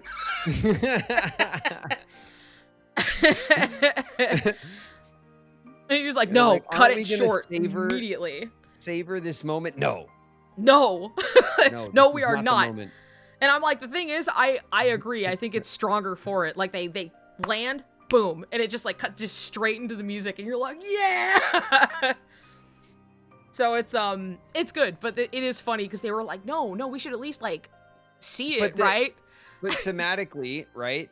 Yeah. The song is triggered by the release the in hand, the first game. and so this one is in like... this game, the song is triggered by contact, and so Yeah. like it's punchier, and Yes, and I that's, get the I think so, I too. understand the like editing choice. Yes, yeah, that's why Yeah. I say, like, I look at this and I'm like, I think it is stronger for it. I agree Yeah. that, like, having it be really, like, short hits better. As well as thematically, it makes a lot of sense, but it's just a fun detail. Let's see here. I did not put all these in, so some of these are like, I'm gonna be like, oh, Nomura right, is the this one. madman. Yeah. But you want a madman to write your stories. Yes, exactly. I want to see whatever the hell this guy is doing, not some curated, watered down. So I want him to be crazy. You know what I mean? All right. So what's on this sandwich? Deliciousness. Okay. And it's like a chicken sandwich with like a black bean salsa on it, and it's like melted cheese, and it's just nice. And it's on fresh focaccia bread, and I love it. It's really that good. sounds awesome. Okay, you eat. I'm gonna read some of this to you. We are nearing as we go. I know it's getting later, but we're making. Don't lie we've to been. me. What, you want me to... It's still... Oh, it's like 4 p.m. outside. Aw. Oh, it's been like no time at all. Time in the world. No, it's okay. What's next? So let's see. This interview... What's this one about? Oh, okay. About the world of darkness and such, you haven't gone into detail. Could you possibly talk about some of these things? Does the beach at the beginning and end of Kingdom Hearts 2 have some connection to the world of darkness? He's like, no, I just turned the lights off. Yeah. Yeah.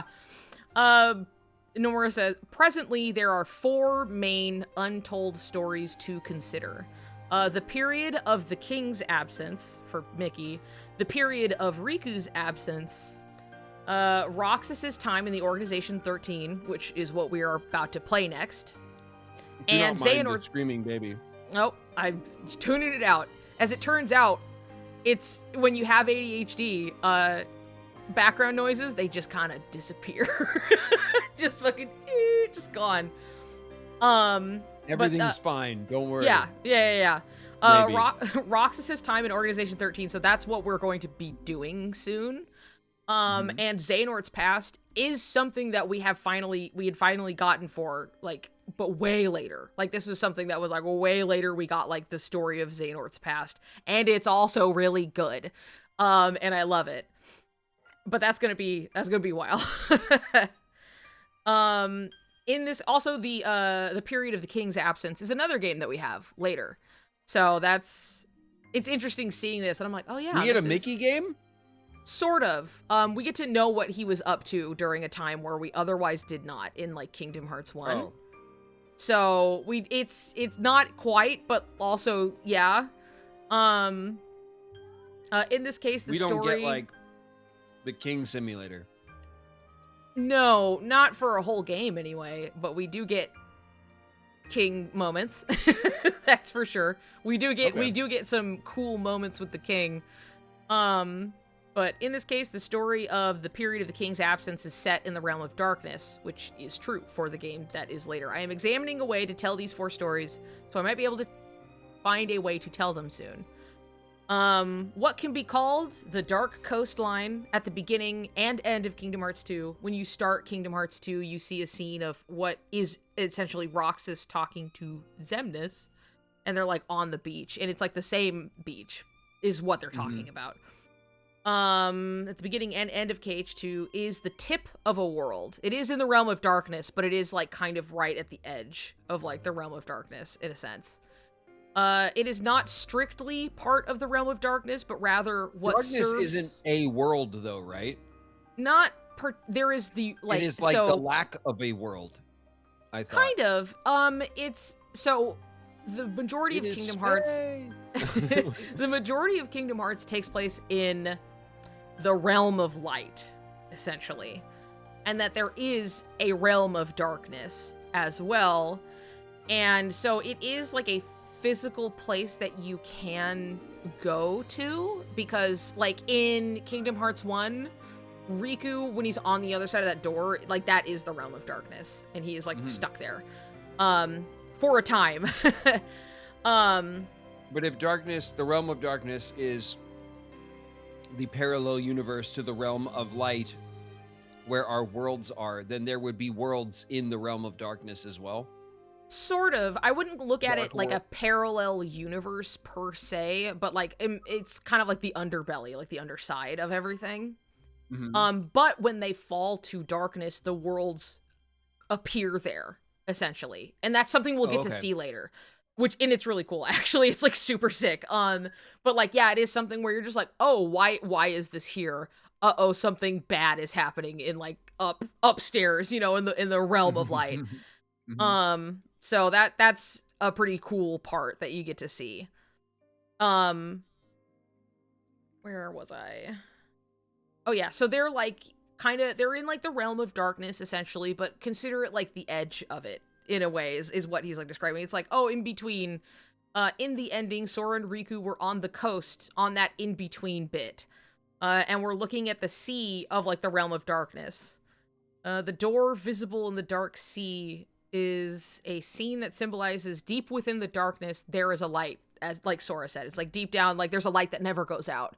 So when they're on that dark beach and like you can see that point of light and then like they have that door to light that lets them out. That's like, oh yeah, light, the door to light. And it's like, we'll go together. And then he take, hands, and then he lifts Riku up, and then they get out of there and stuff. But it's supposed to be like thematically, like you can, it's like no matter what, even in the deep, deep darkness, there is still a light. And that's what this is saying. Deep within the darkness, that is the there message is of light. hope. Yep. Oh yeah. Okay. Okay. There are still many mysteries surrounding Castle Oblivion. Was the castle itself constructed by the organization, and was Naminé originally a subject of the experiments going on there? Please tell us about the details of the organization's experiments. Also, was the pod Sora entered somehow related to the experiments done by the organization? Was the pod in Twilight Town the same sort of thing? And then Nomura answers, in the end, the organization's goal is to obtain the Kingdom Hearts of people's hearts and to fully exist. I think there's another one right after this that explains the difference between these awkwardly worded phrase, Kingdom Hearts of people's hearts. Anyway, they want Kingdom Hearts so that they can get hearts, basically. These nobodies are called, like, the non-existent ones. Where is this translation from? This is so odd. The non-existent ones, the nobodies, in order to assume a new existence, information about their own personal circumstances must be gathered. A nobody's main characteristic is that without a heart, they use memories to form the parts of a personality and emotions.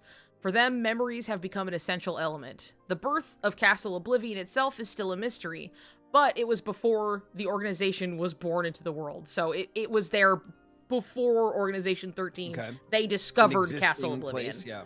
Yeah.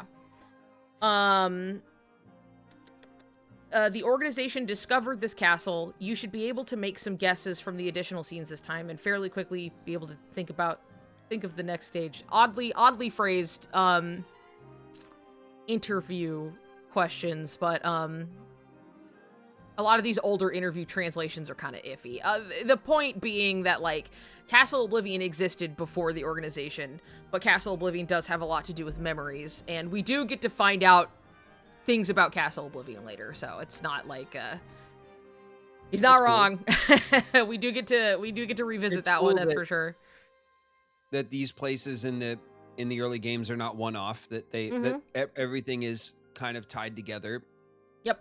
Over the course of the series. Oh yes, this, as it continues, this saying, at the same time, Roxas awoke in Twilight Town, Naminé awoke in Castle Oblivion, because they came into being at the same time, right? Mm-hmm. Afterwards, the organization discovered Naminé. The organization thought of Naminé's gifts to manipulate memories as a way to resolve the actual circumstances surrounding each of their abilities and attributes. This is such an odd... They were like, you have memory powers, that could help us. We could use this. The memories of those who enter were used in the experiments on the memory. Did we read these before putting them in? I'm like, what on earth? Going on above all else, let's see. The memories of those who enter were used in the experiments on... So, well, okay, when Sora, memories got all jumbled up and messed around, and, Naminé took part in that. And then also, Riku had his memories tinkered with and put in Repliku. And so on and so forth. And they're like, yeah, memories are, like, really important. Haha, we're putting this stuff in, like, we're figuring it out. This is gonna help us. The live journal translations. These experiments in order for these memories to be broken and then regenerated. These pods were made by the organization. The pod Sora awoke from in Twilight Town, and the pod Diz moved from Castle Oblivion to keep away from the organization's pursuit are the same thing. So these pods existed in Castle Oblivion, and then they took one of the pods and they took Sora in the egg, and they like transferred him over to Twilight Town to like keep him hidden to the basically. mansion. That's where the basement facility. Yes. Also, there is an additional scene where Xigbar talks about, quote, the true goal of Castle Oblivion. In that long scene where we were like, they added it and Zigbar's like poking around and asking questions and doing things. This is like when he's just like, yeah, what's up with that, huh? And he's like clearly kind of fishing for information. The true goal of Castle Oblivion, and when this particular scene appears, I think all mystery surrounding Castle Oblivion should become clear. Nomura loves to say this, and then you're like, did not clarify anything. I mean, it still continued. It gave us information, but like, you're asking us to take this, and then like, in our mind palace, like, connect these like dissonant points to be like... Oh yes, of course it's this. All and like will become clear. Yeah, yeah. And it's like it's awesome. always something where like as you get the information later, you're like, oh, he wasn't wrong. These things are consistent, but like we did not have the information at the time to be like, of course I would come to this conclusion. You know what I mean? Oh yes. I love that the story is being told. Yes. And it's easy to trust that there is this grand design, like the entirety of the way the story kind of folds in on itself is done in his head. And and I love that he's like, well, this part of the story we haven't told yet, and this part of the story we haven't told yet, and this part of the story we haven't told yet, but I know those parts. Yeah, and but so, I like, know. I love, like, and that's why, like, it's kind of worth the wait and it works out in the end because there is a grand design that is being unveiled across the course of the series.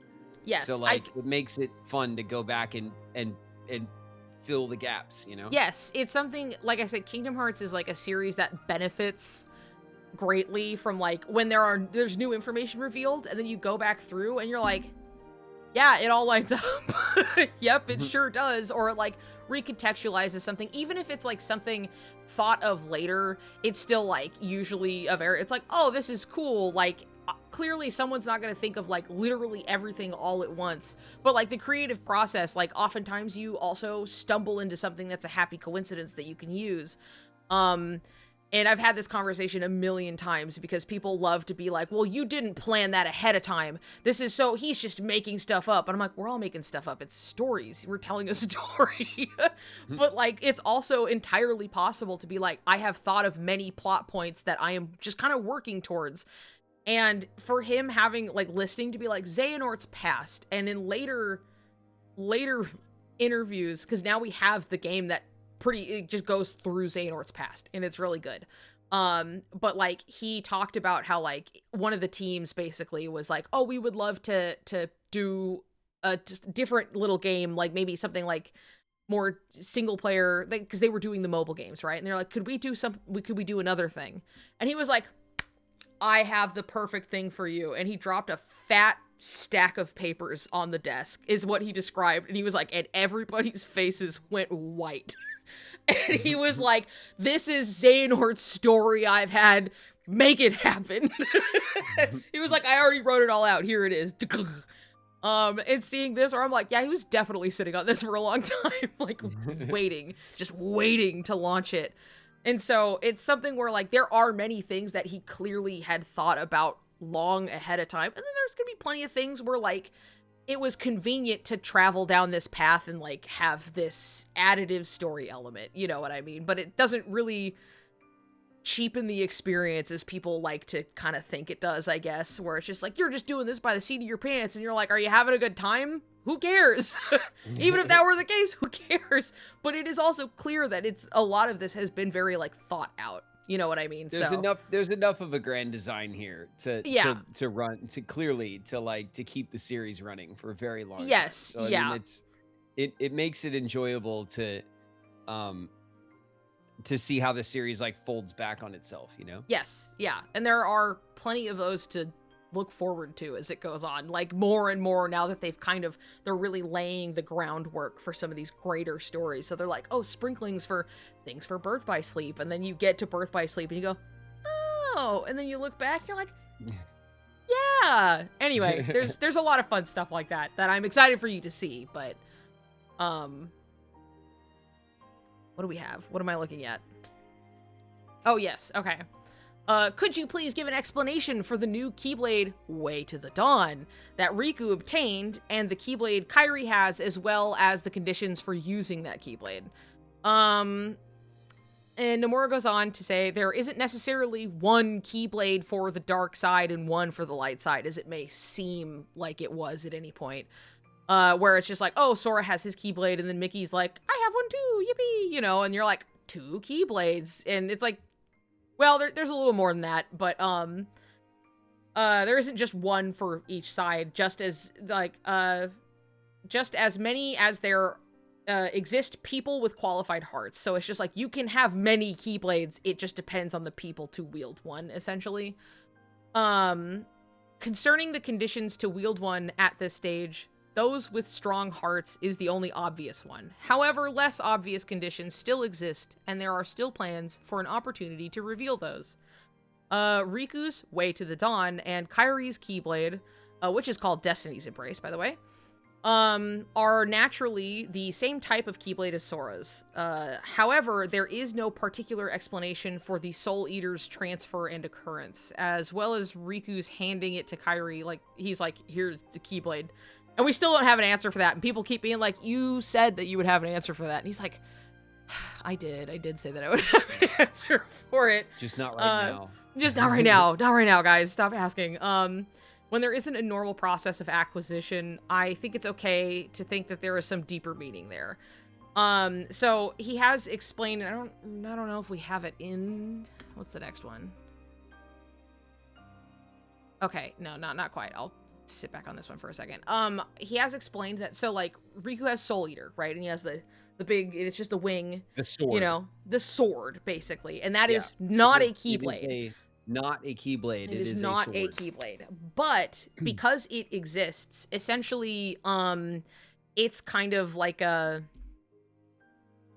what's the word I'm thinking of? Like conduit. It's like a Keyblade is kind of formed of it. That's why it looks the way it does. So like he's using Soul Eater and then like given the right conditions, which these are the right conditions essentially, then it becomes a Keyblade. And like the way to Dawn is a Keyblade, very much. It has a keychain, Yes. it has everything going on, and it's just like, oh, it's this. And obviously it's thematically like Riku is in this redemption phase of like, you know, he's coming back, he's been trying to fix everything, he feels so guilty all the time, you know. And so you have like what was his sword from like his biggest mistakes in his life, and then now it has like this wing on it, like this feathered wing, you know. And it's very much this like transition, like, oh, it's the way to Dawn, that's why it's called that, right? We are on the path. We are on the path of redemption. We are is making darkness, our way. and yes. way to Dawn has is half and half, which is the Riku yes. way. Yeah. We are walking the middle path. We are going to Dawn. Yeah. So it's kind of built atop like Soul Eater is essentially how that is. Yeah. I think you could see that in the designs. It's definitely a progression. Yes. It's neat, and there are things later too that are like interesting little mechanics that I'm just gonna have to I can't get into that now. I'm like thinking about him, like when he starts using the Keyblade is distinctly the first time he uses it is when he is protecting his friends. The first time you see it is when he is protecting Kairi, and then he uses it basically for the rest of KH2, where he is like protecting other people. And this kind of gets explored a bit more in like Dream Drop Distance, where it's just like, yeah, I wonder, like it's an interesting, it's like a condition basically of before, because otherwise throughout the game you see him using Soul Eater, and then suddenly he is using a Keyblade, and there's like a consistency there that will hopefully make it more clear later, but if not, I will explain it anyway. So, but there you go. Oh yes, so this is talking about the two different types of Kingdom Hearts, but it's kind of just I'll just let it explain, I guess. Until now in the Kingdom Hearts series, there have been two types of Kingdom Hearts, quote unquote, referring to the Heart of Worlds and the Heart of Men. Could you explain the mechanics of this? And I'm jumping ahead of Nomura to explain that essentially KH1 there was a big Kingdom Hearts. It's because it was like worlds. The worlds were falling to darkness, and the world's hearts were being released, and they all gathered together to make a Kingdom Hearts. But all it really takes is a bunch of hearts gathering together to make Kingdom Hearts. And so, when you have a bunch of hearts from Heartless, so these are like people, aka like the hearts of men, the hearts of people, coming together making a Kingdom Hearts. That's it. The organization is like, if we keep defeating Heartless, we'll just make a Kingdom Hearts of our own. And that's it. That is me summarizing it. That's how they're different. It's just like the hearts are coming together and coalescing into Kingdom Hearts. Santana Art says, check out Nomura's Batman design and the early Roxas concept art. Thanks for the super chat, Santana Art. Oh, yeah. I don't have it in here, but it is cool to see like his earlier iterations of Roxas. So here's his answer. Think of the basic setting of Kingdom Hearts as all life has a heart. So, like, a world has a heart, right? The heart of a world can be considered the things of nature. For example, the trees in a forest, or a sea, or a river, a flower, and so on. Like, all of these, like, living things can, like, have their own heart, in a sense. When they all come together to form a world, a large heart will come into existence. Like, all of the hearts come together, and they make Kingdom Hearts, essentially. And concerning the hearts designated to men, all the hearts of humans and animals living in the world are integrated. So, for Kingdom Hearts, think of that, think of it as the heart is essentially the culmination of, like, a proof of life. Like, if you are a living thing, you have a heart, and a world, in a sense, is also a living thing. It's its own entity. So the heart of nature, the heart of the nature of the world. Exactly. Yeah. So that's, like, with all of the worlds falling to darkness, in Kingdom Hearts 1, those hearts were becoming the Kingdom Hearts we see like at the end. Like Ansem Seeker of Darkness is like, hell yeah, Kingdom Hearts, you know, and like it's because of all the worlds falling, that's how they're doing it. But then in Kingdom Hearts 2, they're like, what if we did this but like with just Heartless and so it's like people's hearts?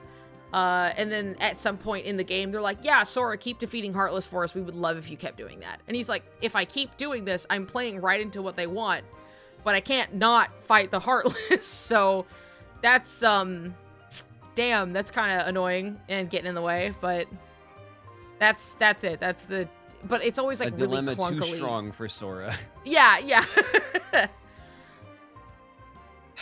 Okay, let's see here. Elements were... Oh, yes. So this is generally Nomura's stance on things that, like, I appreciate and think is cool. A game sure needs elements where people can discuss and make speculation. And Nomura says, Yes. when we were kids, we always thought there's not enough things to imagine from this when reading manga, watching anime, or playing games. And I thought that it was strange. Whether it's a game, anime, or manga, there should be a place where you can speculate things. I have that feeling, so I wanted to make a game that gives space for your imagination. That's why I don't like revealing everything and say, this is the answer. He does that sometimes, but he does really like to be like, what do you think? Let me lead you this way and then kind of let you loose, right? And we talk about this all the time, about how Yes. the game is clearly, even when the game is making specific decisions about the story or its characters, there's still wiggle room in there for interpretation and for people seeing themselves and that's, it's clearly done intentionally that way. Yeah. So arguing about which of those things that you use to fill the gap are real is pointless. You know what I mean? Yeah. Like it's Yeah. the room is there for all of those different pieces to fit so that everyone can have their version of the story. And that's great storytelling. Yes. So I love that ethos, you know, like leaving space for the people who love the story to fill some gaps and to relate to it. Yeah, I think it was also being said, like, he really doesn't undermine the intelligence of the audience. So, like, so much of what we've been going through is just, like, if you are looking, the answers are here. There's, like, so much information and, like, stuff that's, like, we have given you all of the tools to figure it out if you're looking to figure it out. Here's all of the... Yeah, if you look and you realize that, like, it's, like, the letters are all scrambled and we put X in it, like, you can figure out, like, oh, and then they're the apprentices. Oh, okay, you know, but they're not, like, telling you this outright, but it is there. Yeah, they don't lead you to that in the game design, but it's sitting there for you to find. Yes, yeah.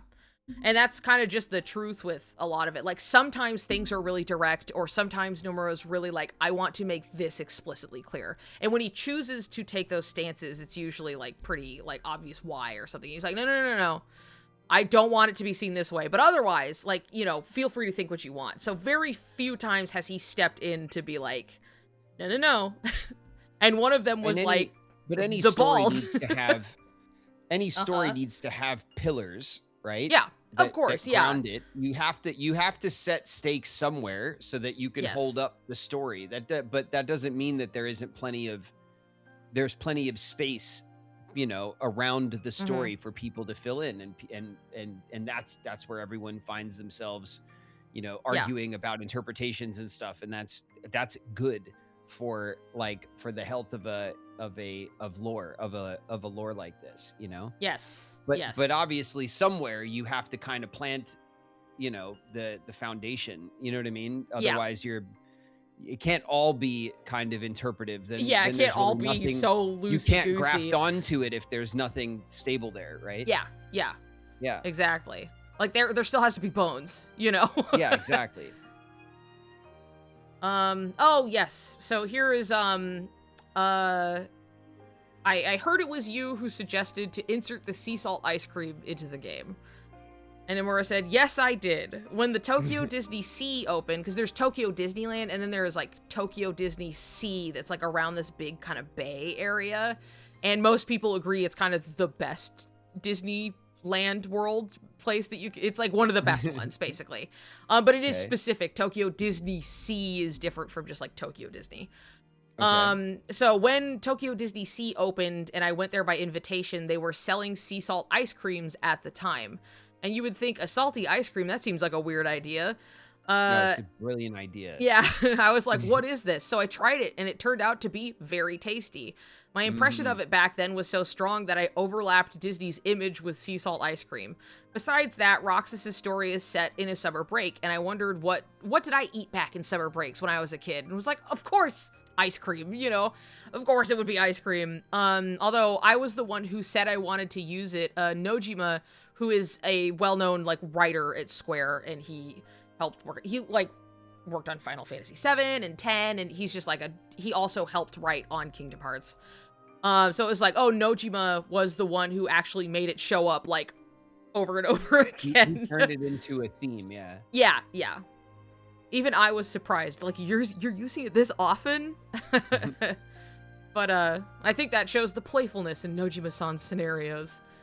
But, yeah, that was something, like, they just tried it at Tokyo Disney Sea, and it was like, yum, we should put this in there, haha. And now it's, like, one of the big iconographies of the series, but...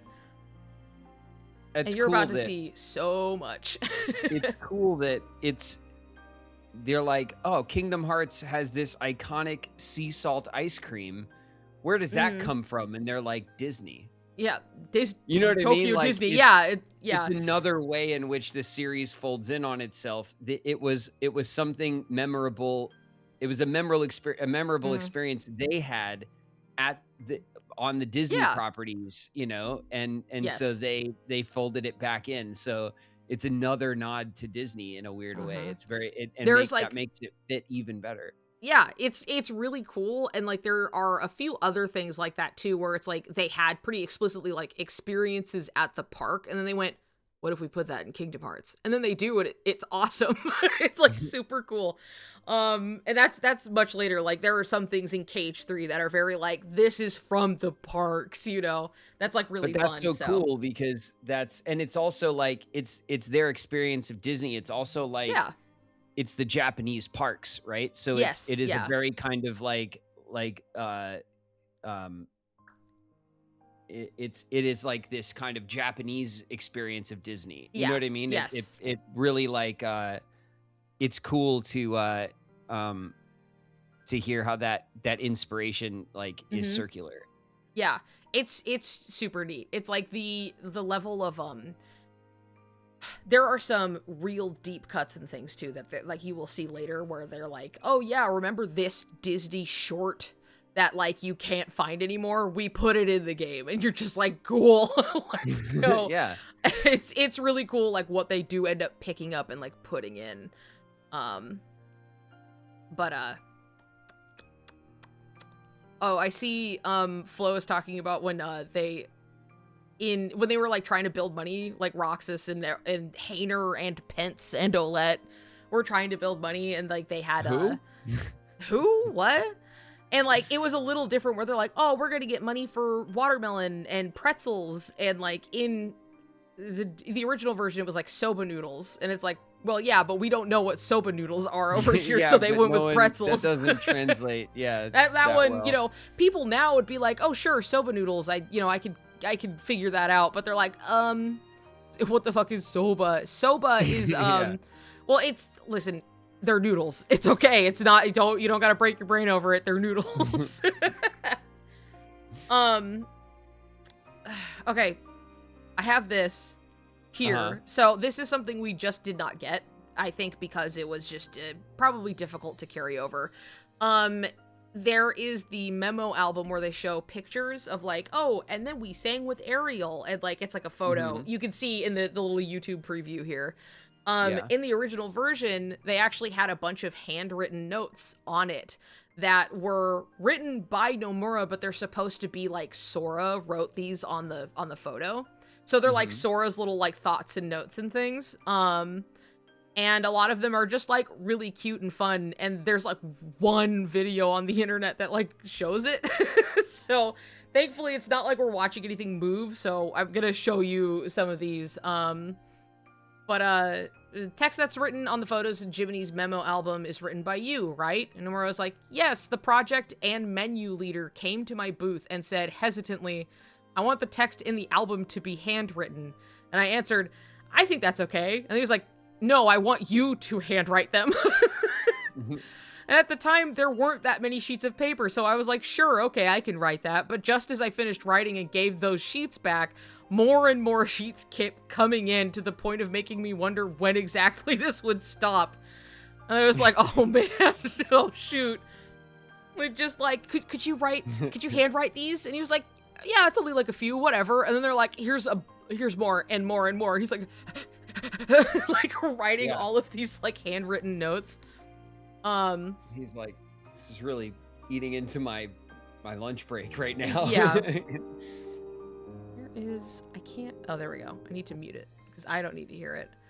So I'm gonna hop around. We're not watching the whole thing, but it's just loosely like translated, but it's like a lot of these shots were like, we look at them in the journal.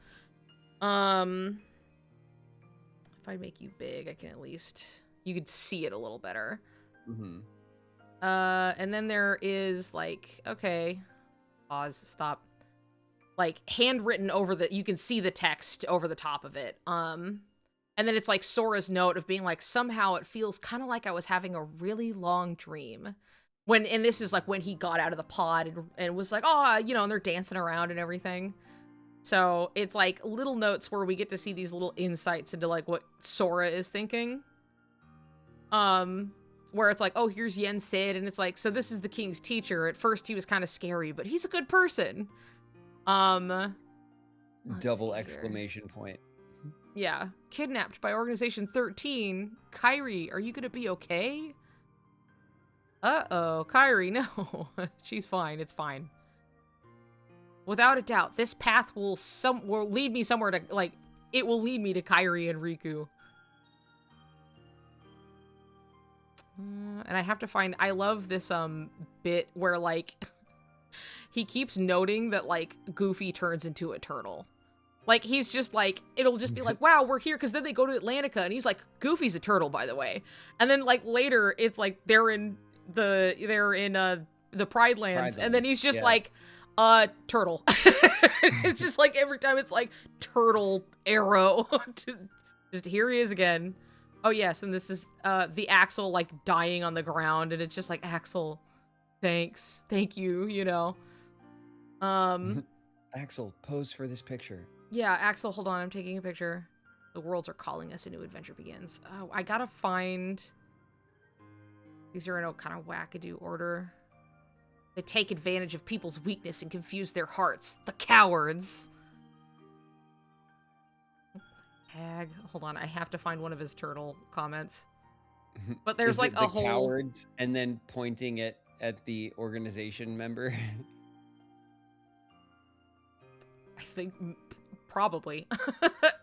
I can like read it, but I don't have the vocabulary. It has the two exclamation points. Yeah, and like the little angry little angry head thing symbol. It's got to be it. I think so. The cowards. Cowards. Guys, Goofy's a turtle. Guys, Goofy is a turtle. I have to. Where is it? I'm like skimming over this. Okay, there's Agrabah.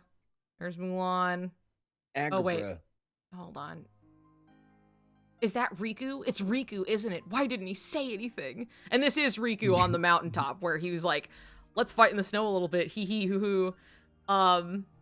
In the novel, that part's pretty great because we get to see into people's thoughts, and he basically is just there because he's like, I just want to see Sora really bad.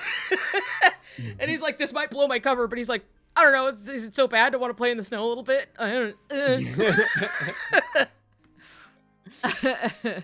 love you, bro. I just want to make a snowman with you so bad. Come on, let's have a snowball fight. Oh yeah, see there's the arrow, and he's pointing to Goofy, and it's just like turtle. Turtle. Goofy is a turtle.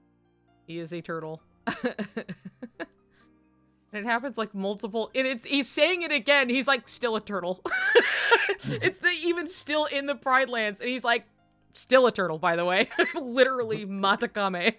Still a turtle. I love the Goofy turtle thing. It is stupid and funny. It's perfect. It's Yeah, so it is fitting for perfect. him. Please show me. I need to see. I love just like turtle, and then just the same shot later, like still a turtle. By the way, he's still a turtle. Music note: singing with everyone was a lot of fun. There is, and I can't remember if it's an interview or if it was like a character story. But there is a point where Sora's just like, man, it's like, it's really hard, but like, once singing and dancing at the same time, it's like really difficult. When you do it, it's like one of the best feelings in the world. And I'm like, you are a theater kid. You are a theater kid. You like to sing and dance. Guess he always was an angry guy. Oh, Pete. This time the king seemed especially busy. Oh, hold on. Who's that? Hey, I love that. What's that guy's name? Graven, do you got his name on lock? What's this guy? Tron. Yay! It's Tron. Dude, my guy Tron.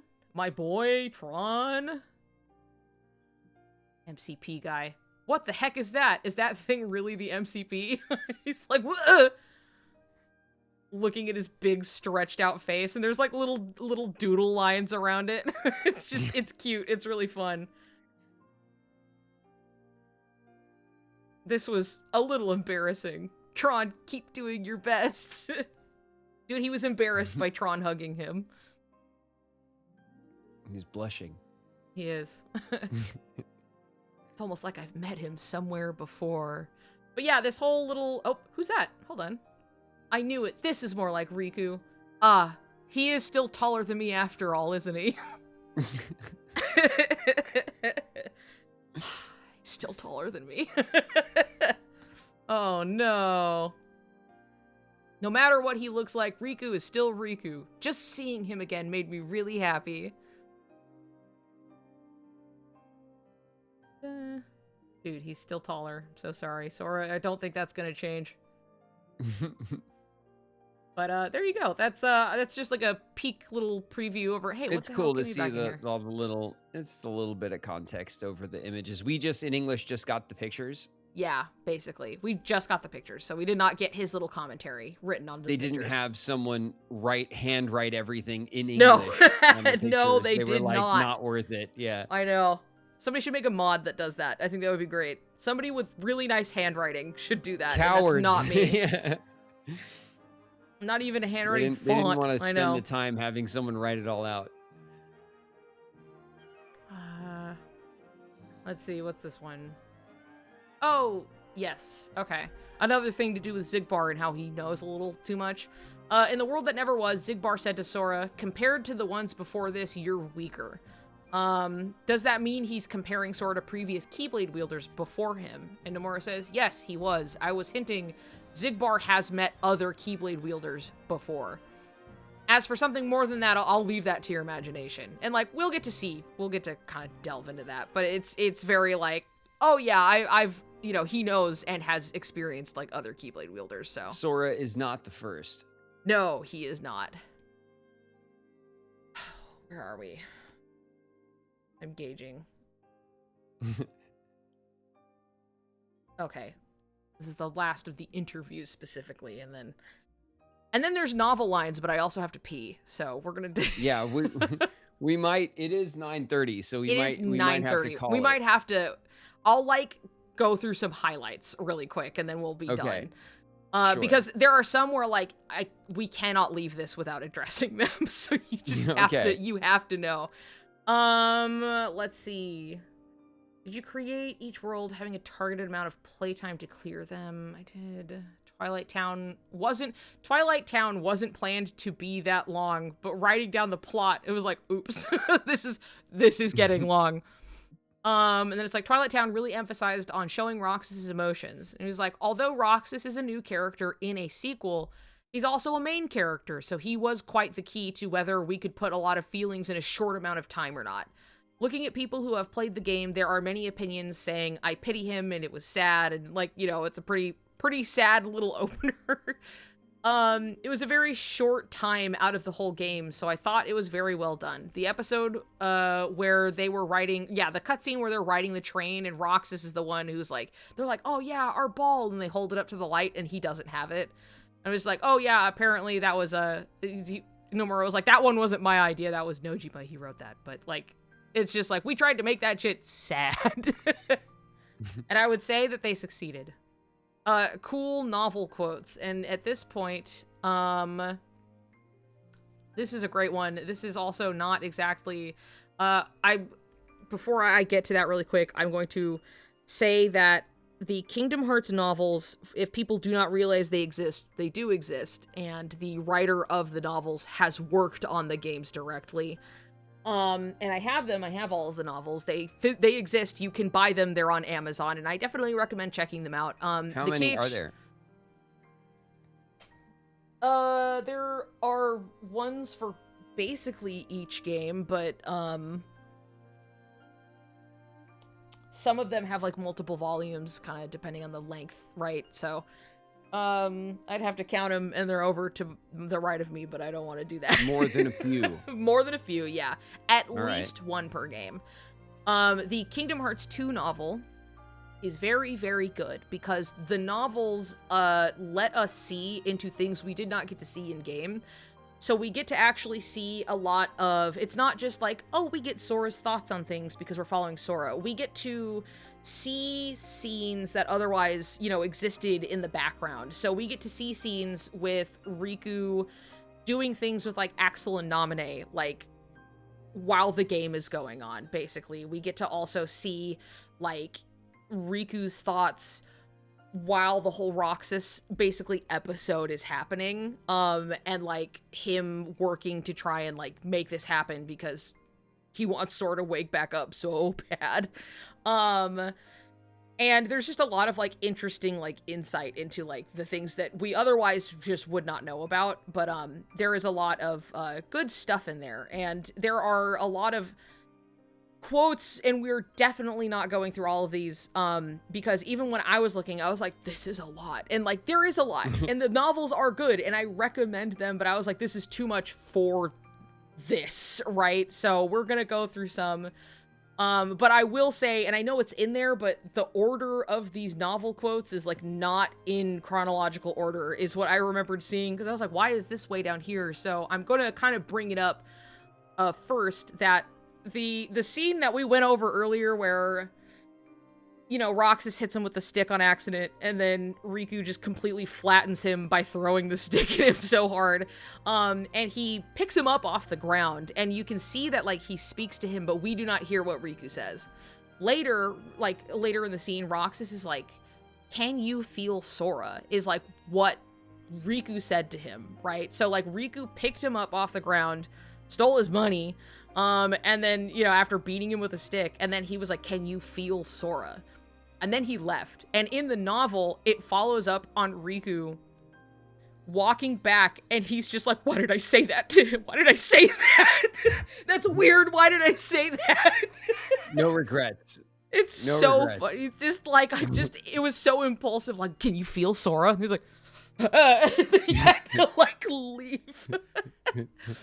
And it was just so, it's really funny, but like you get like little things like that, or like what he is doing in the mansion.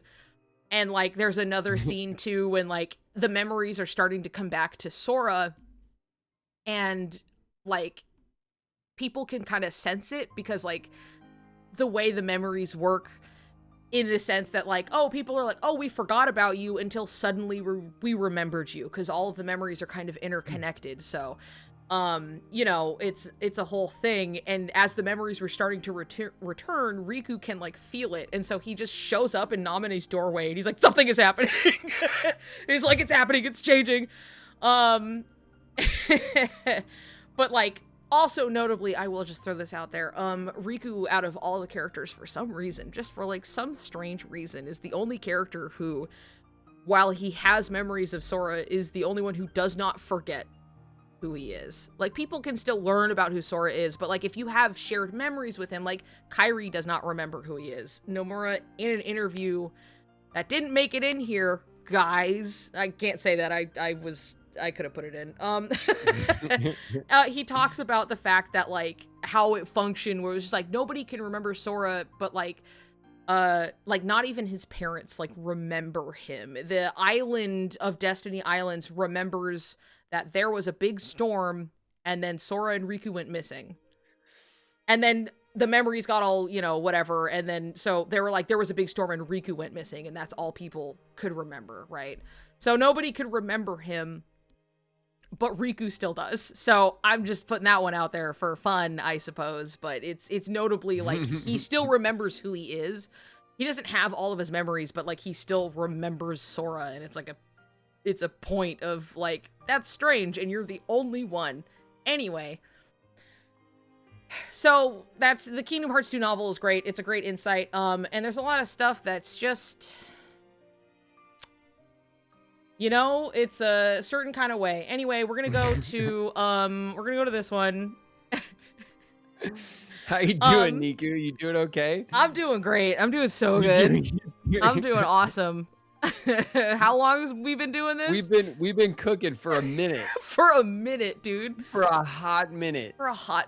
Okay. I remember earlier today when I was like, when you asked, we're gonna go shorter than like normal, and you were like, I don't know, no, probably not. And no, we didn't.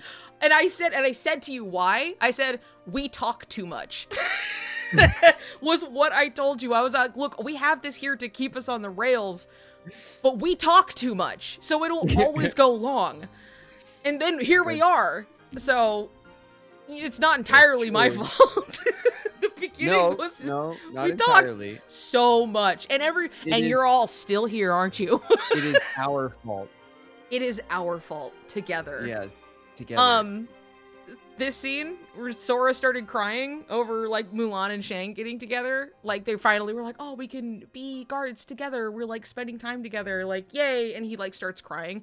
And I remember the first time I watched this and I was just like, oh, they remind me. And this is before I had a horse in any race. Like I cannot stress enough. I was just like, this kind of reminds me of like Sora and Riku in a way that they are like a battle, like they are friends and they are like one would call a battle couple in a sense. But I was just like, we literally were just talking about Riku in the scene, yada yada, and then he starts crying about them getting to spend time together, however one, you know.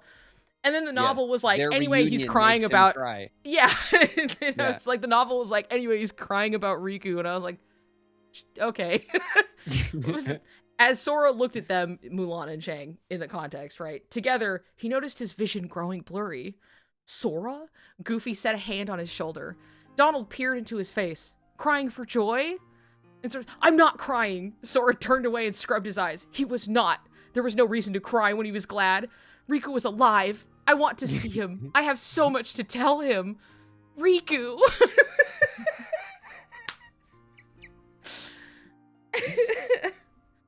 So, there's this. I know why this was put front and center, but I'm also like, oh, there's so many lines.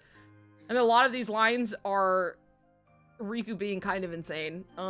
Subtle as a brick to the head. Yeah. Yeah. Yes, very much so. That's so funny. Oh, yes. Okay.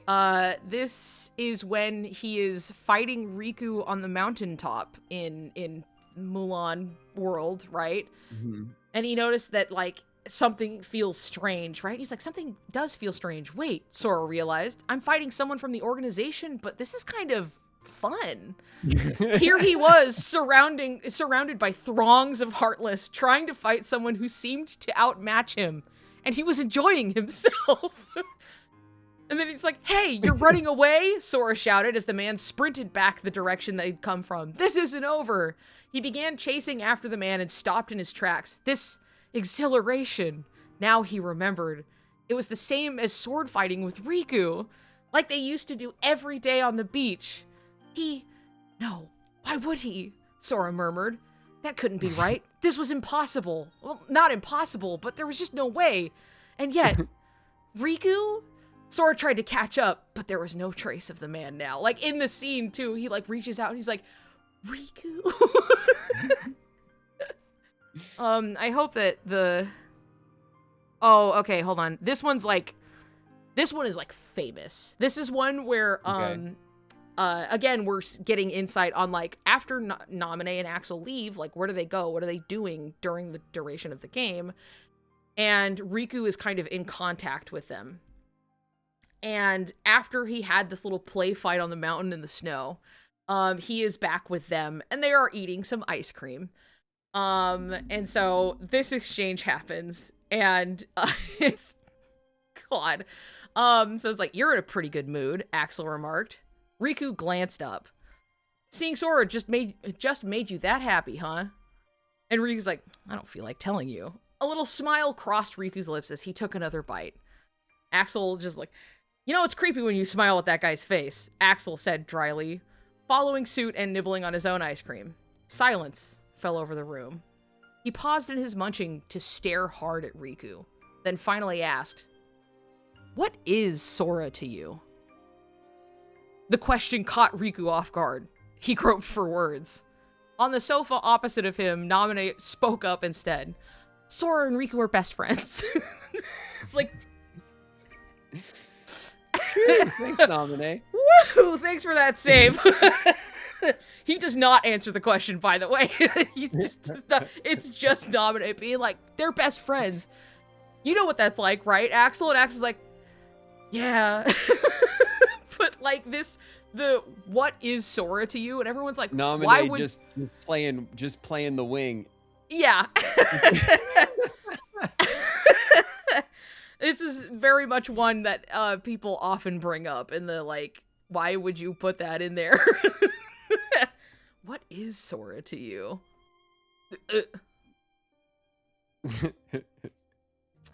So, I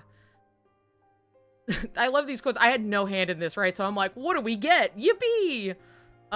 So Diz already knew that they don't, in the novel for a while, they just have like an italicized like he, and they're talking about Riku, but they're just not saying that it's him directly until we like find out later, right? But it's Riku.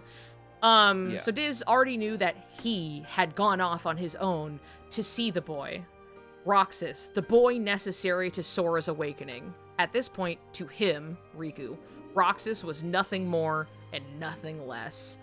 Like, it was just like, Roxas, like, you are just a means to an end, and I need you to get in there. Yes. And I love the tool that brings me back to Sora. Basically, yeah.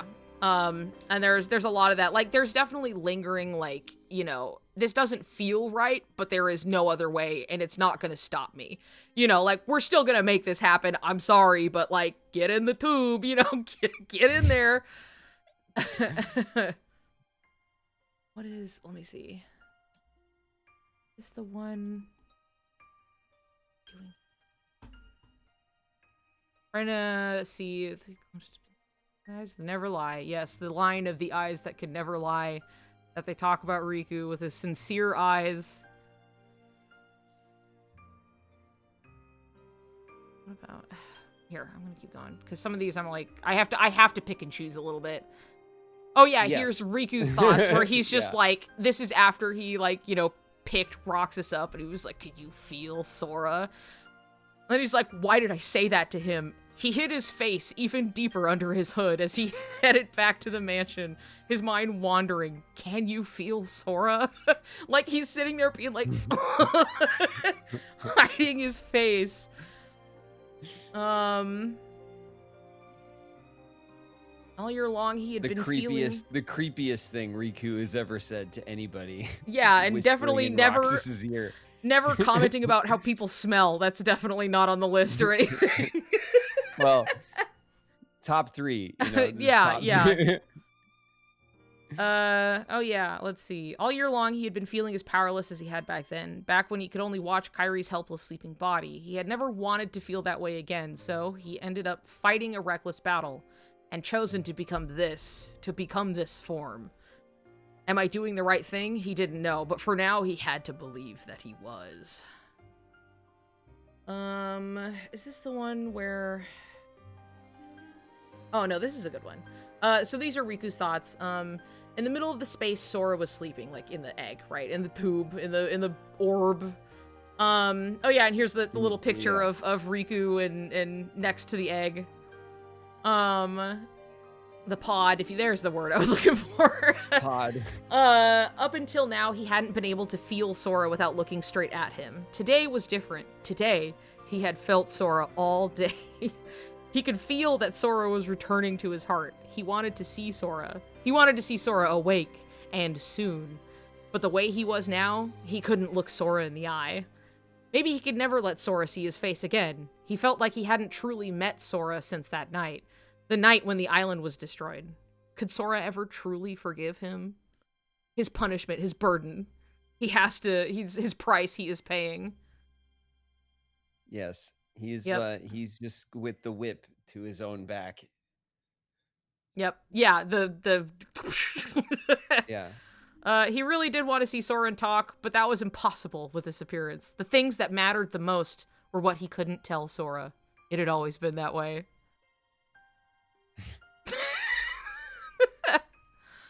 The passing, he actually goes out of his way to warn Maleficent about something that is happening. And it's just really interesting. It's like this complex relationship that they have that like Maleficent did truly feel kind of stung by like his betrayal as much as she doesn't want to admit it.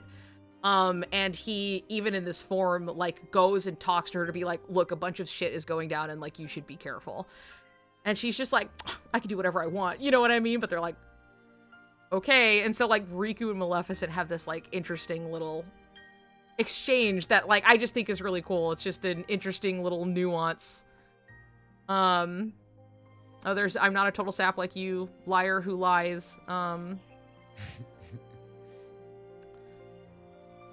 Yes, of course. This is Riku's internal thoughts. And light cuts through the darkness. Light destroys it. Well, no, darkness is never destroyed. It remains just at the other side of light, quietly, and it's there to make the light brighter. Light shines even more powerfully because there is darkness in the world, while the things that lurk in the dark fear the light and they'll hide from it. Darkness didn't come first. Light came first. I think the darkness came into being because of the light. That's the feeling I get when I look at Sora. All right. Oh, great. Okay, no, we have to read this one. So this is, where are we at? Hold on. I'm trying to gauge. 'Cause I'm kind of flying through them, so I'm hoping I'm a little farther along than, Okay, it's not so bad. Not so bad. We're almost there. So this is the reunion, okay? This is when they reunite. So this is Sora's perspective. And it's just a whole, you get to see some of it. You're gonna get all of them. You gotta pick and choose. Listen, I'm doing my best. Everybody shut up. Don't talk to me. Okay. So this is like he's holding his hand.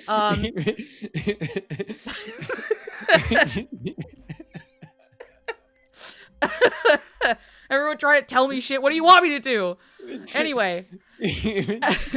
Chat's like, you gotta get this going. I'm doing it! Me having to read what they're saying is taking away from it. What do you guys want from me? I'm literally like, okay, here's a summary. I move on. Okay, anyway, this one you have to see. All right, an image floated up behind his closed eyes. Riku, it was him. And then, he's looking up at him, holding tight to his friend's hand. It's Riku. Riku is here.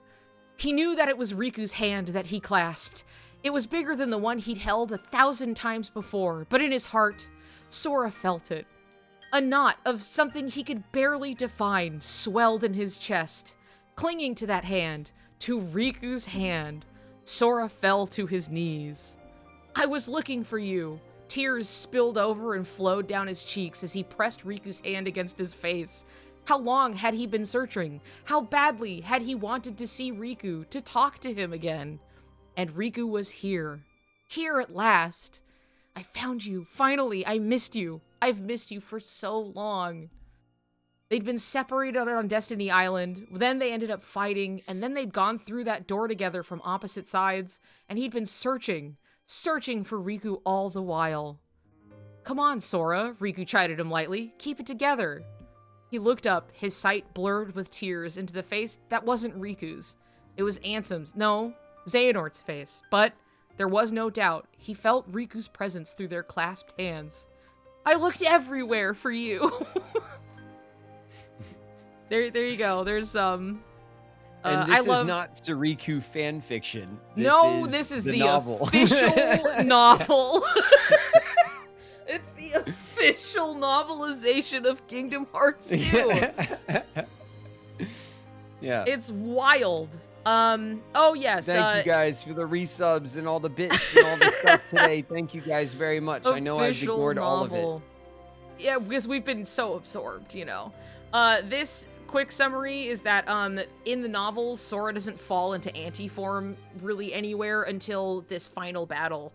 And when he falls into anti-form, and he's just like, oh, what's going on? He's kind of like going into this darkness, right?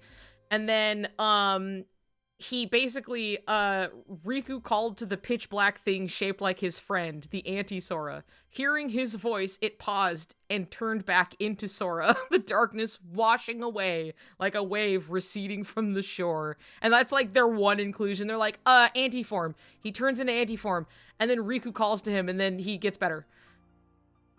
So, there you go. Yes. This is actually when he, like, makes him laugh, when he pulls his funny little face, right? And then, yeah, let's see. How can I face everyone? Yeah. Yeah, how can I face everyone? Let's like see. This. Like this. Incredibly cute, very Sora-coded moment. Yep. Let's see. Riku, Sora shouted after him, objecting to all the doubts in his head. Maybe Riku doesn't want to go home, Sora thought, but I don't want to go home without him. We promised Kairi. I want to run down the beach together again. There are so many things I wanted to do with him.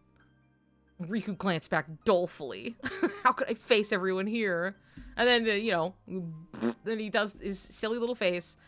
Having achieved the goal of cheering him up, Sora gave him a smug grin. Actually, Sora lost his sword fights against Riku all the time, but he never lost a staring contest. It's just like a fun detail. Yeah. Yeah. Oh yeah, it's like, oh, fighting all this stuff is hard. And it's just like, oh, sometimes that, but now I have Riku, and if I'm fighting beside Riku, we're going to be okay, Sora thought firmly. I need to get to the end. Okay, I think we're at the end. Where are we? Okay, I can take the time to read this. It's literally the last one, okay? We're at the end. This is the light at the end of the tunnel, okay? We have made it. This also somehow does not include, for some reason, and I'm chastising them, there is a scene in the novels when they're fighting the big dragon and they're on like the kind of motorcycle with the sidecar. Sora like goes and attacks him and jumps back on, and they're like, yeah, we defeated the dragon, and he throws himself at Riku, and then Riku hits the joystick on the thing, and it just sends the thing spinning. Like the glider starts spinning around because he just like throws himself on him, and you're like, okay, yeah. The end of the novels is wild. It's stacked. They're crazy over here. Anyway, and it's official. Okay. If the world is made of light and darkness, we can be the darkness. Although, to think that Sora would become part of the darkness, Sora, whose very existence was a brilliant light, it was a little sad. Still, being in the dark along with Sora, that wasn't so bad. Riku wouldn't be lonesome at all. Being here by himself would be horribly desolate, and he didn't want to be alone anymore. And then Sora later having thoughts of like, even without us, the worlds will be okay, he thought as he gazed at the horizon. I don't mind becoming part of the darkness, if I'm with Riku. And then the last bit where they're like, they both gazed absently up at the starless heavens. There was no telling what time of day or night it might be here. They couldn't be sure what the light on the horizon was. The humid breeze from the ocean brought a hint of a chill. And yet, they felt completely content to be here, because they were together. And then they get home, and then it's fine. And then they're okay. It's whatever, but they're so like, yeah, man, we'll die together on this shore. It's gonna be so good. Hammering home all of this kind of subtext. It's not like it's absent from the games, right? Like Yes. all of this subtext is there in the character design, in the script writing, it's all there. Seeing it written out in novella form is is just funny, but like it's not, I don't think I know like what maybe you mean, feels that, a bit vindicating for some of the community, but like it I don't think it's terribly like it's not like it revealing. didn't exist already. So much of it is clear in the way that their relationship is built anyway. Yes. Yeah. Absolutely. I'm supposed to show this GIF that is probably like 2 frames for you, but at least on my stream they can see this little GIF. And in this GIF, it's like it's a really blink and you miss it moment where Sora's just like, yeah, together we can do it though, and then like Riku turns and like smiles at him, and as soon as he flashes his smile, like Sora like looks away smiling, and you're like, what are you, come on you guys, you can't keep fucking doing this. You cannot keep doing this. I make him blush. Yeah. Basically, there is a part where again that this didn't get put in, where he thinks about how he's just like, oh man, I had been like this whole time thinking about like, I wish I could just see Riku again, but I never thought that I'd get to have him like fighting with me. Like just finding out he was okay was gonna be good enough, but it was like, now he's here with me and we're allies again, yippee. And then he was like feeling a little bashful for some reason, Sora broke into a run. It's like the line, it's just like, yeah, sure, just throw it in the pile. Christ. Anyway, so this is, there you go. This is the end shot that was put in for the ending of the slideshow. And then I said, thank you. Little beach scene. Yes. Thank you, and thanks to Tennille and Claude and Gabby and Rosie and Chi for all of their help making this happen. That's me thanking them for helping me because I've simply been busy, or I just, you know, struggling and making a huge dumb PowerPoint, and I hope everybody had fun. You included, Graven, even though it went really long, but that's part of the fun of it, I guess, is it really is just like a power condensed hours. Every power hour will be more powerful than the last. Yeah. Yes. I mean, what are you gonna do now? How are you gonna, can we possibly yap for 10 hours about days? Is there enough game on that little cartridge?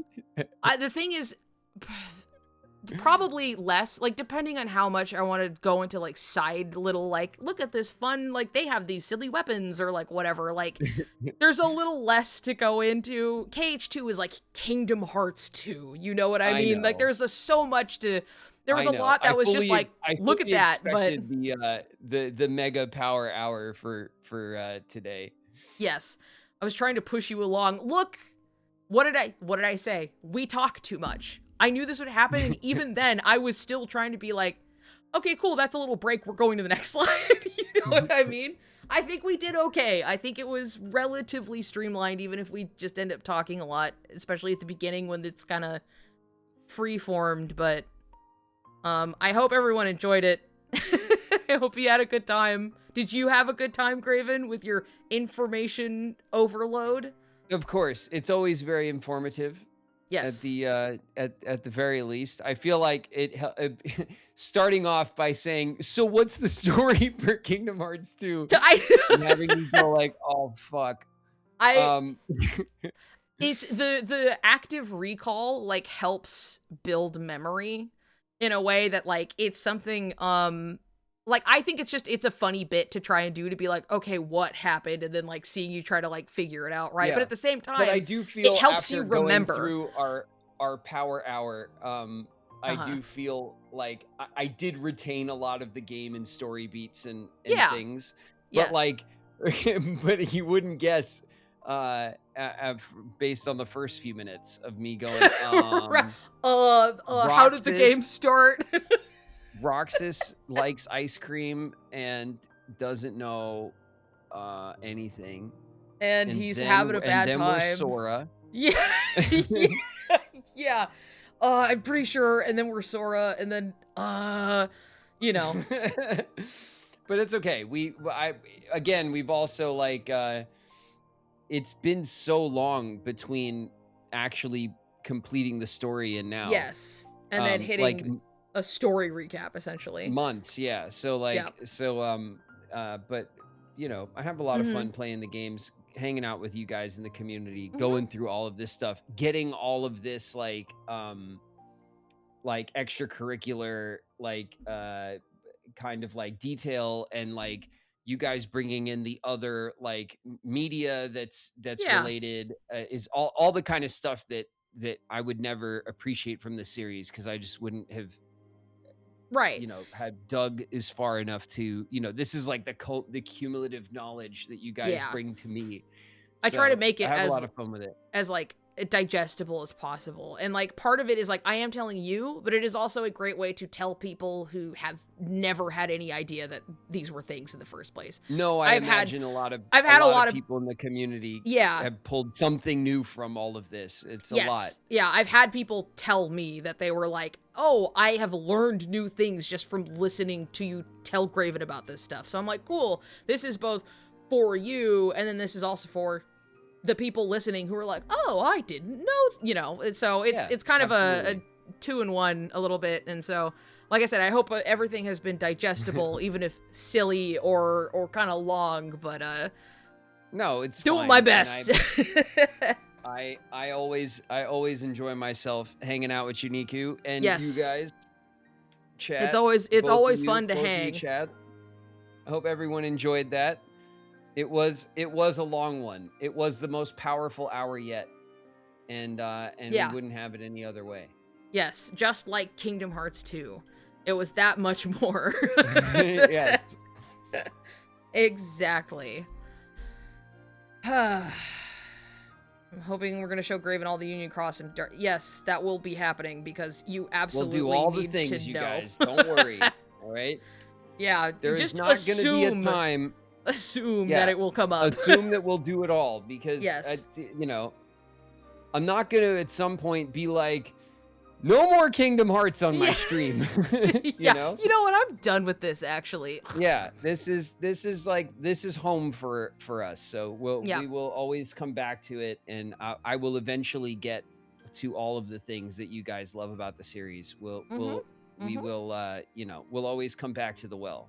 Yes. Yep. And there's plenty of it, so. Yeah. There's plenty to look forward to. No stone unturned, exactly. So, well, good Niku, job. Yes. Thank you. Thank you. Thank for you letting very me, much for hosting. you know. Yes, of course.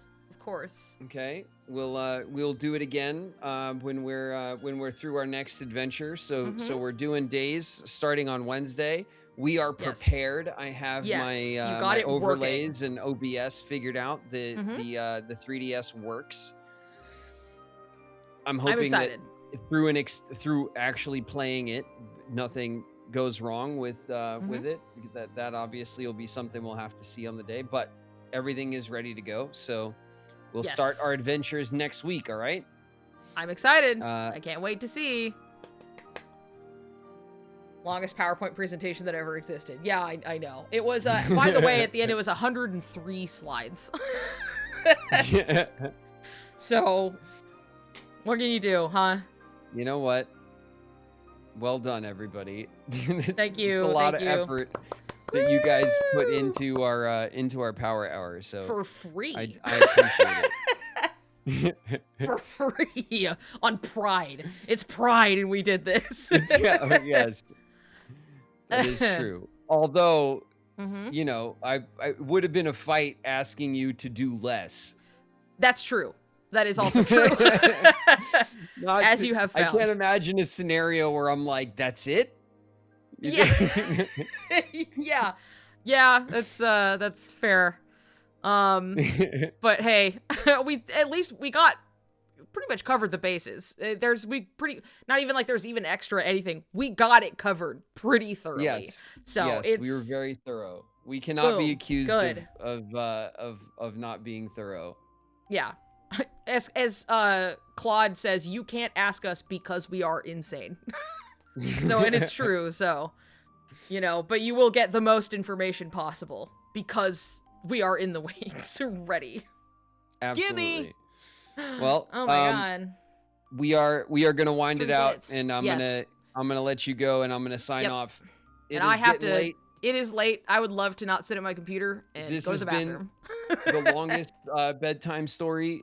Thank you very much. Yes, absolutely. Happy to be of service. I'll see you next time, and it'll be probably less long. All right, Niku. All right. Thanks very much. Okay. Bye-bye. Bye, other half of chat.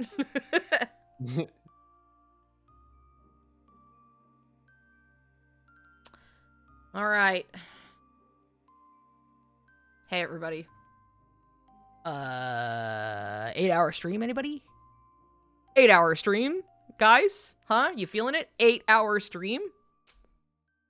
How about that, huh? I know that there were some things where it was like, Niku, talk about this, Niku, talk about that. And I was like, it is running long.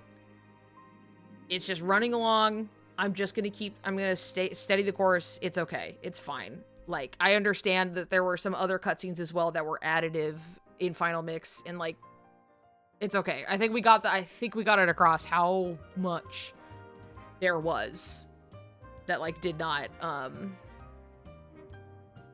love you, Niku, and next time I'm going to slim down the PowerPoint. Well, next time you won't be actively moving while we're doing stuff, okay? And also, I won't be, hopefully, going to a concert while, like, right in the direct line of, like, the prep, and then also having migraines. You know what I mean? It'll go better. I even deleted some slides. Like, that was me going through, I'm like, I don't need to bring this up, you know, and I had, like, gotten rid of some slides, so it's just, like, it was well-loved and well-done PowerPoint. I'm glad.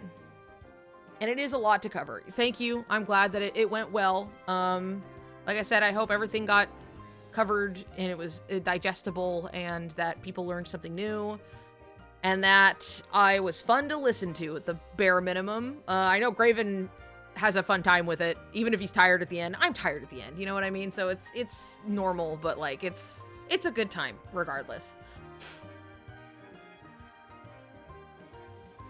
Thank you for covering all lores. Riku makes so much sense to me now. I'm glad. I don't want it to seem like as if I'm forcing anybody's hand, but like I do love to look at the material. It's just the source material and just go, huh, interesting. Kind of hard to avoid at a certain point, and I don't really want to pull the punches about it, so we're going to talk about it. One quote I'm sad we didn't get is Mickey going, gosh, Riku, you and Axel are friends, yay. Yeah, and then he asks him for a hug. That was one that should have been in there. But there's so many, and like, I know that I was like, please pull novel quotes, I need this. and it was kind of just one day of doing it, so. But he does ask him for a hug, and that's good, and that's important. Anyway. It was still enjoyable. We mostly talked about other stuff. And I think we had good conversation. I think it was a good time. I think Graven very clearly understands Kingdom Hearts very well. Like, he understands the emotional beats and the character motivations, and that's the most important part, to be honest. So, you know, it was good. It was a productive, fun conversation where, like, even if we were talking a lot, it was still about Kingdom Hearts. You know what I mean? And it was still, like, interesting to hear. So, it was a good time. I think that was a good power hour. Anyway, all of that said, I gotta pee, you guys. I think we had a great run, and I hope everybody enjoyed it. I'll work to get the VOD up on the YouTube at least, and then, so it'll be there forever. But thank you, everyone. Thank you to those who helped me, especially last minute. I appreciate it so much. I would not have been able to do this without the outside help. And I am thankful. So, good night, everybody. Thank you for hanging out, okay? And let's all join Graven when he plays 358. Very excited. Bye-bye, everybody. Good night. Bye-bye. See you later. Thank you for being here. Bye.